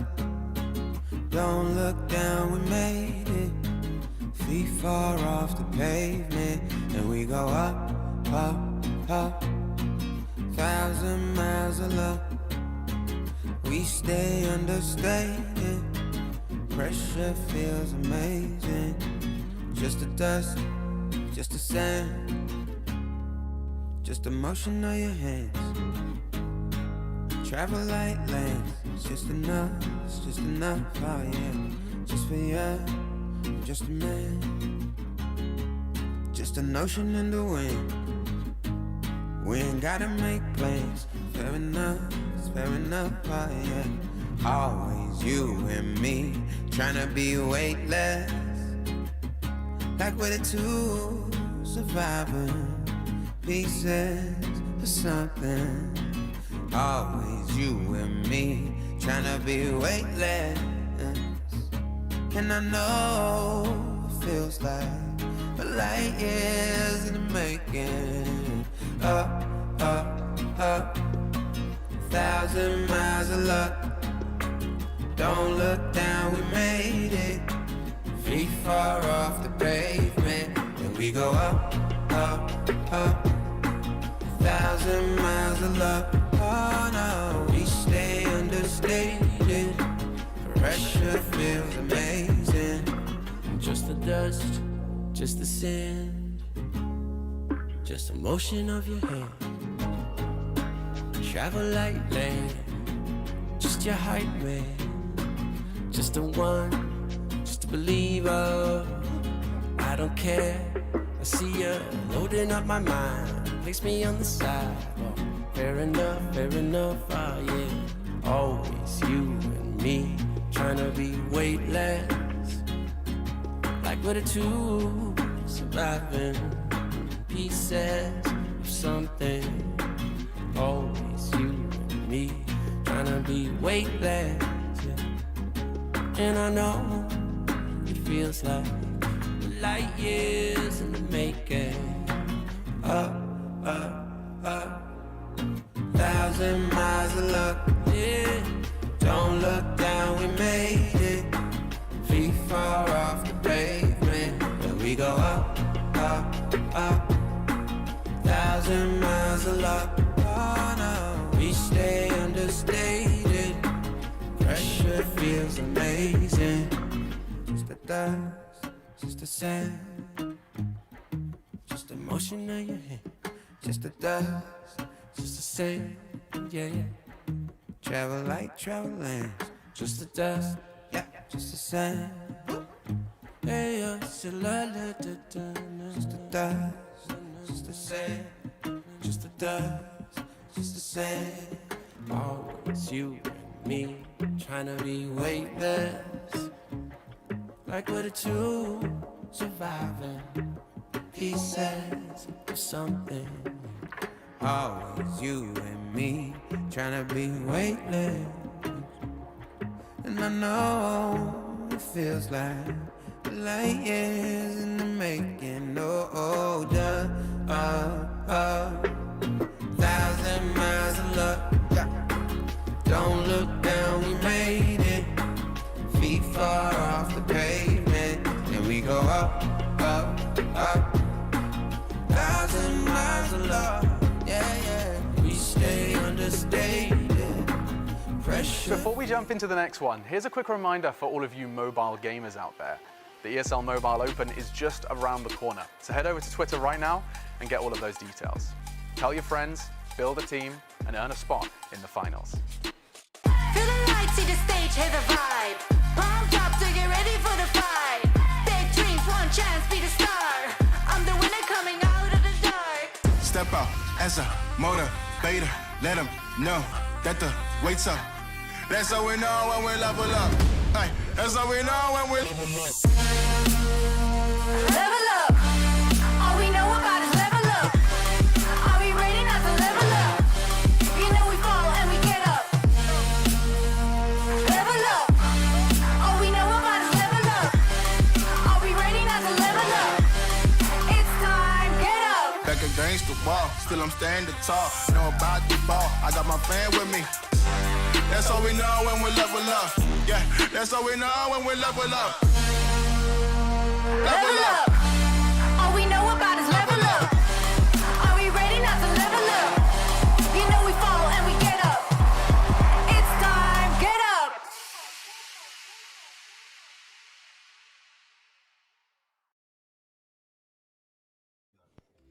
Here we go for our third match of the night. It's going to be a big one. My name is Skimmy, and this is Juves as we look to get ourselves excited now for the battle in 4th and 5th. Jacuzzi Dogs taking on Azure Esports, formerly known as the Gamer Koala team. They're going to do whatever they can to guarantee that they are a team that can get themselves into next week's finals run here, Juves. Seeding is ever so important. We talked about it before just as we went into the break, the fact that if you get first seed just straight away into that grand final, you end up 4th and 3rd, you're playing at the top of the show, and you've got to run the entire night all the way through to what could be midnight. Yeah, and I mean, obviously giving away information in the process, right? It's one of those things where sometimes you want to play the least amount of games as possible because you do have those pocket pits, you do have those things that a lot of people don't know about. And, you know, maybe it's that Vayne Lulu in 1 and 2 that you don't want to be giving away. But, you know, obviously needing to win that game, they had to bring out all the big guns. So, yeah, as we'll see. They certainly did. You know, the versus, yep. Well, these are the teams, as you mentioned, that are on display tonight. It's Gamer Koala, or I should say Azure Esports now, currently sitting on 12 points, tied with He2E Gaming also at 12, so it's a must-win for them. Jacuzzi Dogs have 15 points right now, tied in second with Team Don't Feed. So, really, if you're a Jacuzzi Dogs fan, you're hoping that they can get the win to get a better position in the playoffs. If you're an Azure Esports fan, you really want to see them get this win to guarantee that they do make it in that top 4. It's Godfather as their top laner, I swear, in the jungle, Lornia in the mid lane, and UT and Pop as their bot lane. And we've seen a lot of personality from this team. We saw Lornia, you know, debut the action, then ran it back with the Zed and the Akali and made life very difficult for the enemy AD carry. We've seen that UT and Pop also a formidable bot lane, maybe one of the best. We'll have to wait and see, because on the opposite end here, Juice, Jacuzzi Dogs turn it off in the top lane. Antonio is their jungler. Varsity played mid lane, actually played a mid lane Jinx and got the first pentakill here of the Oceanic Championships with Ragnarok and Pokey in the bot lane. Yeah, and this team, you know, they're full of... I feel like they're a little bit full of up and downs, right? Like when we see them play and they're on, they are on, and they're a blast to watch. Particularly their jungler getting a lot of stuff done in the early game. And I mean, they're an exciting team, don't get me wrong, but you know, against Azure Esports, again, they're also that team where they when they're on. I feel like their mid laner, you know, playing the Zed, playing their Akali, has those pop-off performances where he drops double-digit kills. And it just feels like both these teams are extremely volatile, and that when they get a lead, they really do turn it into a bloodbath. Yeah, well, I mean, this is a volatile one, and actually a really hard one to call, because Azure have beaten Team Don't Feed already. Jacuzzi Dogs have beaten Wealth by God. We saw how that one literally just went to a 3-game banger. So there's a part of me that thinks we're going to a game 3 in this one as well, because, you know, these teams are so close to greatness. They're not outright first, but they are certainly causing headaches across the board, and you know, key areas of the map to look forward to that could, you know, be enough of an influence here with some very creative drafts, perhaps. I mean, we'll have to wait and see. We're not too far away from that pick and ban phase, but I mean, is there any particular team or position that you're really looking forward to, Juves?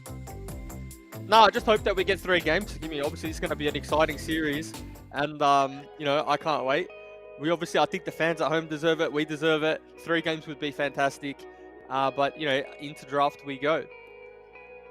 So we do. Jacuzzi Dogs opting for blue side. So first pick priority for them. Get a banner away to Kaiser, as you say. Yes, so instantly the response as Brom is being hovered to. We know how aggressive both teams can be. The Brom obviously offering so much. If you're not opting for an Enchanter like the Lulu or the Nami, just to try and slow down the tempo, control it more so on your side.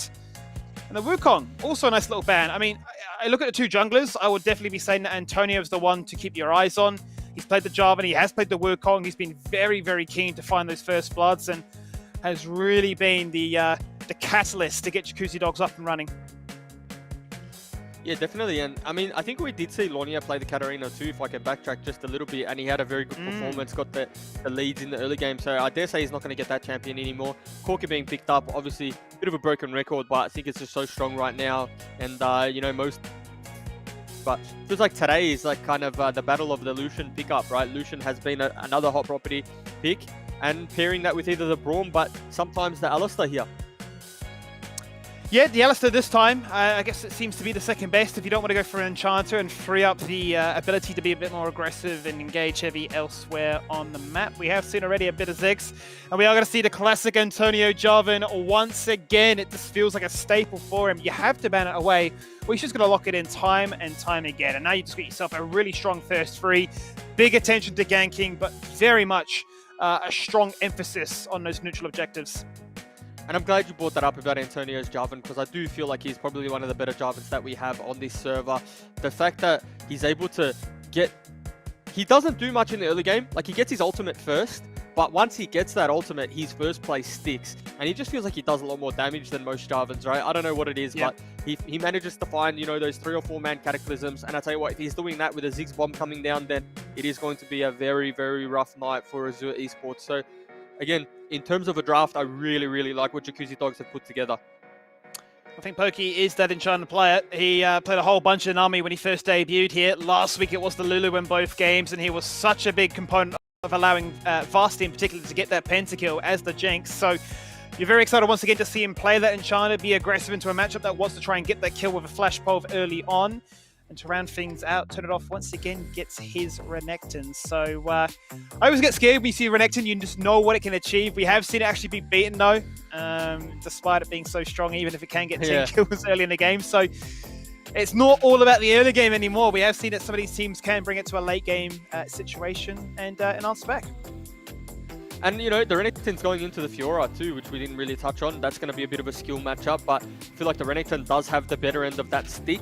But obviously, it can be very short if you're using your empowered stuns into the riposte and then you're getting stunned up. So it's a winnable matchup for the Fiora, but in terms of just the overall matchup, you have to say it's Renekton favored. So if he's able to generate enough of a lead, come that next dragon fight or come that dragon fight, you do feel like he's going to be more impactful. Well, let's see who will have the most impact in this game specifically, as it's Jacuzzi Dogs taking on Azure Esports. It's a battle to try and guarantee a playoff spot, as well as better seeding.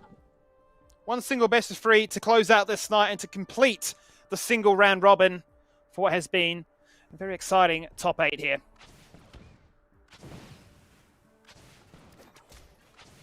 And I feel like, you know, when these two teams meet, at least in the earlier weeks, these were kind of the matchups that we got used to seeing, right? It was usually the Corki into the Twisted Fate and those trades in particular.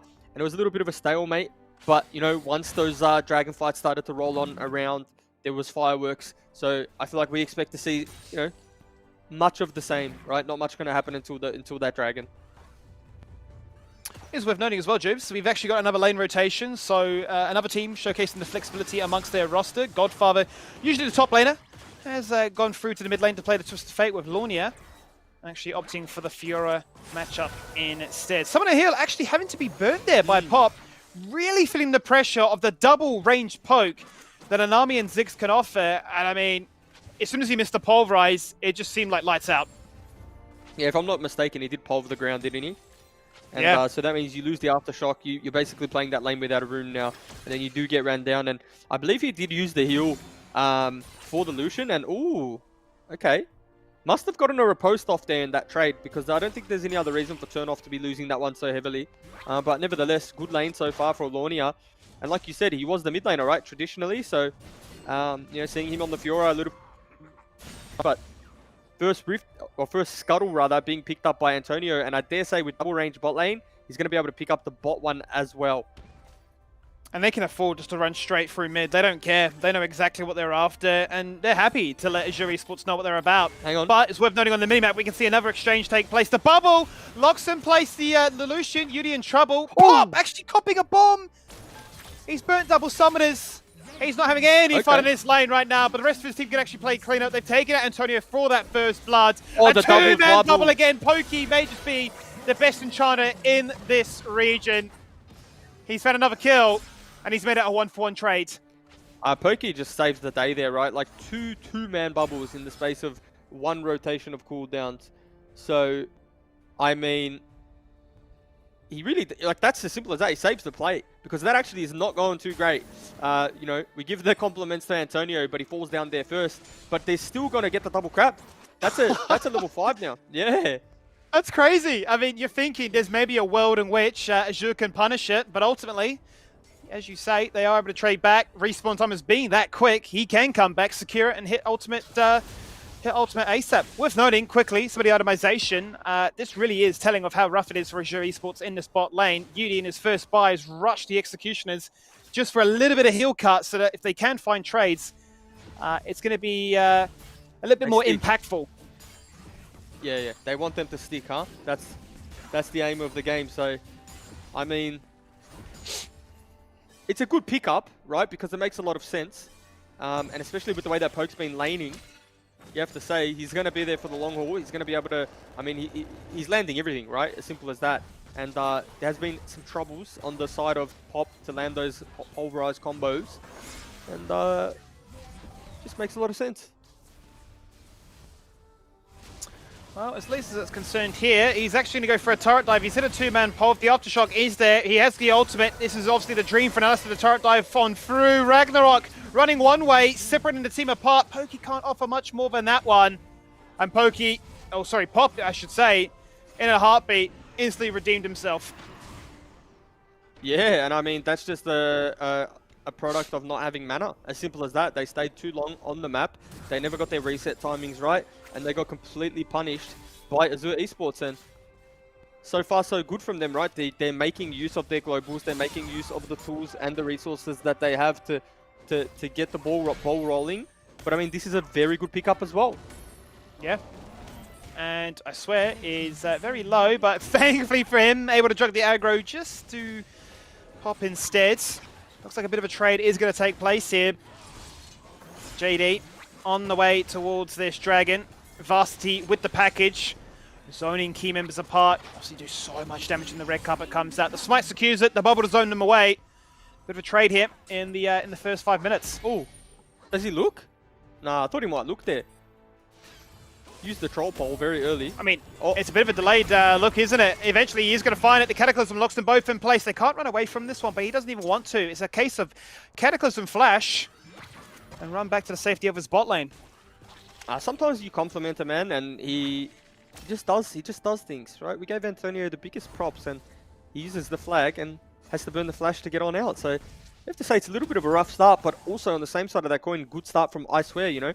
Fizz jungle, making it work so far. Certainly is. Looking for that gank attempt once again. Ragnarok going to get flashed upon. Somebody he'll burn. Mega Infinite Bomb jumped on down. I swear, one more auto. The bomb! He trades his life for it eventually because Godfather comes on through and hits him with a few of the wild cards. But then it can turn things around and Varsity can just deploy so much damage. You can flash across the wall, but I will follow. I've got a double. There's your barrier. I'm running you down for a triple! Oh, triple. Phosphorus bomb. It's just a little bit too good from Varsity once again. Yeah, and I mean, they were just there at the right time. They had the rotations down on point, and it took them a little bit too much, too many resources committed to make that play work. Nami had the locket, which actually bought valuable seconds. You know, Antonio comes and he knows he's going to die, but it's a trade. He's willing to die to get Varsity 3 kills on the back end there, and all of a sudden you've got a little bit of a demon Corky in the mid lane.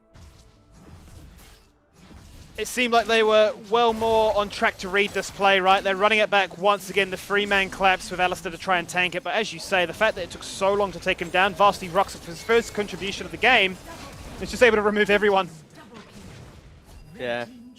And, you know, you feel bad for Azure because it was a decent enough early game. They were making all the right plays. They're focusing the correct lane. They're not letting this Nami and Ziggs get settled. But, I mean, sometimes when you get the summoner spells, you've just got to say that's enough, call it a day, we'll come back and reset. Or, you know, we'll make use of those summoners burnt with the next dragon fight. But, unfortunately, they tried to take, I guess, you know, what is it? They tried to take just too much at one time and they were punished for it. And I mean, like, it's It is absolute worst case scenario, right? Like, you can't sugarcoat it, because if Antonio picks up 2 kills or the Nami picks up a couple more, sure, you make the argument that they're not going to utilize the gold the best, but the fact that it's the Corki that gets it, he has the Essence Reaver, and he's well on the way to his next item, you start to kind of scratch your head and think, you know, is it going to become... Ooh. Yeah, a little bit of a 1v2 siege. A moment there, wasn't there? You start to wonder. It is a 1k lead. It is actually at the stage all in Varsity hands. Out comes the Fizz again. And look at the lock and place that key target. They're really bullying Ragnarok now, so you can have a strong early laning phase. But you can't survive. You're very squishy. And now we're going to pick you apart, summon the Herald, and guarantee that the first turret goes our way. And that's still very healthy. I mean, if they keep members around, they could have pushed another one, but they respect the fact that JD can respond. And they'll settle just for that. You love to see that too, because, you know, they didn't shy away from one bad play, right? You know, they had a little bit of a disaster happen a few minutes earlier, but on the next rotation of that ultimate, they said, yeah, let's do it again, boys. Don't worry about it. Keep your head up. Made that play happen. Break first turret. That also gives Fiora time topside, which is the thing that we kind of ignored, but she's able to take that turret instantaneously. So that's a 2-turret swing, and they have enough time to reset, get there for the dragon, and more importantly, it feels like the key cooldowns will be available. Yeah, and I mean, they've just earned 3,000 gold in that small passage of play. Beautiful identification, and the fact that, you know, you can remove some key component, especially Ziggs, probably one of the better anti-siege champions, and allow yourself now to be in a point of power where Jacuzzi Dogs can't get too carried away with some early dragons. And I also feel like, too, excuse me, without getting carried away, because again, it's probably going to end up in a caster curse, but this might be the best Twisted Fate performance we've seen tonight. I feel like it's been the most impact at the very least, right? The most proactive Twisted Fate that we've seen in the early game. Yeah, and that's all you can ask for, really, is not to settle for your passive and farming in a wave, but to hit ultimate status and just gank a lane. I mean, we're seeing it time and time again, pairing up with the Fizz jungle and finding kills. It's Pop that face checks, and it's Pop that secures. That's a beautiful red carpet, and a dash away, just lock him in one place. He's just going to burn on down Pop.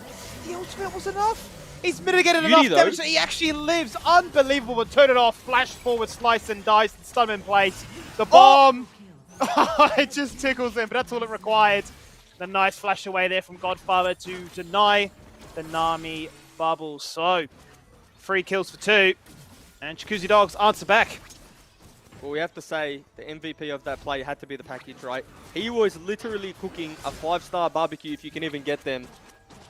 Like, he had, what did he have? He had a cow. He had a cow cooking on the barbie. He had another person I didn't get to see. Maybe it was fish, but you know, he really separated that fight, and they traded positive. Now, no team picked up the dragon, which is we're probably just going to see a rinse and repeat. But you have to say, I mean, at this point in the game, if you're trading gold, if you're picking up gold on your Corki and your Ziggs, you're very happy with the current game state. Now, Yudi did a very good job to kill Varsity on the back end when he packaged in. So, you know, Yudi is in that point of power too, and we've seen what he can do on these 80 carries. Yeah, we certainly have. He has been a star performer in the 80 carry position, and certainly has a shout in as being one of the better ones in the entire league. But it doesn't really stop here for the aggression in the bot lane. I mean, they've clearly identified that this is an area of control. They've been quite greedy, going for a double enchant, or I say a double range matchup here, that having taken in that first turret, it's much harder now for Ragnarok and Pope to play as aggressive as they did in the early levels. This is a real tense game as well, right? Like, this Dragon Dance has been going on for the last few minutes, and I do think that most teams are just waiting for their cooldowns, which they're all up now. But it's just a lot of tension, right? Because no one really wants to be the person to force, make that mistake. And if you look at the composition that Jacuzzi Dogs have, it's a lot of kieback potential. So if the Alistair goes in and ends up getting kited by the Nami Ziggs, he's just as good as dead. He can't get out of that. And I mean, so I think that's what's playing on their mind right now. And that's exactly why we're not seeing anyone pull the trigger. Because Antonio, previously on the Jarvan, would just go in like an absolute madman, non-stop. But I think the first few deaths that he's had has really just impacted the way that he's, you know, thought about playing the game. And, you know, Lornia, in isolation, is just picking up and chipping away at a pretty significant gold lead. Like, it's 500, right? But, you know, one mistake, that's 1,000, that's 2,000, all of a sudden, raid boss Fiora. Yeah, and I mean, I'm just sort of looking at the itemization, and whilst you could say, well, there's no Zonias, I mean, what a nightmare that is. Look how much mobility they have between Twisted Fate and Alistair now having a Hextech Proto Belt that they can gap close, they can get out. Essentially, you're looking at 5 champions on Azure Esports that can dash out the Cataclysm and nullify it completely. So, understandable that Antonio's not wanting to be as aggressive as he has been, but they've managed to find a small opening here. They're going to try and get themselves that second Dragon of the game. Out goes the ultimate, follow things up. He's secured it. Second one for the Man and Dragon. Now fan here by Jacuzzi Dogs. They're going to follow that fight up and looking to try and take out Pop. He's got the ultimate, but he's still getting very dropped. Yuti forced to flash away. Oh, just out of range there from a rocket. They managed to find themselves 2 picks, and nobody from Jacuzzi Dogs has fallen for it. Now, the problem Azure Esports have there is that they're caught in 2 minds, right? Their mind is, let's fight, but also let's try and steal the Dragon. Now, you can't do both. No matter how good you are, you cannot do both. Because you burn the Chum the Waters on the Jarvan with the GA, so that's not even a priority target, especially when you look at the magic resistance that he's building. And then so they pick up the Dragon, you burn valuable cooldowns, you're playing that teamfight 4v5, and then you just lose 2 members to top it off. So all of a sudden, Gold Swing, Jacuzzi Dogs in the lead now. It's certainly swung a few times already so early on into this series that, you know, really hard to call who's actually going to claim this one, because Lornia is starting to get stronger, already had the death starts, and being left on a bit of an island, has the most gold, will soon to be in the team. Yuti certainly matching at this stage, but really doing what Fiora wants to do, right? Wants to split push, only if really required, wants to group up and assist.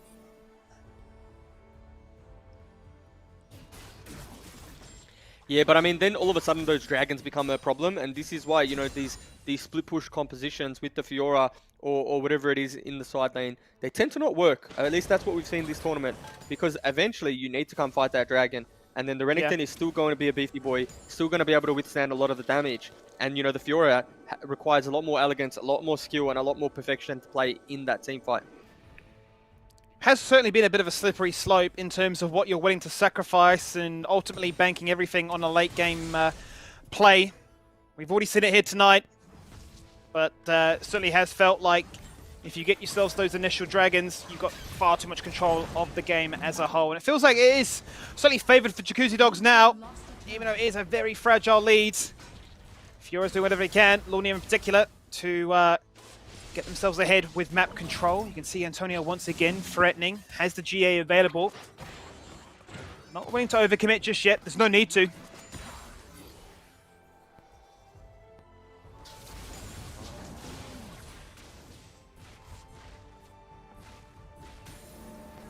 Feels like we'll probably see a little bit of a stalemate again until the next neutral objective that spawns, and it's not going to be the Baron, it will be the Dragon, but unless, I was going to say, unless Lornia decides to get caught here, but he's played the split push pretty well this game. He has never really been caught in no man's land or really put himself at any risk, so he'll be more than happy farming these 3 items, and then hopefully at 3 items he can actually group and participate in one of these team fights. Maybe take Corki out of the equation, or at the very least take Ziggs out. But I think if you take either one, really, at this stage, it certainly then becomes Azure Esports favoured. I mean, even in a full 5v5, funnily enough, he's certainly been a bit of a nuisance in saying, well, you can win the fights, gonna sort of draw you into a false sense of hope here. Well, sure, you got a bit of flat extra damage, you got yourself a nice little shield to talk about. But Fiora on an angle, left untouched, certainly can be a bit of a demon, so we'll wait to see when that it does come to life. That is the Cloud Elder once again, a Knight of Clouds, isn't it? Yeah, it is. And an interesting itemization here from the Corki too. I don't think we've seen this particular build path, you know, all night, but more of an on-hit build. Yeah, certainly wants to cycle through those cooldowns as quickly as possible. And Azure Esports have laid down the gauntlet. We're starting Baron, and that is getting shredded. It's gone. Look at that teleport as well from Fiora. Teleporting bot side of the map. That's a very good heads-up play from Azure Esports. You know, they're managing to steal that one away. Do they have enough time to get to this dragon though? It is only the Cloud Drag. If you're going to lose an Elder, you're okay with it being this one, right? Like if you had to pick one. So, I mean, why not? Let's see what value they can get out of this Baron buff. Maybe they're confident that they'll be actually able to end the game with it.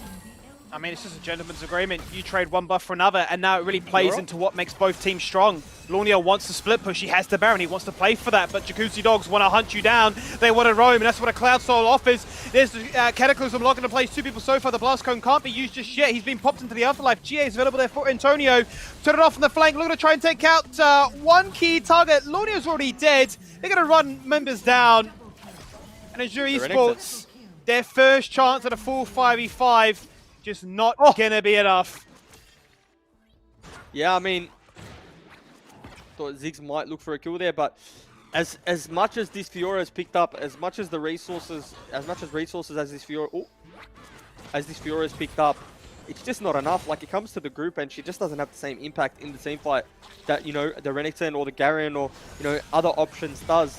So, I mean, once we get the replay, we'll see how the rest of it played out, but it was really good kiting, and Jacuzzi Dog showing us their team fight proficiency and I guess how to execute the draft that they have.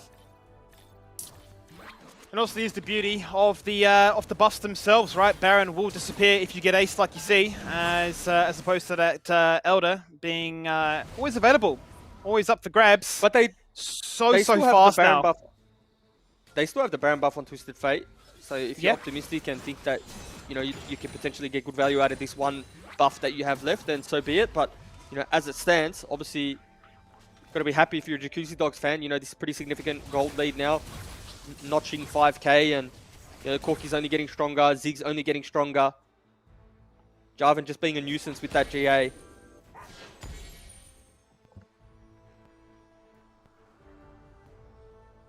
It's pretty crazy, though, that they've got this much mobility. It's, a flat bonus of 15% movement speed, double that when you're out of combat. Yeah. And, you know, the whole burden of a Fiore is to split push and to juggle around the aggro. Well, I mean, it just becomes so much easier now for them to gain not only map control, but river control to rotate wherever Lornia goes. That the teleport, it feels like it's getting nullified completely.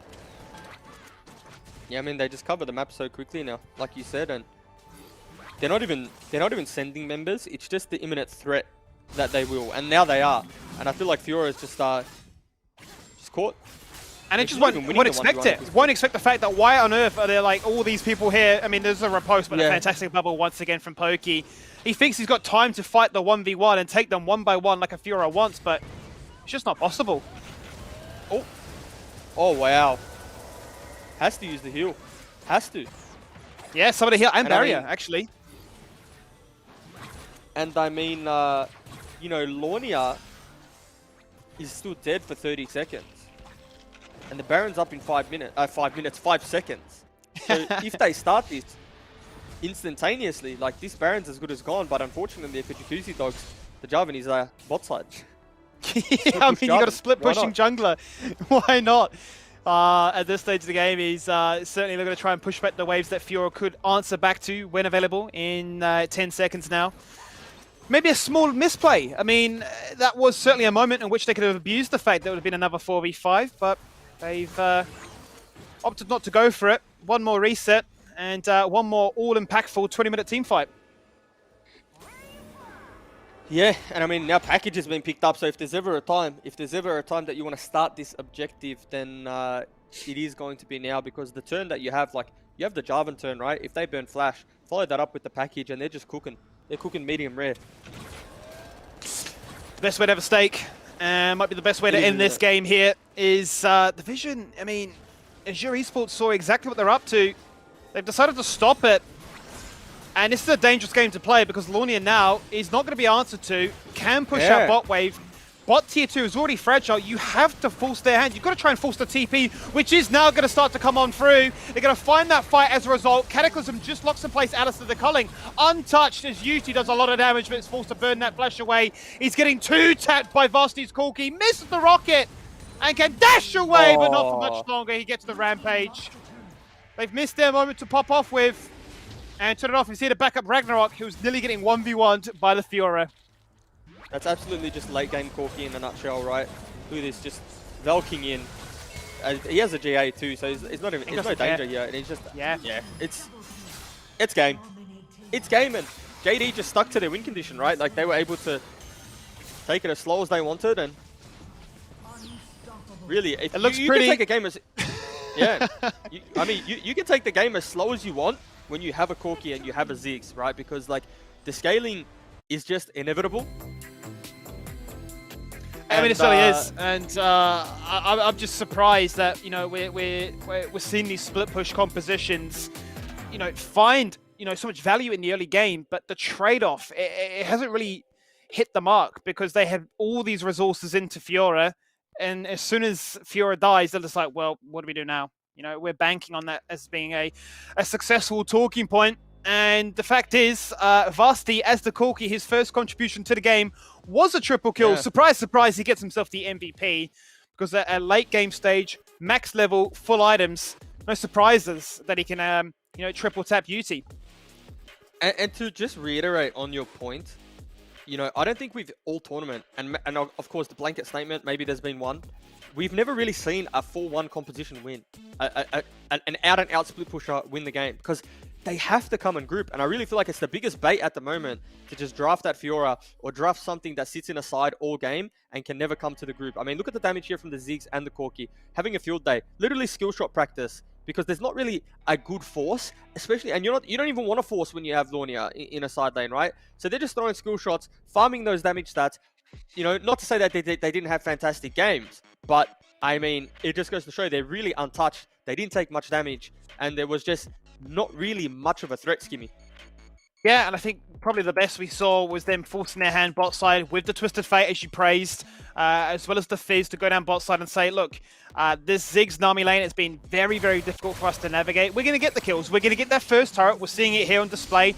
They some massive play towards it, but it reached a point in time where, that play to force is just not strong enough, and you can see that Varsity, when he decides to show up, he's saying, fantastic, 5 minutes in, I'm a Corki, there's nothing better that I could ask for. And it sounds funny to say, but it is 5 minutes in, and I mean, even at this point, it's 9 minutes in, and it feels like it's the beginning of the end, because I do feel like if you ever give Corki the point of the game to get over his weakest part, right, where he's able to just skip that straight away because you picked up 3 kills, then you're just in for a rough game. It doesn't matter what point you get into. The impending doom of that package combo on a neutral objective, whether it's the Baron or the Dragon, is going to result in a bad time. And I feel like every single team fight, like look at the carpet there, burning the Fizz, burning the Alistar, like every single team fight was just impacted by Varsity. Whether you like it or not, even when he died in some of those fights and they went even, it was still a favorable trade. And even here, he's just Valkying forward like an absolute madman. But at this point, it doesn't even matter, because if you want to stand there and trade autos, Yudi, unfortunately, you're not going to win. Yeah, you're never going to win that one, and Varsity can literally hit you as target practice. Only moments later, he's actually Valkying into the base and saying, no one can touch me, and takes down the Alistar. So it felt like a Lornia show, trying to pop up from the Fiora. We saw moments where it certainly did shine, but it wasn't enough to bring them across that finishing line, and it does mean now that we have a Game 2 to play for, and perhaps a 2-0. Or will this one go to a Game 3? We'll find out after the break. Before we jump into the next one, here's a quick reminder for all of you mobile gamers out there. The ESL Mobile Open is just around the corner, so head over to Twitter right now and get all of those details. Tell your friends, build a team, and earn a spot in the finals. Feel the lights, see the stage, hear the vibe. Pumped up to get ready for the fight. Big dreams, one chance, be the star. I'm the winner coming out of the dark. Step out as a motivator. Let them know that the weight's up. That's how we know when we level up. Hey, that's how we know when we level up. Level up. All we know about is level up. Are we ready not to level up? You know we fall and we get up. Level up. All we know about is level up. Are we ready not to level up? It's time, get up. Back against the wall, still I'm standing tall. Know about the ball, I got my fan with me. That's how we know when we level up. Yeah, that's how we know when we level up. Level up. All we know about is level up. Are we ready not to level up? You know we fall and we get up. It's time, get up.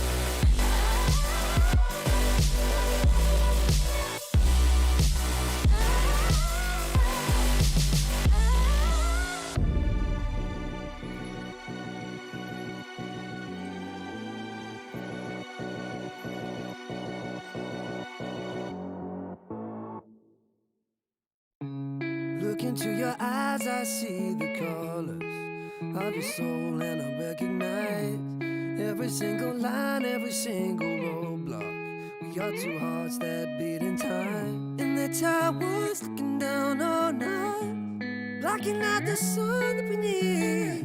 Maybe we can change our stripes and colors. You're the only one I see. And I take it all or nothing at all. Driving through the night till I'm at your door. Go outside, stay up all night. And I take it all or nothing at all. Driving through the night till I'm at your door. Go outside, stay up all night. Sleep through the sunrise.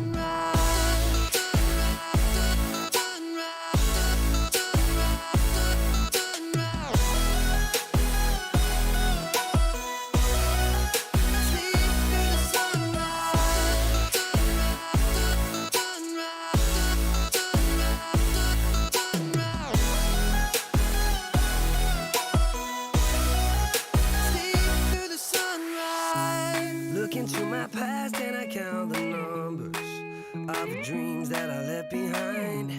I don't even care now that I've discovered a new kind of peace of mind. Up above us, looking down on us, there's an angel I know. We don't need to worry or discuss much. It's time for me to hit the road. I'll take it all or nothing at all. Driving through the night till I'm at your door. Go outside,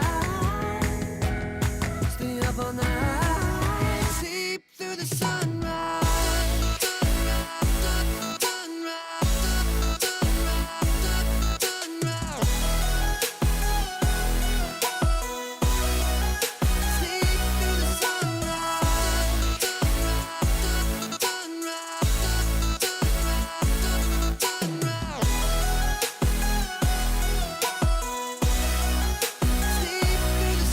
Take it all or nothing at all. Driving through the night till I'm at your door. Go outside, stay up all night. And I take it all or nothing at all. Driving through the night till I'm at your door. Go outside, stay up all night. Sleep through the sunrise.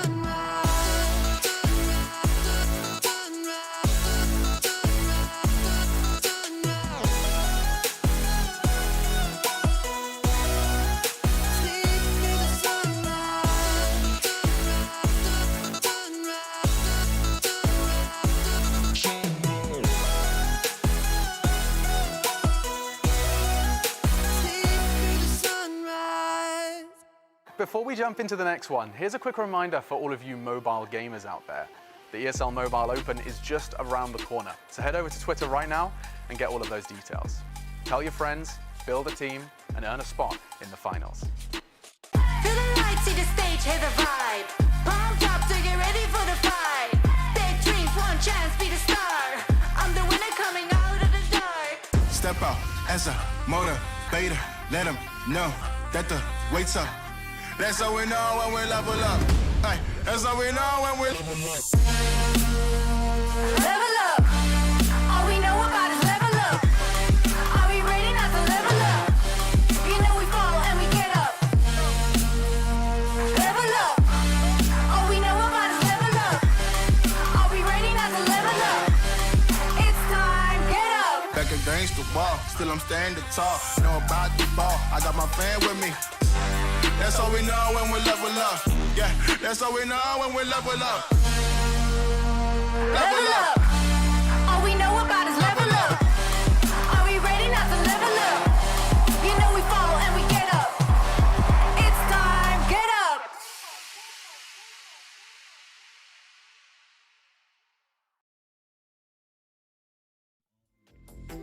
And welcome back to League of Legends Wild Rift action here in the Oceanic Championships as we look to try and close out the action here in our third match of the night. It's currently Jacuzzi Dogs in pole position, 1-0 in this best of 3, Jews. And do you see a world in which Azure Esports can come back? Definitely. It wasn't all doom and gloom.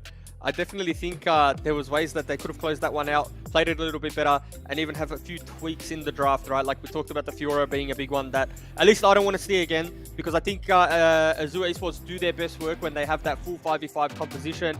Maybe give Lornia the assassin where he can, flank backline or do kind of what he does best. But in terms of playing the side lane and just sitting there, it doesn't seem like it suits the way that they play the game. So, I'd love to see them just go back to kind of what worked for them. Yeah, I'd agree. I'd say give Lornia a champion that he can be aggressive on. We've seen what happens when he can snowball on the likes of a Zed or an Akali, and then he can target the enemy AD carry and one-shot them and allow you to then pop off and perform. We have seen him time and time again do it on champions like the Xayah, for instance, and be a force to be reckoned with. So we have to wait and see what happens in this next pick and ban phase. Won't be too far away to see if they can change their tune in this best of 3 and look to try and keep their playoff dreams alive, because Jacuzzi Dogs are already in the top 4 mix. They're just playing for seeding, but Azure Esports are looking to try and break any ties or any confusion that could be surrounding between them and He2B Gaming as for that 4th and final spot. So into draft we go, and chance for Azure Esports now to get first pick. Now I wonder what the first pick will be, because they're going to ban away the Wukong. Obviously, not putting a priority on that champion. It feels like sometimes if you have first pick, why not just take it away? Like if you do think it's that strong, but maybe it's just something they don't want Antonio to have. And I dare say the way that he does actually play the game and the champions that he does pick up, like the Jarvan, probably falls into the same wheelhouse. So, taking that one away from him, probably a good idea. And I feel like we're never going to see Lornia play the Katarina again. Yeah, it feels like a champion, a little bit too good to pass up, so annoying to deal with. You've certainly got to draft around it. There is the Xayah that we're highlighting that could be very strong in UT's hands. It's going to be considered, and it will be locked in and banned. Same with the Kaiser as well. 2 champions that just offer you a little bit too much in terms of mobility and pop-off playing potential. So, question now is, will Godfather flex again, or will Lornia play mid lane? And it does seem to be that Lucian first pick is the go. Yeah, look, to be honest with you, the Xayah ban is a definite need, because I feel like every time we've seen UD get his hands on that Xayah, he just does turn into a little bit of a 1v9 machine. So, good pick up there. And Braum actually, I believe, was banned. Was that banned last game? I feel like it was banned last game, no? I'll have to look back. I don't have it noted off the top of my head. We'll run the numbers, we'll look back, but I think it was banned. And we're going to see the classic Braum into Alistar, so they're going to have a good time bot lane depending on what AD carry matchup they pick up. Honestly, wouldn't mind seeing the Jinx, particularly because, it is a Jacuzzi Dogs flex, but even just putting that one in the bot lane would be fine. Jinx, Braum, so much synergy in the 2v2, but again, we'll see what they decide to play. It's probably a little hard to play the Jinx into the Rammus now, but maybe it's a Vayne angle. We've seen the Vayne today already. Yeah, for sure. And to answer your point, yeah, it actually was. The Braum was banned away, hence why they locked in the Alistar as a follow-up. So this actually works quite nicely. The Braum not banned this time, deny away from the Lucian, force them to play this Alistar lane once again. It worked well for them if they're going to play a poke-heavy style. They've already locked themselves in the Lucian. No surprises here that Antonio is considering a Jarvan. If it's not banned, why not? I mean, he had himself many phenomenal performances in the past, and why that game in particular might not have been the most impressive individually. Certainly got a job done and complete. They're going to save their AD carry to last, and I think this is exactly what you want to see, Jubes. It's see exactly what Azure Esports have, and that's the benefit of Red Side. They've gone the Fiora this time. They've gone. Okay. They've gone the Fiora this time. They're trying to break the curse, because I do think Fiora is one of the lowest win rate champs we have at the moment. I'm not even kidding.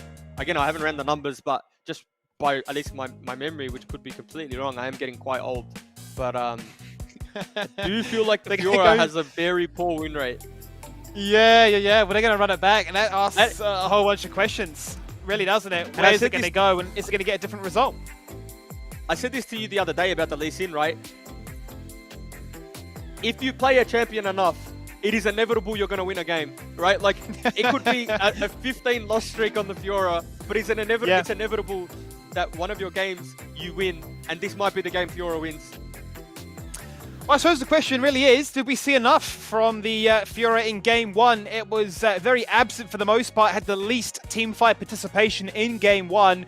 And whilst it got fed, hit that 3-item power spike, it really didn't really contribute much once it did actually decide to group up and team fight. So you're really hoping that the tune is slightly different this time around, because as a result, Jacuzzi Dogs were able to achieve so much on the map. Multiple dragons, and essentially they said, we'll trade Baron for Soul.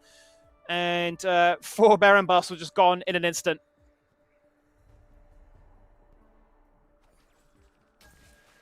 Indeed, indeed. And it's actually Galio mid lane, Skimmy, which a little bit of a surprise, right? I mean, I didn't really, I guess, take stock of the fact there was an Alistair and a Galio. I thought maybe they'd go in the support position, but here we are. So yeah, it's going to be interesting to see kind of what influence this has, because he can also, you know, mimic the Twisted Fate, right, with that grand entrance or the ultimate. So we have to keep our eyes on him. Couple of questions, Jubes. Well, first of all, I'll start by saying we've already seen Vasti on a Twisted Fate. It was in that series where he did get the pentakill on the Jinx later on, but he played the Twisted Fate so well. A lot of ages into Lichbane, he was cycling through his gold cards, always finding picks, and I believe he actually became the MVP of that series. But my question really does become, seeing a very similar composition built around Lornia playing the Fiora, are you more impressed with their 4-1 split, but also their ability to force now that they actually have a Rammus too? Yeah, look, they have more options now in this game to at least, you know, make a play on the other side of the map, completely opposite to the Fiora, or to save the play, right? Because now the Galio is going to be able to cheat, and it's not necessarily going to be in isolation anymore. So it makes a lot more sense in terms of the draft. But now we also have to consider the fact that... Ooh, he survives there. Well, now we have to consider it could have been a tricky first blood. That's what you had to consider for a second there. yeah. No, but... Oh, hang on a minute. No flash. Hang on a minute. Bot lane's there now. Get yourself Antonio off might die there. again. Beautiful response. Azure Esports just hunting for Antonio. They've jumped across. A nice little play there from UT. Dropping the aggro, getting the kill, getting first blood, and just getting out of range. Just getting out of range to secure that one. Well, UT and Pop really just showing us their proficiency in the 2v2 bot side. Being able to get that priority against the Ezreal Braum and to influence that play in the mid lane. That's a big move, because, you know, that's what, an auto attack away from disaster, or a lack of a barrier away from disaster, really. UT and Godfather, I mean, you say disaster, they were literally 1 minion auto attack away from dying. That's how close things were, but that's how confident Azure as a whole were to make that play and to guarantee that first blood went into the hands of this man here. UT, such a phenomenal AD carry, give him some resources, and going to be a lot more easy to project his pain and punishment into a Ezreal than it was for a Ziggs Nami. Yeah, and it's also the classic matchup, like the Lucian-Ezreal matchup, right? Where Lucian obviously wins this lane early, and then, you know, picking up that first blood is going to allow him to take over more and more. However, if it gets to a little bit of a stalemate where Ragnarok is able to pick up a couple of items, then you do start to see the Ezreal kind of slowly take over the matchup. So we'll need to keep our eyes on this bot side, because I feel like UT is almost, you know, a kill away, I guess, from really taking over, and we have seen him do that.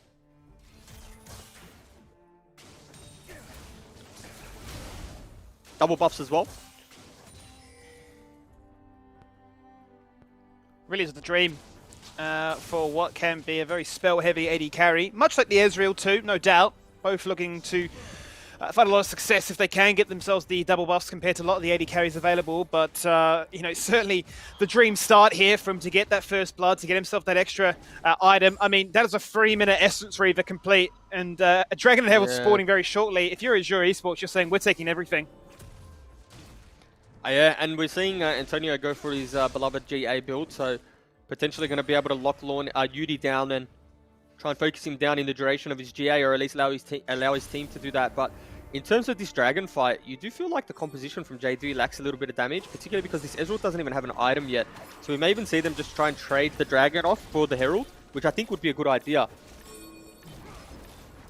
I think it would certainly be a respectable trade given the state of the game, and Azure Esports, whilst they might want to be greedy for 2, they're going to have to settle for 1 on this occasion. So Herald will be picked up by Jacuzzi Dogs. Azure now going to be working their way towards getting some of those soul stacks to talk about, which caused them so many headaches in game number 1. Bear in mind, they are running back the split push Fiora. But Ragnarok on his Ezreal, not going to want to do anything early on, wants to stack up that tier and get that Miramana complete before he even decides to participate. But I feel like that's a small win for the side of Jacuzzi Dogs, right? Because they were really in no state, in my opinion, to contest an objective in a pure 5v5, just because of the relative strength of the Lucian and the Galio at that point in the game. So it's a pretty big win, because now they have that gold in the bank. It's a turret in the bank, right? In essence. So we'll have to see kind of where the first play that Jacuzzi Dogs make is. If it's a successful one, what do they get out of it? Is it 1 turret? Is it 2? We'll have to wait and see.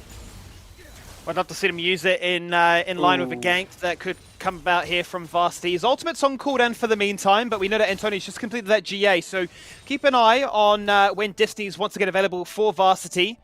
I think that's when we might start to see that Herald actually find a little bit of use, but elsewhere on the map, back in the top lane again, split pushing duties here. Lonia going to keep this Gragas in check and have a bit more of a free time as opposed to the previous matchup. Yeah, I mean, Lonia's already got a gold lead just in isolation naturally, right? He's up at around, 400-500, so hovering that same lead that he hovered last game, but this is a lot earlier now. So, Gragas is never going to win this matchup. It is pretty Fiora favored because all the abilities Gragas has are quite repostable, as in there's an animation and it's quite easy to react to. It's not the same as the Renekton. And, all they're kind of hoping from turnoff is that when it comes time and he's able to come to those groups, he's just strong enough to have more of a teamfight influence than the Fiora, which, more often than not is the case because he's going to be building those tanky items, all that inbuilt CC in his kit. And might be a tough time for UD to shred through. That's a valid point. Had to obviously see what his build caters towards, whether or not he'll look to pick up a Black Cleaver or just opt to go into full-on hit critical strike. A few ideas that could spring to mind here. But there's been a lot of attention thrown towards this bot lane. I swear it's been hanging around for a fair bit of time now. It originally barreled into the bot lane, but it's now stuck around and looked for it. There's the gold card, instantly reposted. Turn it off, he's just returning to the lane right now, and he's actually going to dash on through looking for a little bit more. This is what we were imagining could be the play. A flash away, which is beautiful from the gold card. Then the Cataclysm to try and secure it. The grand entrance, a little too late because he's already died, but he's actually going to get the turnaround torn and instantly burn that Guardian Angel. I don't know if he actually gets a chance to even pop the Herald here. He doesn't. So the play from JD, whilst good in theory, actually backfires considerably. And they might actually find more here with I Swear on the way. You have to say, that's a huge play for the side of Azure Esports because they get the value of the GA. And like we said in previous games, the Guardian Angel is meant to be a resource that nets you something, right? That gets you a gold swing, right? But actually that GA just kind of goes to waste, goes to nothing. They pick up the kill onto the Fiora, which again, isn't that impactful because she's always going to be able to win this 1v1. And, in essence, they lose bot turret because all the pressure's gone top side. And the 2v2 right now, at least, is just too strong to deal with from UT and Pop. Yeah, they can't answer back. They were really hoping that they get some of that Herald to at least get the first turret bonus as well. But in actuality, it's going to be Azure Esports that can look at the map, realize, well, you can't come and respond to us. We're under no threat of a gank of our own. And we can now guarantee that the first turret works in our favor. Instead, we're actually going to buy it back and fight a little bit more. So much CC between Galio and Alistair. He's got a flash. He never had a chance to use it. Nah, he could have used it at the end there, but he probably still dies. And I guess if you're have to be happy about one thing, at least Alistair Aftershock took the kill. I mean, that's a second dragon too that's going to go across and not be able to be contested. Ooh, decent effort.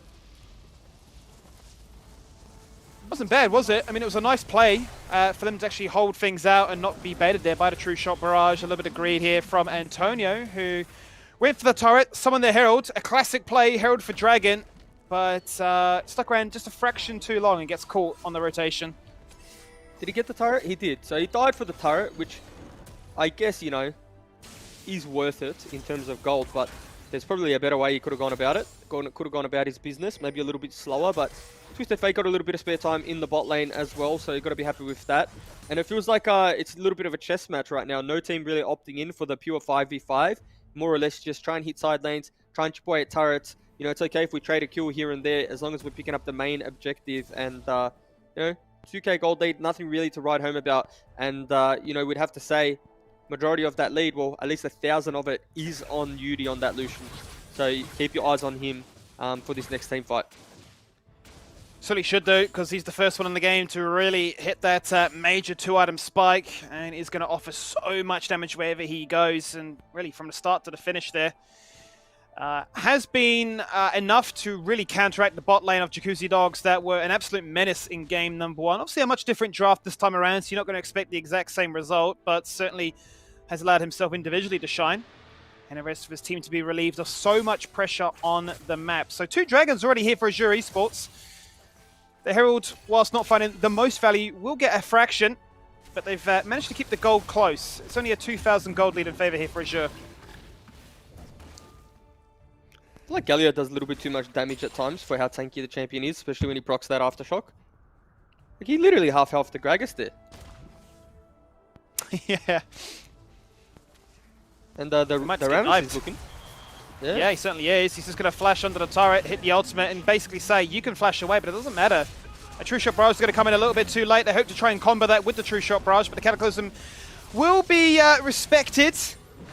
He actually has to burn his own flash to get out of this, and now they're hugging towards this top tier 1 to hope that the turret will do enough damage in the end. The Geo will be procced once more. A Glacial Fissure to slowly advance here from Azure Esports. They're tanking up the turret. It's at max range. Double kill fan for Ragnarok. That's the absolute best case scenario for him to answer back.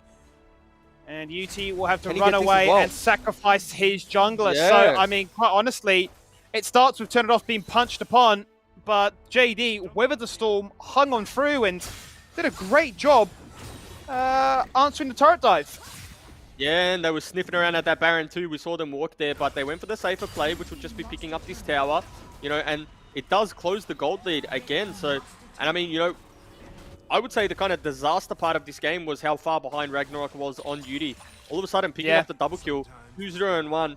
He's still down, don't get me wrong, because, you know, Yudi was able to trade kills, but Israel getting items under his belt, you know, has the 2 items now. And, you know, the magic number for Israel is number 2.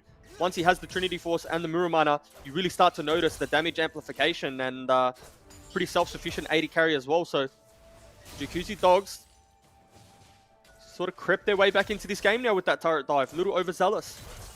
Yeah, and Mini, you know, granted them an opportunity for this Ezreal to actually become relevant. So, still down 1,000 in comparison to UT, but certainly could have been far worse off. They are going to run it back topside once again, and this time there is no GA, so Antonio will just fall on down.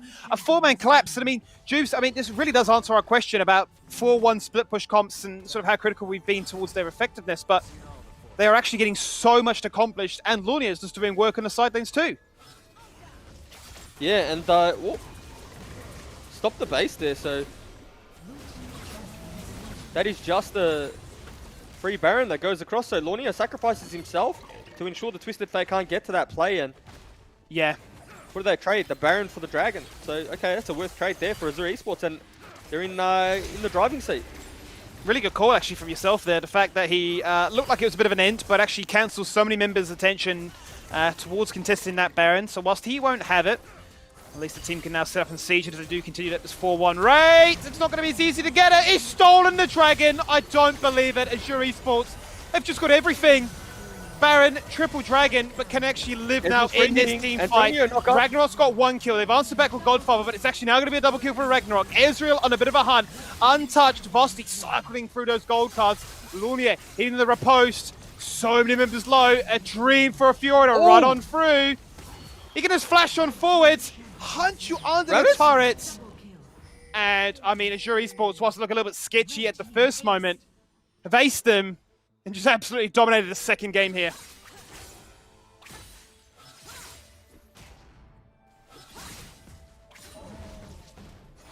Yeah, and I mean, probably the first influence that we've really seen from the Fiora, cleaning up that team fight on the back end there. Not the prettiest scoreline, but did his job there, and the Baron is still up, and they may even just break the turret here.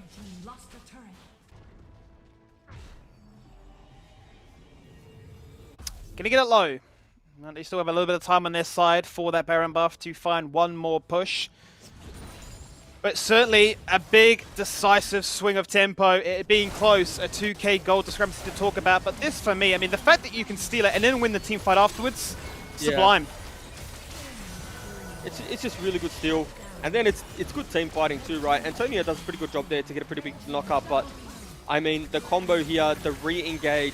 Lornia still has the Fiora ultimate. Uses it at the right time, doesn't get the reset on it, but does enough to kill Ragnarok, because you feel if he's 1 second away there, I dare say Ragnarok just kites that out, gets the Arcane Shift off, probably kills Fiora, and we're talking about a different game. So really saving the day there, the last few members that were alive. Well, what does this mean for the context of the game now? I mean, you're up by 5,000 golds. You've got yourself an easy lane for this Fiora to bully and target. I mean, look at the minimap and see how low that inhibitor is. Oh, wow. And they are just finding kills individually now. This is a much better tune. Might be A much better style. And I mean, it's just a double kill like that, whilst the rest of the team are finding success in mid lane too. Might be game. I mean, it certainly feels that way. Glacial Vision knocks them up. The explosive cast to try and disengage them away. Godfather has been so clean on this Galio. These taunts have caused such a nuisance, really making Pop's life easier. And they found 4. They've locked them in the base.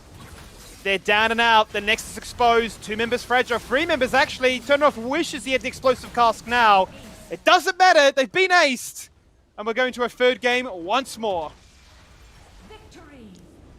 Of course we are, Skimmy, and we're so glad that we get to that 3rd game because this is a banger of a series. And, you know, the Fiora actually did a little bit of work in that game, right? Created all the pressure in the sides, ended up finding the pick there, had the Galio that come to help him. So, I mean, he had I guess they tweaked the draft a little bit, gave him a little bit of assistance, and they were able to get that one over the line. And it's actually a very good performance and retaliation from game 1 because it's kind of took the opposite trajectory, if you will. Similar champions, but, you know, a little bit of a different flavor. It's going to be Godfather that picks up the MVP. So impressed by his performance. Actually did the most damage in the game, if you believe it. I mean, you mentioned in the top side there. As a tank, he's just half health Agragas. So, I mean, it really says it all. Despite not having the most gold in the game, he certainly was doing a phenomenal job for the team. And Antonio ran it back once again on the Java. And he picks up the 2nd most valuable player. But it feels like they, in that 2nd game, as you mentioned, a few adaptations, but they had their number this time. Yeah, they did, but it also started in a similar way where Antonio did die for first blood, and it kind of just sets the tone for the game. I feel like Antonio is kind of that momentum player where he needs a good start, and then he'll really take over because he's aggressive and he pulls the trigger all of the time. But, you know, I'd have to say the last 2 games, you know, hasn't been the best from him. I guess at least what we've expected from him. I guess, you know, the expectation that he set for us as we turn over to the damage graph. I mean, look at the Galio damage. That is just absolutely bonkers from a champion who's meant to be more utility and CC than it is damage. But you know what? I'll top the numbers anyway. Yeah, I mean, if you're comparing what was a very explosive mid lane for global pressure, we were just really watching a montage drill of Godfather just doing a fraction more. You can see it there, up by 11,000 to his counterpart.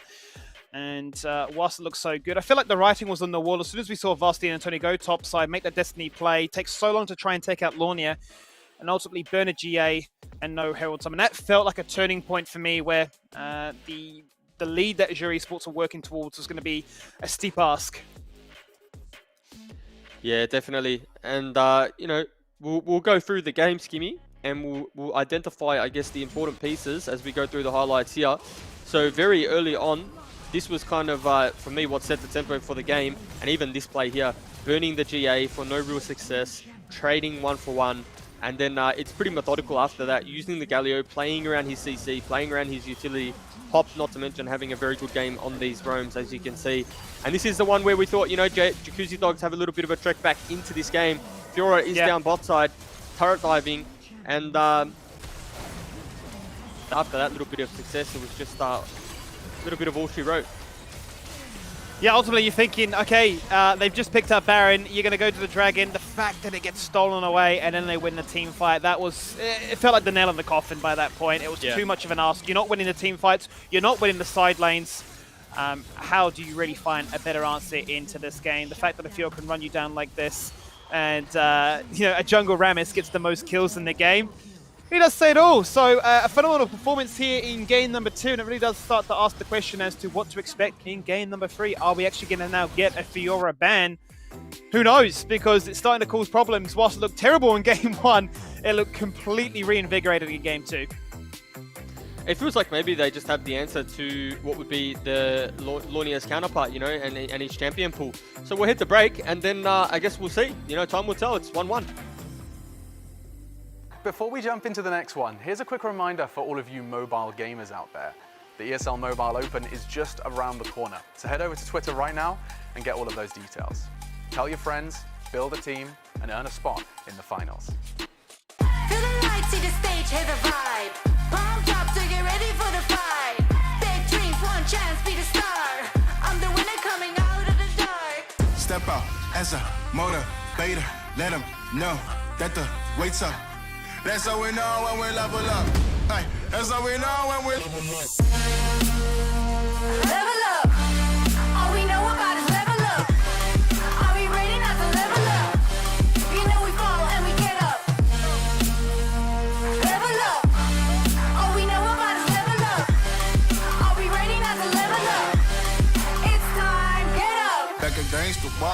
I'm standing tall. Know about the ball, I got my fan with me. That's all we know when we level up. Yeah, that's all we know when we level up. Level up. All we know about is level up. Are we ready not to level up? You know we fall and we get up. It's time, get up.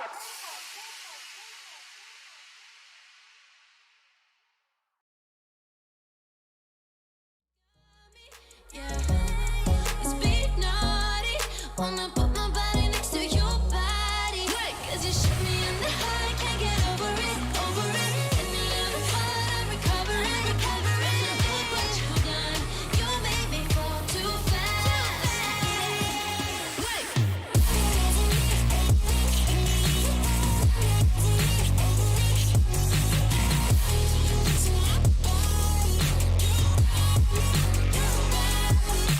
Look what you done, I'm going mad. You shot my heart, the only is that I need your love so bad.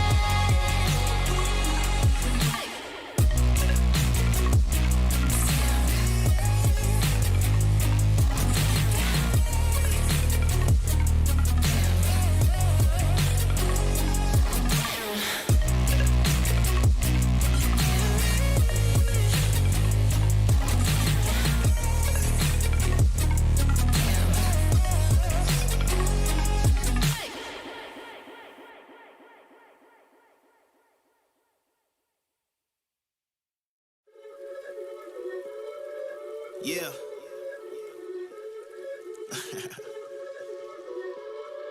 Let's talk. Look, ayo, we rose from the dust to the sun. They claiming that we the one, never one-on-one. Teamwork till we done. Sent on a mission, we got ambition. Never scared, we won't run. Never one and done. Some sit back and some like the hunt. I pick my teammates up when they fall. And if I ball, we all ball. Crashing balls, crossovers and all. Just call us the balls. Don't fear nothing, call us galore. Serving them all. We outside, we barely indoors because we gave it everything when we had nothing. Gave it everything when we had nothing. Holding on by a thread, couldn't grab nothing. Seems we moved on to a better place. Shine, shine away from the shade. But now that we're here, ain't no going back.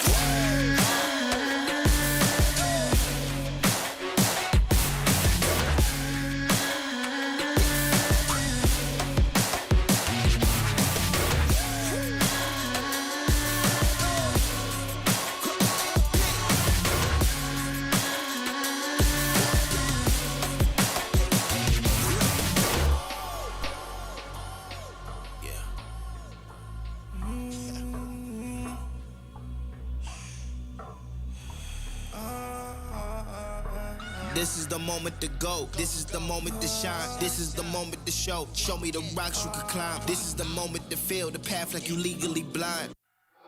I can promise this is ours cause we built for this, kill for this. Pushing buttons, do it quick, push it off and do assist. Oh, y'all think we new to this? Pound for pound, break it down. Watch what we gon' do with this. Teamwork got us fluid with. Make y'all look like sewages. Gave it everything when we had nothing.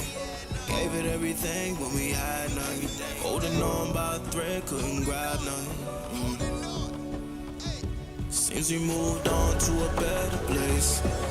Shine, shine away from the shade. But now that we're here, ain't no going back.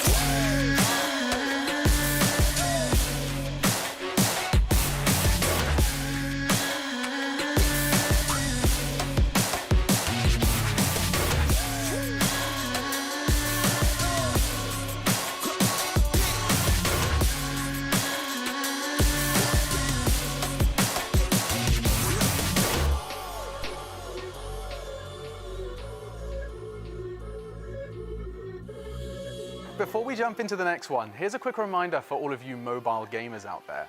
The ESL Mobile Open is just around the corner, so head over to Twitter right now and get all of those details. Tell your friends, build a team, and earn a spot in the finals. Feel the lights, see the stage, hear the vibe. Pumped up to get ready for the fight. Big dreams, one chance, be the star. I'm the winner coming out of the dark. Step out as a motivator. Let them know that the wait's up. That's how we know when we level up. Hey, that's how we know when we level up. Level up. All we know about is level up. Are we ready not to level up? You know we fall and we get up. Level up. All we know about is level up. Are we ready not to level up? It's time, get up. Back against the wall, still I'm standing tall. Know about the ball, I got my fan with me. That's how we know when we level up. Yeah, that's how we know when we level up. Level up. All we know about is level up. Are we ready not to level up? You know we fall and we get up. It's time, get up.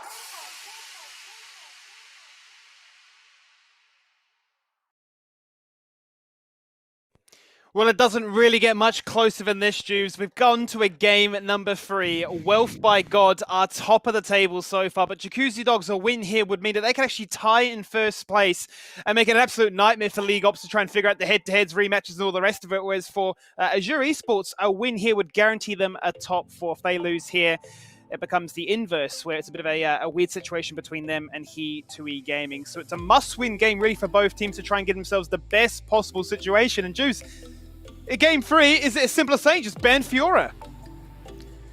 Like, it's either you ban Fiora, but if you know they're going to take it, you just come up with a better matchup, right? So you just, yeah, that's something that you just need to think about going into pick ban. I mean, at the moment, it's given them more headaches than answers, or they've had more headaches than answers for that particular pick. So, I mean, yeah, why not take it off the table? If you can free a ban up, I mean, they already gave away the Braum, which was one of their bans already, so potentially you just swap something else out and just roll the dice, to be honest with you, because again, it's one team competing for 4th, one team competing for 1st, probably different in terms of their trajectory. So if you can scrape in and just throw a curveball, why not throw a curveball?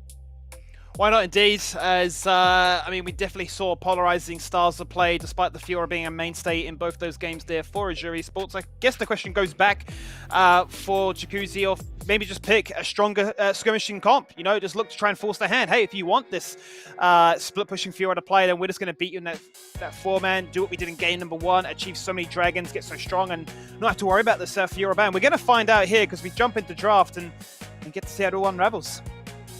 I will quickly just preface that I don't think that they're losing the game from draft.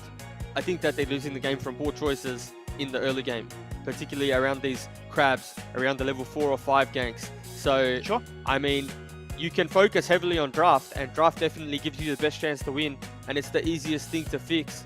But, I mean, you know, it has to be one of those situations where if you're really being critical, you focus on what you can fix in terms of performance, and, you know, the draft will look after itself. There's, though, already a big shift as Jacuzzi Dogs have actually banned away the Rammus, as well as the Lucian, feeling that's more of a nuisance to deal with. They are to play a front-heavy skirmishing comp. Sure, had that Fiora. We don't care. We just think we're going to be better if we can team fight you. That does mean, though, that a lot of these really strong picks that have been historically known about these players are let through. Wukong first picked here by Jacuzzi Dogs.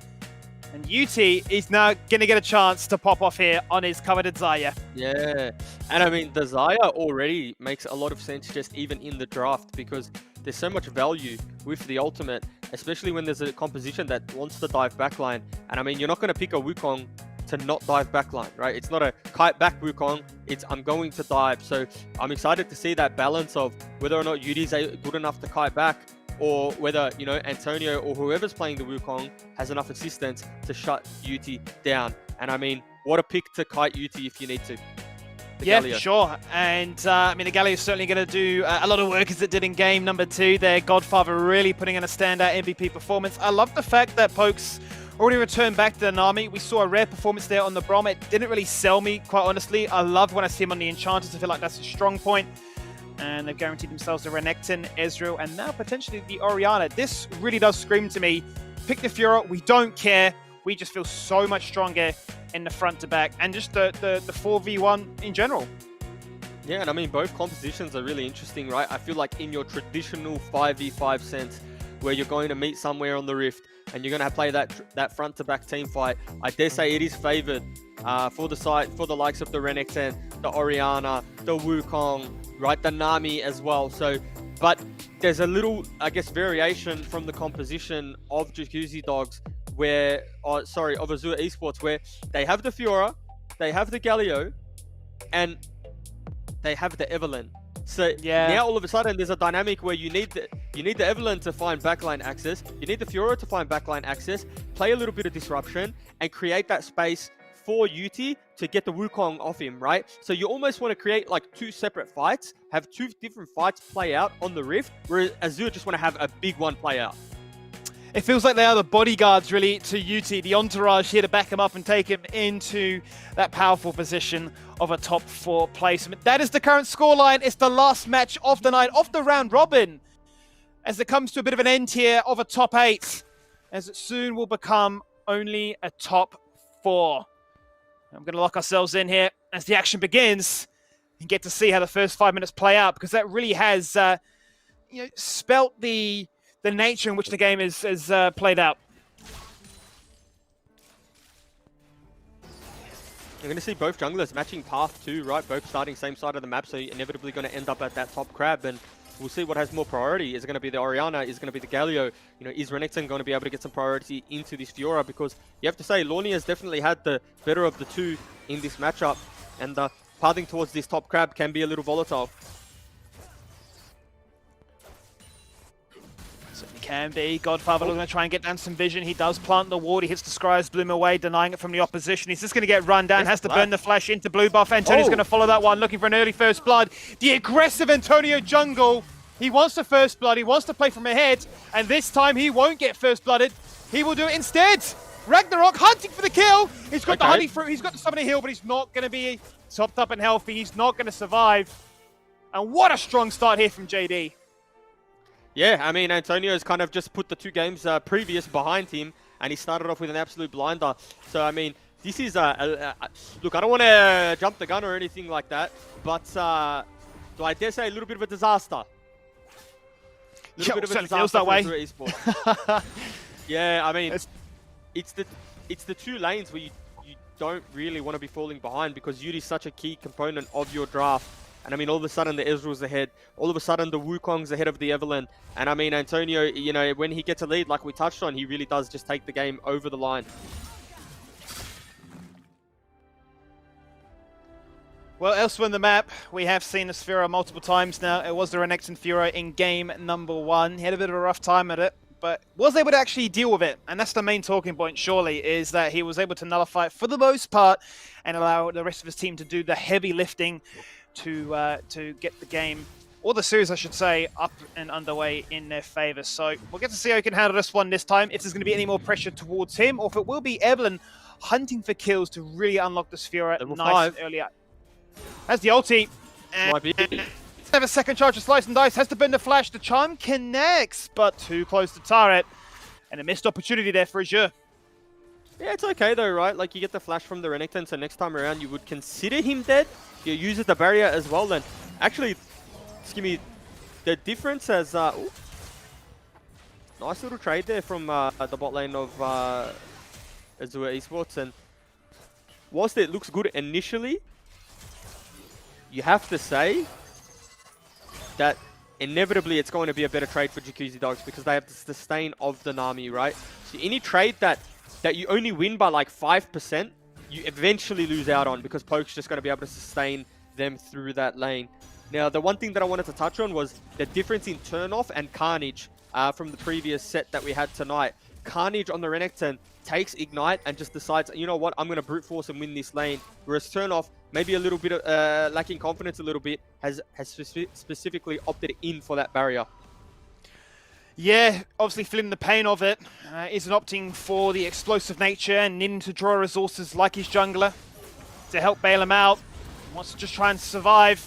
Another flash away, another trying to connect once again under the turret. I swear, I mean, he's on the money with these charms, but just the positioning isn't enough. And I suppose you could say, well, job done. He's picked up 2 summoners, can revisit that lane, be it mid or top now, and do it all over again.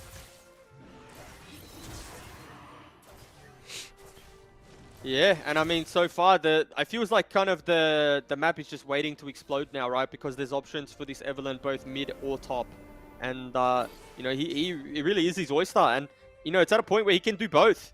And it's so hard to get a hold of where Evelyn is And we're actually seeing a trade right now. So this is a pretty good trade, if you ask me, for both sides, because JD's composition is strong enough at this current to really win the team fight at this Dragon. And if you have the Evelyn, you have the Fiora, you don't really have the team fight right now. You're happy just picking up gold, right? And if you can get as much gold onto your team as possible, dropping the Herald early as well.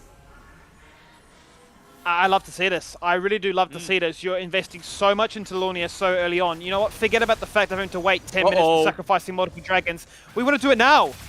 And we're going to abuse the fact that you don't have any summoners that you can't really answer back to this one. So we're going to bridge the gap straight away. Find the first turret, summon it, two-man shockwave. There's the grand entrance to follow up and mitigate things a little bit. But the GA has been popped as you call.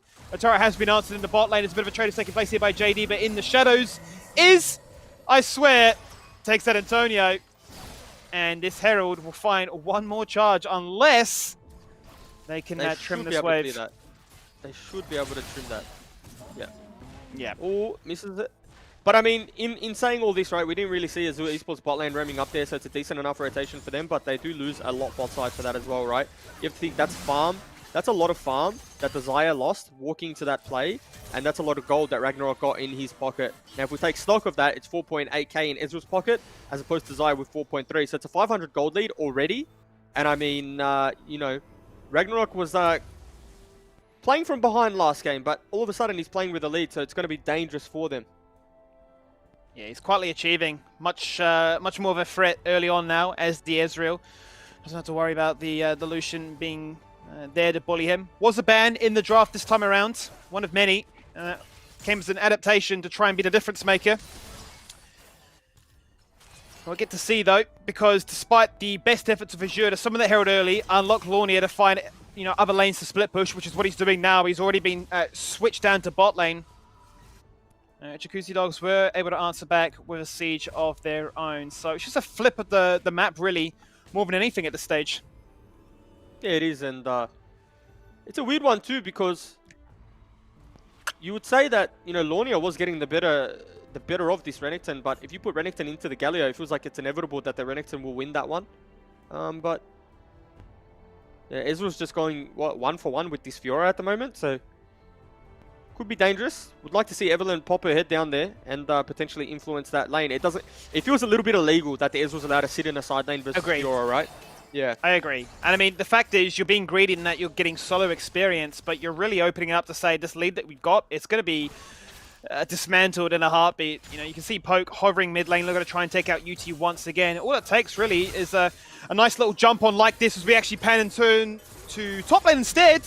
I swear, on towards turn off with no turret to run back towards. Dominus is active, not enough health. Slice and dice, it's not going to be enough. A 3-man collapses, UT pops his head in.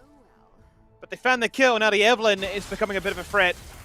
Oh, this might be a kill here. Yeah, okay, so both top laners just getting a little bit too big for their boots. Both trading their lives for... That seems a little bit illegal there from Varsity. He's flashed across into the wall. A 2-man shockwave on his head. The tidal wave to follow things up. There's no follow-up for it though, Juves. There's no damage after the fact. They tried to get him out of harm's way, but he's been a little bit greedy to get pressure on that mid turret. Yeah, and I mean, the charm's going to land on the Wukong here even. Combo. Do they have any damage to follow on through? No bubble. Antonio cycling through. Oh, the Featherstorm! The rip back! It's a double kill for Godfather, but it really has to go towards UT. That's why you ban Zaya against this individual. Just far too good. He just does it time and time again. He just windows every single time.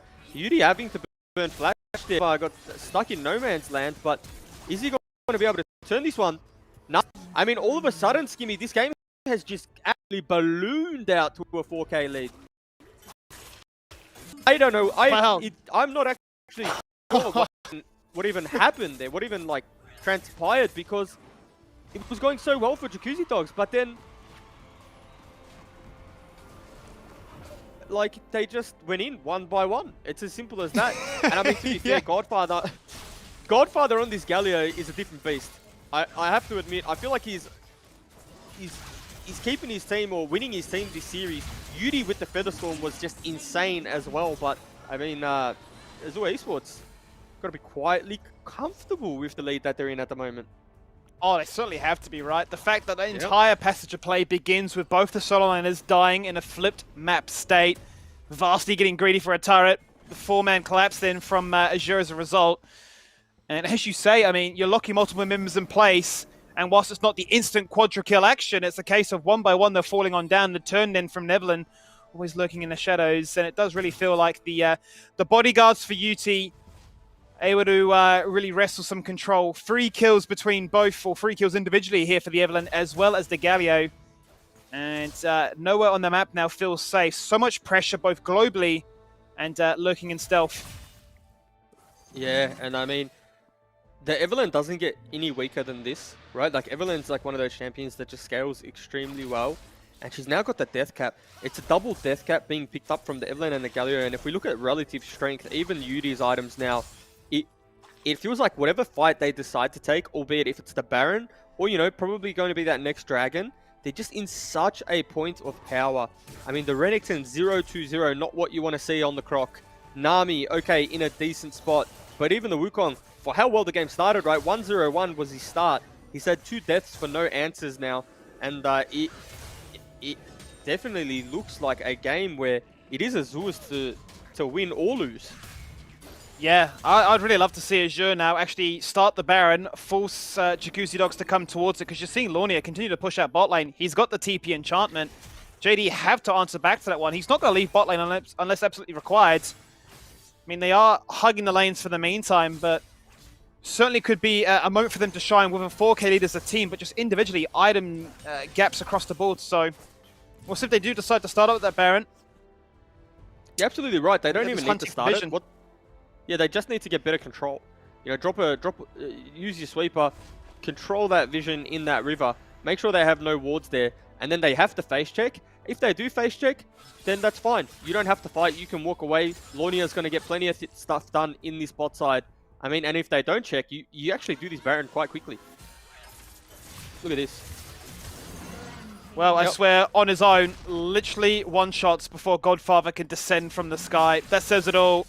Lichbane Rabadons, Evelyn is a nightmare to deal with now. And Lornia is really looking to try and up the ante into Renekton as well. Actually, so much so that they're actually having to draw down attention. 2v1. Vasti now stuck between 2 turrets, forced to flash away from the Proto Belt taunt. That would have spelt disaster. Multiple members from Azure on their way. Here we go. And Antonio, I'm not sure what that is. He's flashing for what was, I mean, could have been a big Cyclone knock-up. But his team nowhere to be found. A bit of a communication breakdown. Yeah, it's a communication breakdown. Definitely see the idea there. Like, we know what he wants to do. And, you know, there's not much to it. Like, well, I do know, Jubes. It was a bit sad. Yeah, it is sad. It is very sad. It is sad. And you feel for Jacuzzi Dogs because, again, this game does feel a little uncharacteristic from them, but also, you know, the miracle run of Azure Esports, this is a team that has had some high highs, but some very low lows, and they've come into this game against a contender, right? Like, they're contending for the top spot, and they're, at the moment, doing away with them. Certainly are, but this is JD answering back. They've managed to... No, they haven't! Oh, I don't believe it, Godfather. Yeah. You use the CC and oh! Oh, and a tray shot barrage off him. Yep. He's a little bit too good. I swear, Baron, though. Might be up there for player of the series. The Baron has to be taken now by JD. He hasn't gone back to base. Oh. He's flashed on it away on his own. It doesn't matter. He can't get it too fragile. The Baron's being picked up here by Jacuzzi Dogs. He's actually picked up a kill in the process before he's fallen on down. And how many of these Baron buffs can they remove? They've only managed to find Poke and the Nami. The rest of the team have had to burn flashes and run to the hills to survive. Does Darcy's 5 here? If he does, we'll need to take stock of game state. We'll need to see what Jacuzzi Dogs pick up with this Baron. Because as it stands, it's not worth it, right? Like, we call a spade a spade. It is not worth it at the moment. But this could possibly be worth it, right? It depends. Are they able to, you know, group up in mid lane, put a ball down somewhere, have Ragnarok land some skill shots and potentially win a fight? Or is it just going to be a bit of a nothing. Is it just going to stop Lornia for the next few minutes, and then he's going to take over the game again? Most of the scary stuff, Tubes. I mean, we can reiterate the stakes at play. I mean, if Azure win this one, they actually get tied with Jacuzzi Dogs and Team Don't Feed in second place. And that means it's going to go down to a case of points versus head-to-head and so on. It's a scary proposition. Otherwise, if it is a Jacuzzi Dogs win, they actually get a chance to play for first place. Another fight breaks out once again. Shockwave! They've removed Evelyn. That's as good as it gets. Varsity coming up clutch when required. And Ragnarok gets the double kill. What a turn of events.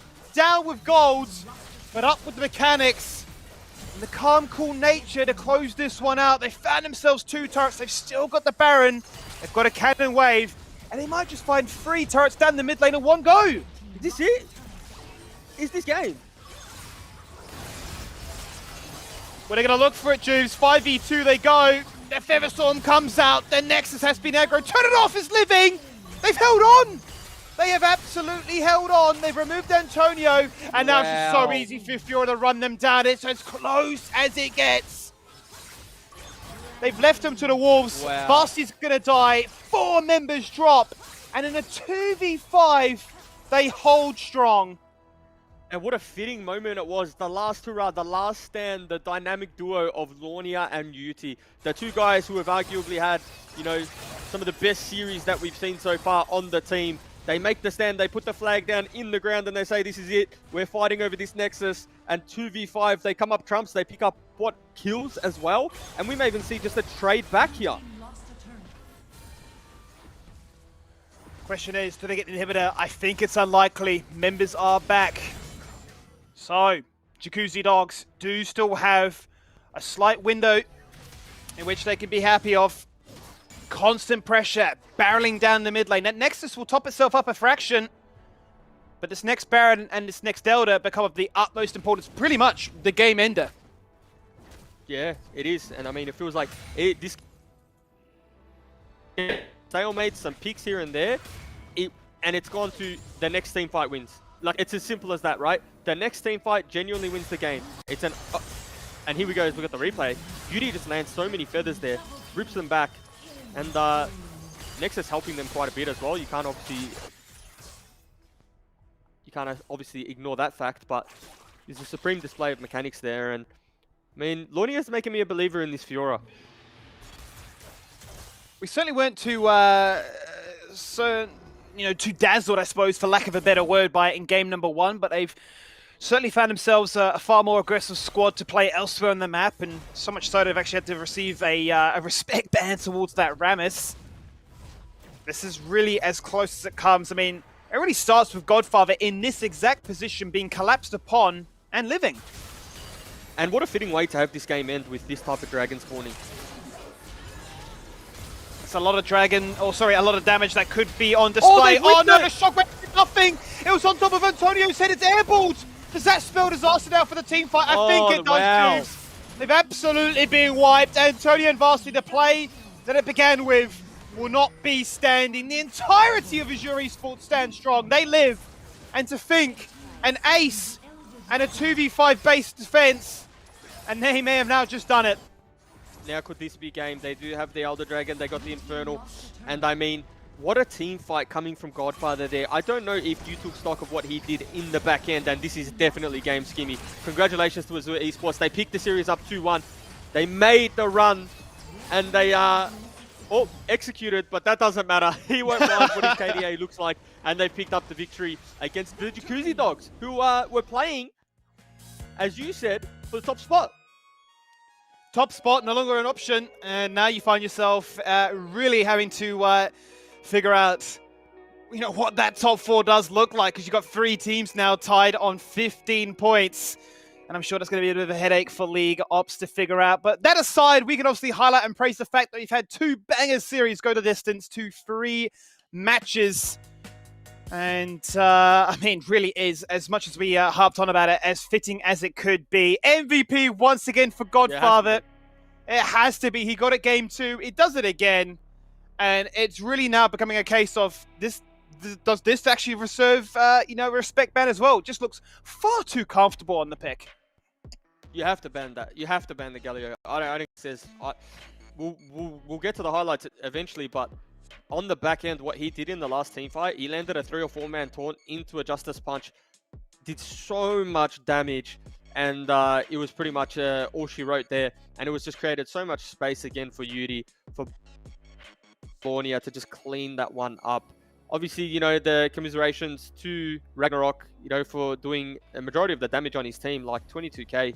No one else really getting near him. So he did have a good performance on that Ezreal, and we did say he was going to have a decent game with how the game started, picking up the first blood early. And, you know, for a game that started with a 2-kill advantage for Jacuzzi Dogs, they're going to be very disappointed with how that one played out. But look at the top damage. Godfather again on the Galio. So not only is he a little bit tanky, he also does top damage. I mean, what is it? What can't he do on this champion?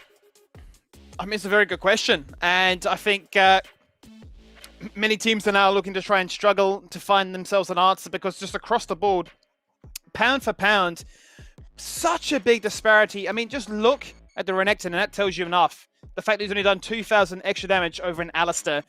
It's not a pretty picture, but regardless, Azure Esports have managed to bring it across the line. They made the adaptations required, and this is what you were mentioning, right? The fact that Antonio gets the first blood, fantastic for him individually. They then dive the turret to pick up that second kill, but it all just goes pear-shaped. It just could not handle this Fiora, as well as this Galio in the side lanes. Yeah, and each time they just pick the side lanes extremely well, right? And I mean, you can tell that they're a team that's very experienced in playing with this Galio. That was picture perfect. I don't think you'll find a better fight than that, a better team fight than that, which really blew the game open for them. And then, you know, even here, he's finding these solo picks in a 1v2 moment. He does it again, time and time again. Galio all coming on through just to say, hey, how are ya? And this is the scary moment. This is the moment where you think, you know, all their hard work has been done. And this is how good Jacuzzi Dogs are, bringing the game back from the brink.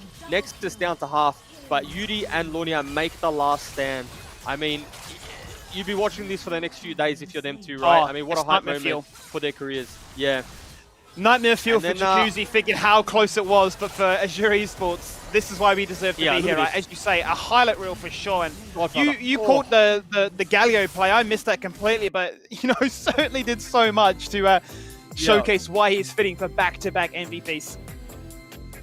Yeah, and I mean, so for me now, this creates a lot of headaches, because there's obviously a lot of champions that you ban away from Azure Esports because you don't want them to have them. And then so you give someone like Godfather the Galio because that's the lesser of the two evils, right?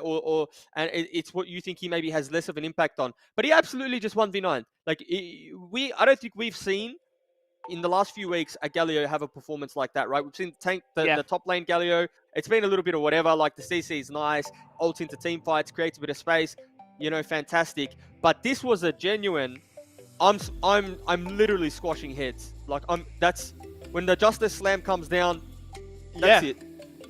It's over, right? It really is lights out there. I'm left untouched in the game, in the draft. I mean, look at the draft itself. Multiple bans towards UT in particular, right? It starts off with a Kaiser and a Zarya ban, finishes with a Lucian ban as well. They're putting all this attention towards him and trying to control him, but it felt like Azure Esports just had far too much up their sleeve. A flex into an Evelyn. You can ban away the Rammus. I'm still going to find pressure on the map where you can't control it. And whilst it isn't going to be a case of sprinting into a lane to get that kill, I'm working from the shadows, and what's already a rough lane for Renekton and Fiora to navigate just becomes a little bit more unfair with a Galio flying in from the sky on literally nothing. You can't even see the Evelyn. You don't even know what's happening, and next minute it's a 3v1. And you know what, Skimmy, funnily enough, I didn't even put any thought into this until now. That wasn't even the best draft that you could get for a Galio, because there's no lockdown for them. There's no guarantee for Galio to get backline. Mans was just doing it himself that game. He was just finding his own windows and his own angles, right? But if you think about it, if you pair that with a Jarvan, if you pair that with a Wukong, if there's another pairing that you can get that with, maybe even top lane, then he's going to have an even easier time in those games. And of course, you know, we're highlighting him. He was the MVP, at least from a game statistical sense. And across the board, like Yuri, just stepped up big time. Game 3 created enough problems that they actually had to end up banning away the Lucian. And then he actually gets his hands on the Zarya. And I mean, we know what he can do on Zarya, but not sure if the other teams knew, because he really did bring the game back in that mid-game, in that little mid-game skirmish, where he was able to pull back all of those feathers, find those picks, and it's just super exciting to see this team week upon week. It feels like they're the one team that is actually getting better and better. Each time we see them, there's a little bit of an improvement, And then, now you get to this point of the tournament, and they're actually versing a team, a contender, one of the better teams that we have in this whole tournament, right? And then to take it all the way, to take it to a game 3, and then win that. Well, what's next for this team? Yeah, I mean, we've already mentioned the fact that Azure have already taken a 2-1 against Team Don't Feed, another very strong opposition in this ladder. They've taken games off Wealth by God too, so they're certainly up there in contention for a team that can take this entire prize pool and opportunity to, perform on the international stage. I mean, this is a series where you're the first team in O's to get picked up by an organization, right? That should show you anything about the faith that's gone towards these players to pop off, and it's been rewarded quite handsomely here.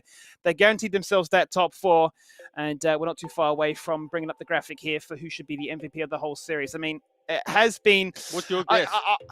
I want to say it's Godfather based on relevant, recency bias. 2 MVPs in the series, it has to be. I mean, if it's a pick that offers that much. But I wouldn't be surprised if we see it elsewhere. I mean, the fact that it could be UT and, gets himself that coveted Zaya untouched. He had 0 deaths in that game as well. We've seen him had the pop-off performance on the Lucian too. Or does it go elsewhere? Is it a case of saying, Lornia, you've stuck to your guns and played Fiora all games, and finally it's worked in a lane pivot? You're a mid laner, but you're playing top. And we also, the thing to consider too, we've seen support win MVP today, right? Most valuable player. So, I mean, Yudi sure looked pretty, he looked fantastic.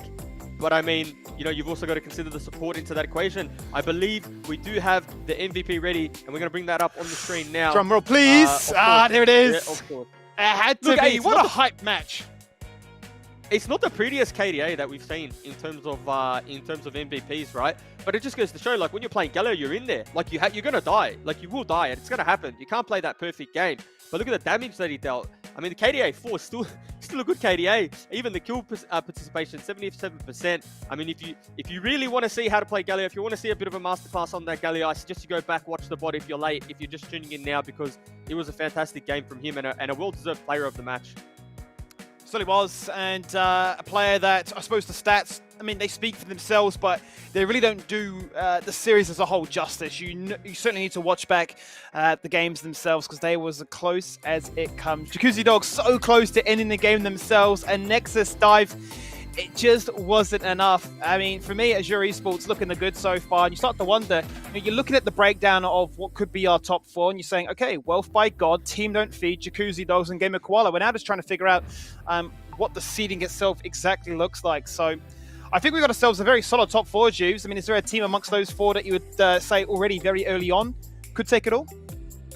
Yeah, look, we're just trying to think back of the games today, right? Wealth by God would be the shout for me, right? They're the team that I think they've shown us like two types of things, or I guess 2 styles. They can play, when they play from a lead, they can close the game out like that. Snap your fingers, 14 minutes in, game's over. But also, now they showed us they can come back from a deficit. And a team like that is dangerous, because it's all well and good to win the game when you're ahead, but what happens when you get into a best of 5? You lose 2 games and you come back for the reverse sweep. So for me, that team is just very dangerous. And in terms of styles and how they play, we've seen them play the 5v5 compositions, right? Headram. We've seen them play those chaotic skirmish heavy, let's have 2-3 fights start, pick a few assassins, maybe get your hands on the Diana. And we've also seen them pick, some of those like Camille-esque type champions where you generate a little bit of pressure in the side lane, come to the group and find those fights. So that's, for me, that's that team. What about you? I think it'd be hard-pressed to go between Wealth by God and Team Don't Feed, honestly. I feel like the depth that you mentioned, first of all, with Wealth by God is a little bit too much to answer back to. The resilience that you can say, we're down all this gold and we can still steal away a win somehow. It's crazy to me. Team Don't Feed have shown so many moments of brilliance personally as well. I feel like they're just a step above from the rest of the competition, and I think that's what really separates them the most. Is it's a new game, it's a new scene, but if you can already establish yourself nice and early on, I feel like the sky is the limit. It's going to be a lot harder for other teams to try and catch up on you as you're waiting for all that infrastructure to come on through and to try and create a bit of an even playing field. I mean, and to be fair, like the thing about another team I wanted to touch on, Hitoi Gaming, like we said, when they were playing, they started off recent weeks undefeated. Then they kind of, had a little bit of up and down. But I mean, if that's a team that can find that form, or maybe stylistically, some of the matchups that they had to play earlier weren't so good for them. But I mean, they did get the win today. And so in my mind, I'm saying, okay, you're here, you've won. Now it's all to play for. So potentially that's a team that we have to look at as a dark horse. Maybe a team that can create a few upsets, because again, that way they play the game, it's so 100 or 0. Like it's either, we will win the game very quickly because we're going to just put the foot on the gas. We're not going to give up dragons. We're not going to give up heralds. Oof, we lose. But I tell you what, when we win, and it's going to be a bad one. It's going to be tough to watch if you're a fan of the opposition team. It certainly is, because just a quick reminder as we wait for the graphics to get prepared to get ourselves into the closing of tonight. It's been a quick one, only 3 best of 3s. It's all to look forward to next week. It's going to be a top 4, and it's going to be a gauntlet with a full best of 5. And that means basically, based on your seeding as when the games start, if you're seed number 1, which I do believe will be Wealth by Gods, they actually just straight away advance into the grand finals. They can actually take it easy, put their feet up, wait for the action to take place, watch the stream, get a bit of inside information, and kick things off at 10. I'll just say, just in case, and I believe you, but not confirmed yet. Not confirmed just yet. This is quick math. Not confirmed just by yet. But I'm looking at the stats, and I do believe that should be the case, given on the fact that they had the most points in the league so far. So I do believe that Wealth by God should be in that top dog spot. But either way, a best of 5. We've seen a lot of adaptation and flexibility already in best of 3s, with teams taking one game to say, that's too strong, ban it away. I think once we start to enter best of 5 territory, it's really going to start to test not only players' champion pools, but their proficiency. Because I think you look at a lot of these players and think, usually, they're proficient at 3 key champions. Outside of that, not going to be as strong, right? So I think we can start to target individual players, weak links perhaps. Could be a bit of a difference maker. So, all to play for. Very exciting. I do believe we have word that the leaderboard should be available for us to now see. And it is confirmed. Saved by the bell. It is Wealth by God in first place. They get straight into the grand final, all to look forward to next week. As Team Don't Feed that pick up the second spot, as well as Jacuzzi and Azure that managed to snag themselves in 3rd and 4th respectively. What a top 4, Juice. It really is, on the night, the strongest 4 teams. He2E Gaming and JapanX, unlucky to miss out. A bit of inconsistency for them, dropping off in form recently. But No Honor and Kraken Esports down the bottom. Starting off strong, but no match for these teams here. Yeah, it's a top 4, and Azure Esports, right? A few fans in the chat mentioning about their Cinderella run, and we got to see them take down the Jacuzzi Dogs. And if you're a Jacuzzi Dog fan, you'd be kicking yourself, because that might just be, that win would have put them in 2nd position, and now they have to actually, what looks like, go up against them again, but this time in a best of 5, if I'm not mistaken, Skimmy. You're the it's all to start off next week, right? Isn't it? It's going to be literally a rematch of the banger that we just saw. Today was a best of 3. It went down to the wire. Next week, this time, it's all to play for. This time, a best of 5. And one of those teams will be knocked out for good this time. So they got themselves a whole week to ready up, rematch, figure things out, and decide, quite honestly, Juice, is that Galio worth banning? How do we deal with this Fiora effectively? Is that worth banning? Pick up Poison, because really both of them offered so much individually. Yeah, it's almost a good thing that it happened now for Jacuzzi Dogs, because they actually get a lot of information. Maybe they didn't give Azure Esports enough credit, but now going into next week, you best believe that research is going to be done. Well, commiserations to the other 4 teams that we do have to say goodbye to. He2E Gaming, JapanX FanClub, No Honor, as well as Kraken Esports Club. They've shown us something a little bit different. They've had their moments, Kraken Esports Club. They've had their fun in the sun. Top lane Galio is what we saw from there. No Honor had those fantastic moments of an Aurelia Graves 2v5, I believe it was, to salvage a game. Yeah. JPX with the Yasuo Wombo combo. We had also the Malphite support too. And He2E Gaming have had their moment in the sun as well. They've certainly shown that they're a team worthwhile hyping up.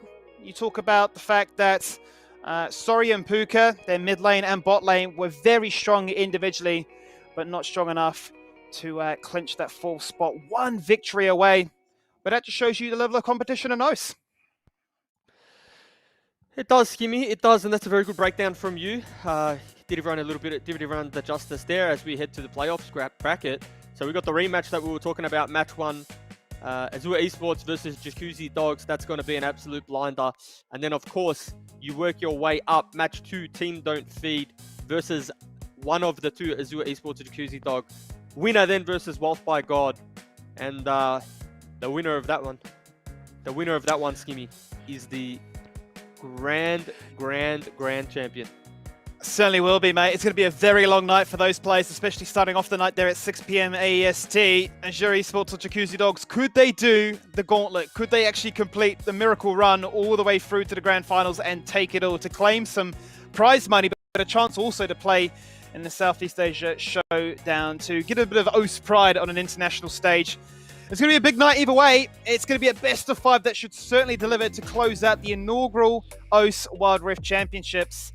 And I mean, what a blinder we've had, right? From the multiple qualifiers leading into this point here, a top 16 only a couple of weeks ago, a top 8 now reduced down to 4. And, you know, I sort of can't really wait to see how we actually stack up against the other regions because, you know, typically speaking, OS they've punched up, but it feels like a lot of the time it's the players themselves that end up getting scouted and playing overseas. So I'm very curious in a new game whether we can actually handle the very best on a global stage. There you go. One more chance, guys, to enter the giveaway. You can head over to esl.gg/WRO's finals comp and get yourself in with a chance to win some sick prizes. But Juice, that does it. Another night done and complete. Week 3 gone. 1 week left. How'd you feel? Yeah, I mean, what a night it was. I think, you know, maybe the best night that we've had in terms of games, in terms of quality, going to 3. I think we had 2 games go the full distance, and we really did get a little bit of a sneak peek for next week. So, I mean, if you're a fan of Wild Rift, if you're a fan of the game, I mean, you have to be tuning in because it is going to be a dead set belter. Certainly will be, mate. And from everyone from behind the screen and a blinder, for everyone, myself included, we're going to have an absolute beauty. Be sure to check in with us this time next week, and we'll see you for the grand finals.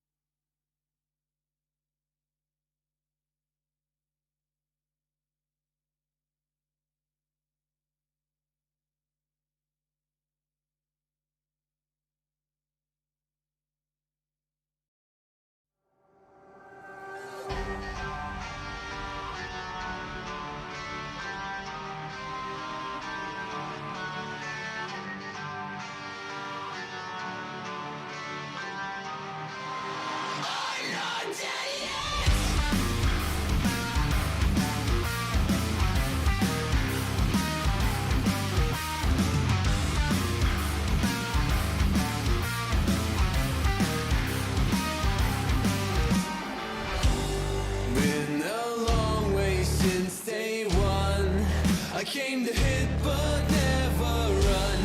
I would take on anyone. I got a feeling that it's just begun. It's my I got a feeling that it's just begun. It's my I got a feeling that it's just begun. Oh, can you hear me? I think I'm still alive. High up in the clouds, and I'm never gonna come back, never gonna come back down.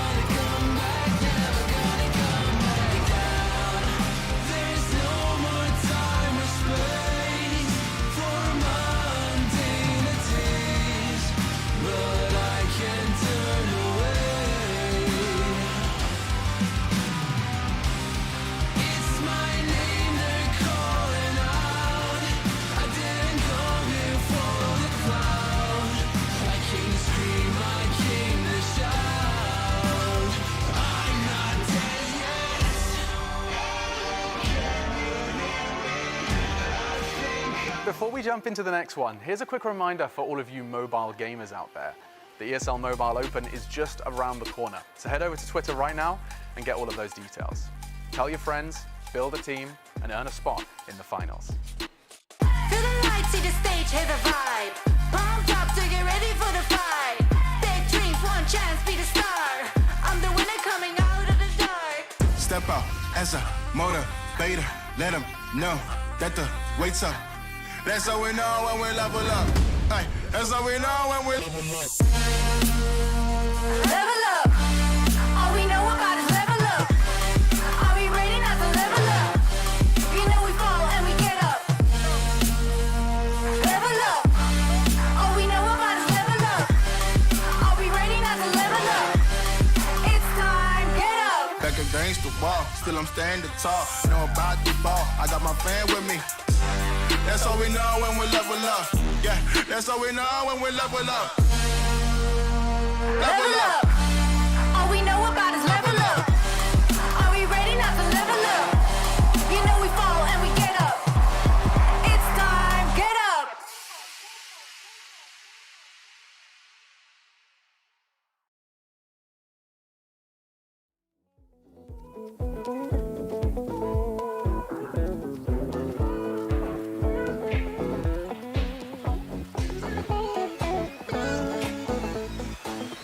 Carpe diem, I know I got only one life. Don't wanna spend it, listen to your bitch and whine. It's a little mean, I know, well, apologies. But my New Year resolution and my honesty. Trust me, it ain't nobody, nobody lives. Nobody, nobody lives. It ain't none of my business. It ain't none of your business. Nobody, nobody lives. Nobody, nobody lives. It ain't none of my business. It ain't none of your business. Okay, stuck on the same excuses. I think it's getting old. I ain't your therapist, I ain't your measure. Hey, oh, can't really tell you anything you don't already know. No one said it was easy. Don't even bother, cause I'm in this secure location. I turned off my phone and my patience. I wanna help you, but you ain't even trying. You made your own bed, now you gotta fucking lie. Ain't nobody, nobody lives. Ain't nobody, nobody lives. It ain't none of my business. It ain't none of my business. Nobody, nobody lives. Nobody, nobody lives. It ain't none of my business. It ain't none of your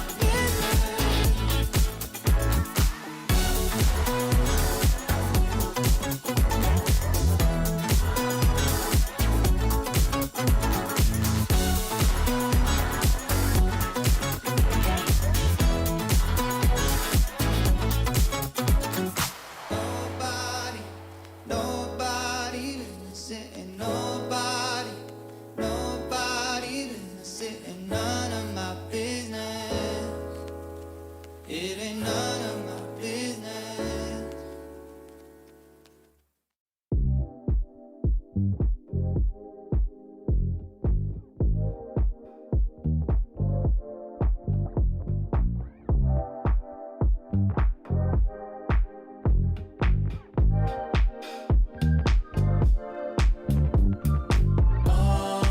Ready, let's go. Cause you know how we roll. Let's take it round the world and back again. Ready, let's go. Cause you know, like I know, we'll take it round and round. You know Mark, South Stuff, South Stuff. Types that never let you double cross them. Moving through the city like it's Gotham. They told me get one, so I got one. Stop saying you're a boss when you not one. You ain't sacrificed, nah, you ain't lost none. All over the gram like you got a bag. You ain't big dog, we ain't hearing none of that. I'm in the gym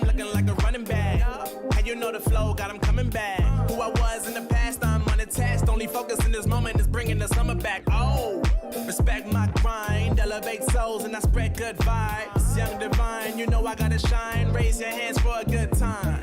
Aye. Vibe until the morning, sleep until the noon. You said that you want it, so I got it for you.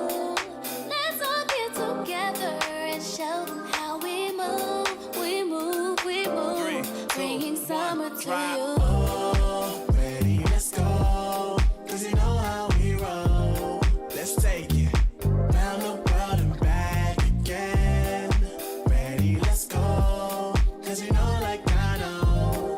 We'll take it round and round. Yo, hold up, let me switch my flow up. Back in high school, they were telling me I'll blow up. Doing talent shows and man, everyone would show up. Got in an accident and still made it for them to go nuts. You know what? I'm so so what? I'm so That means I can't describe the way I vibe, the way I slide in with the rhymes that make the dimes. I'll close their eyes and fantasize. Young divine calling their phone number.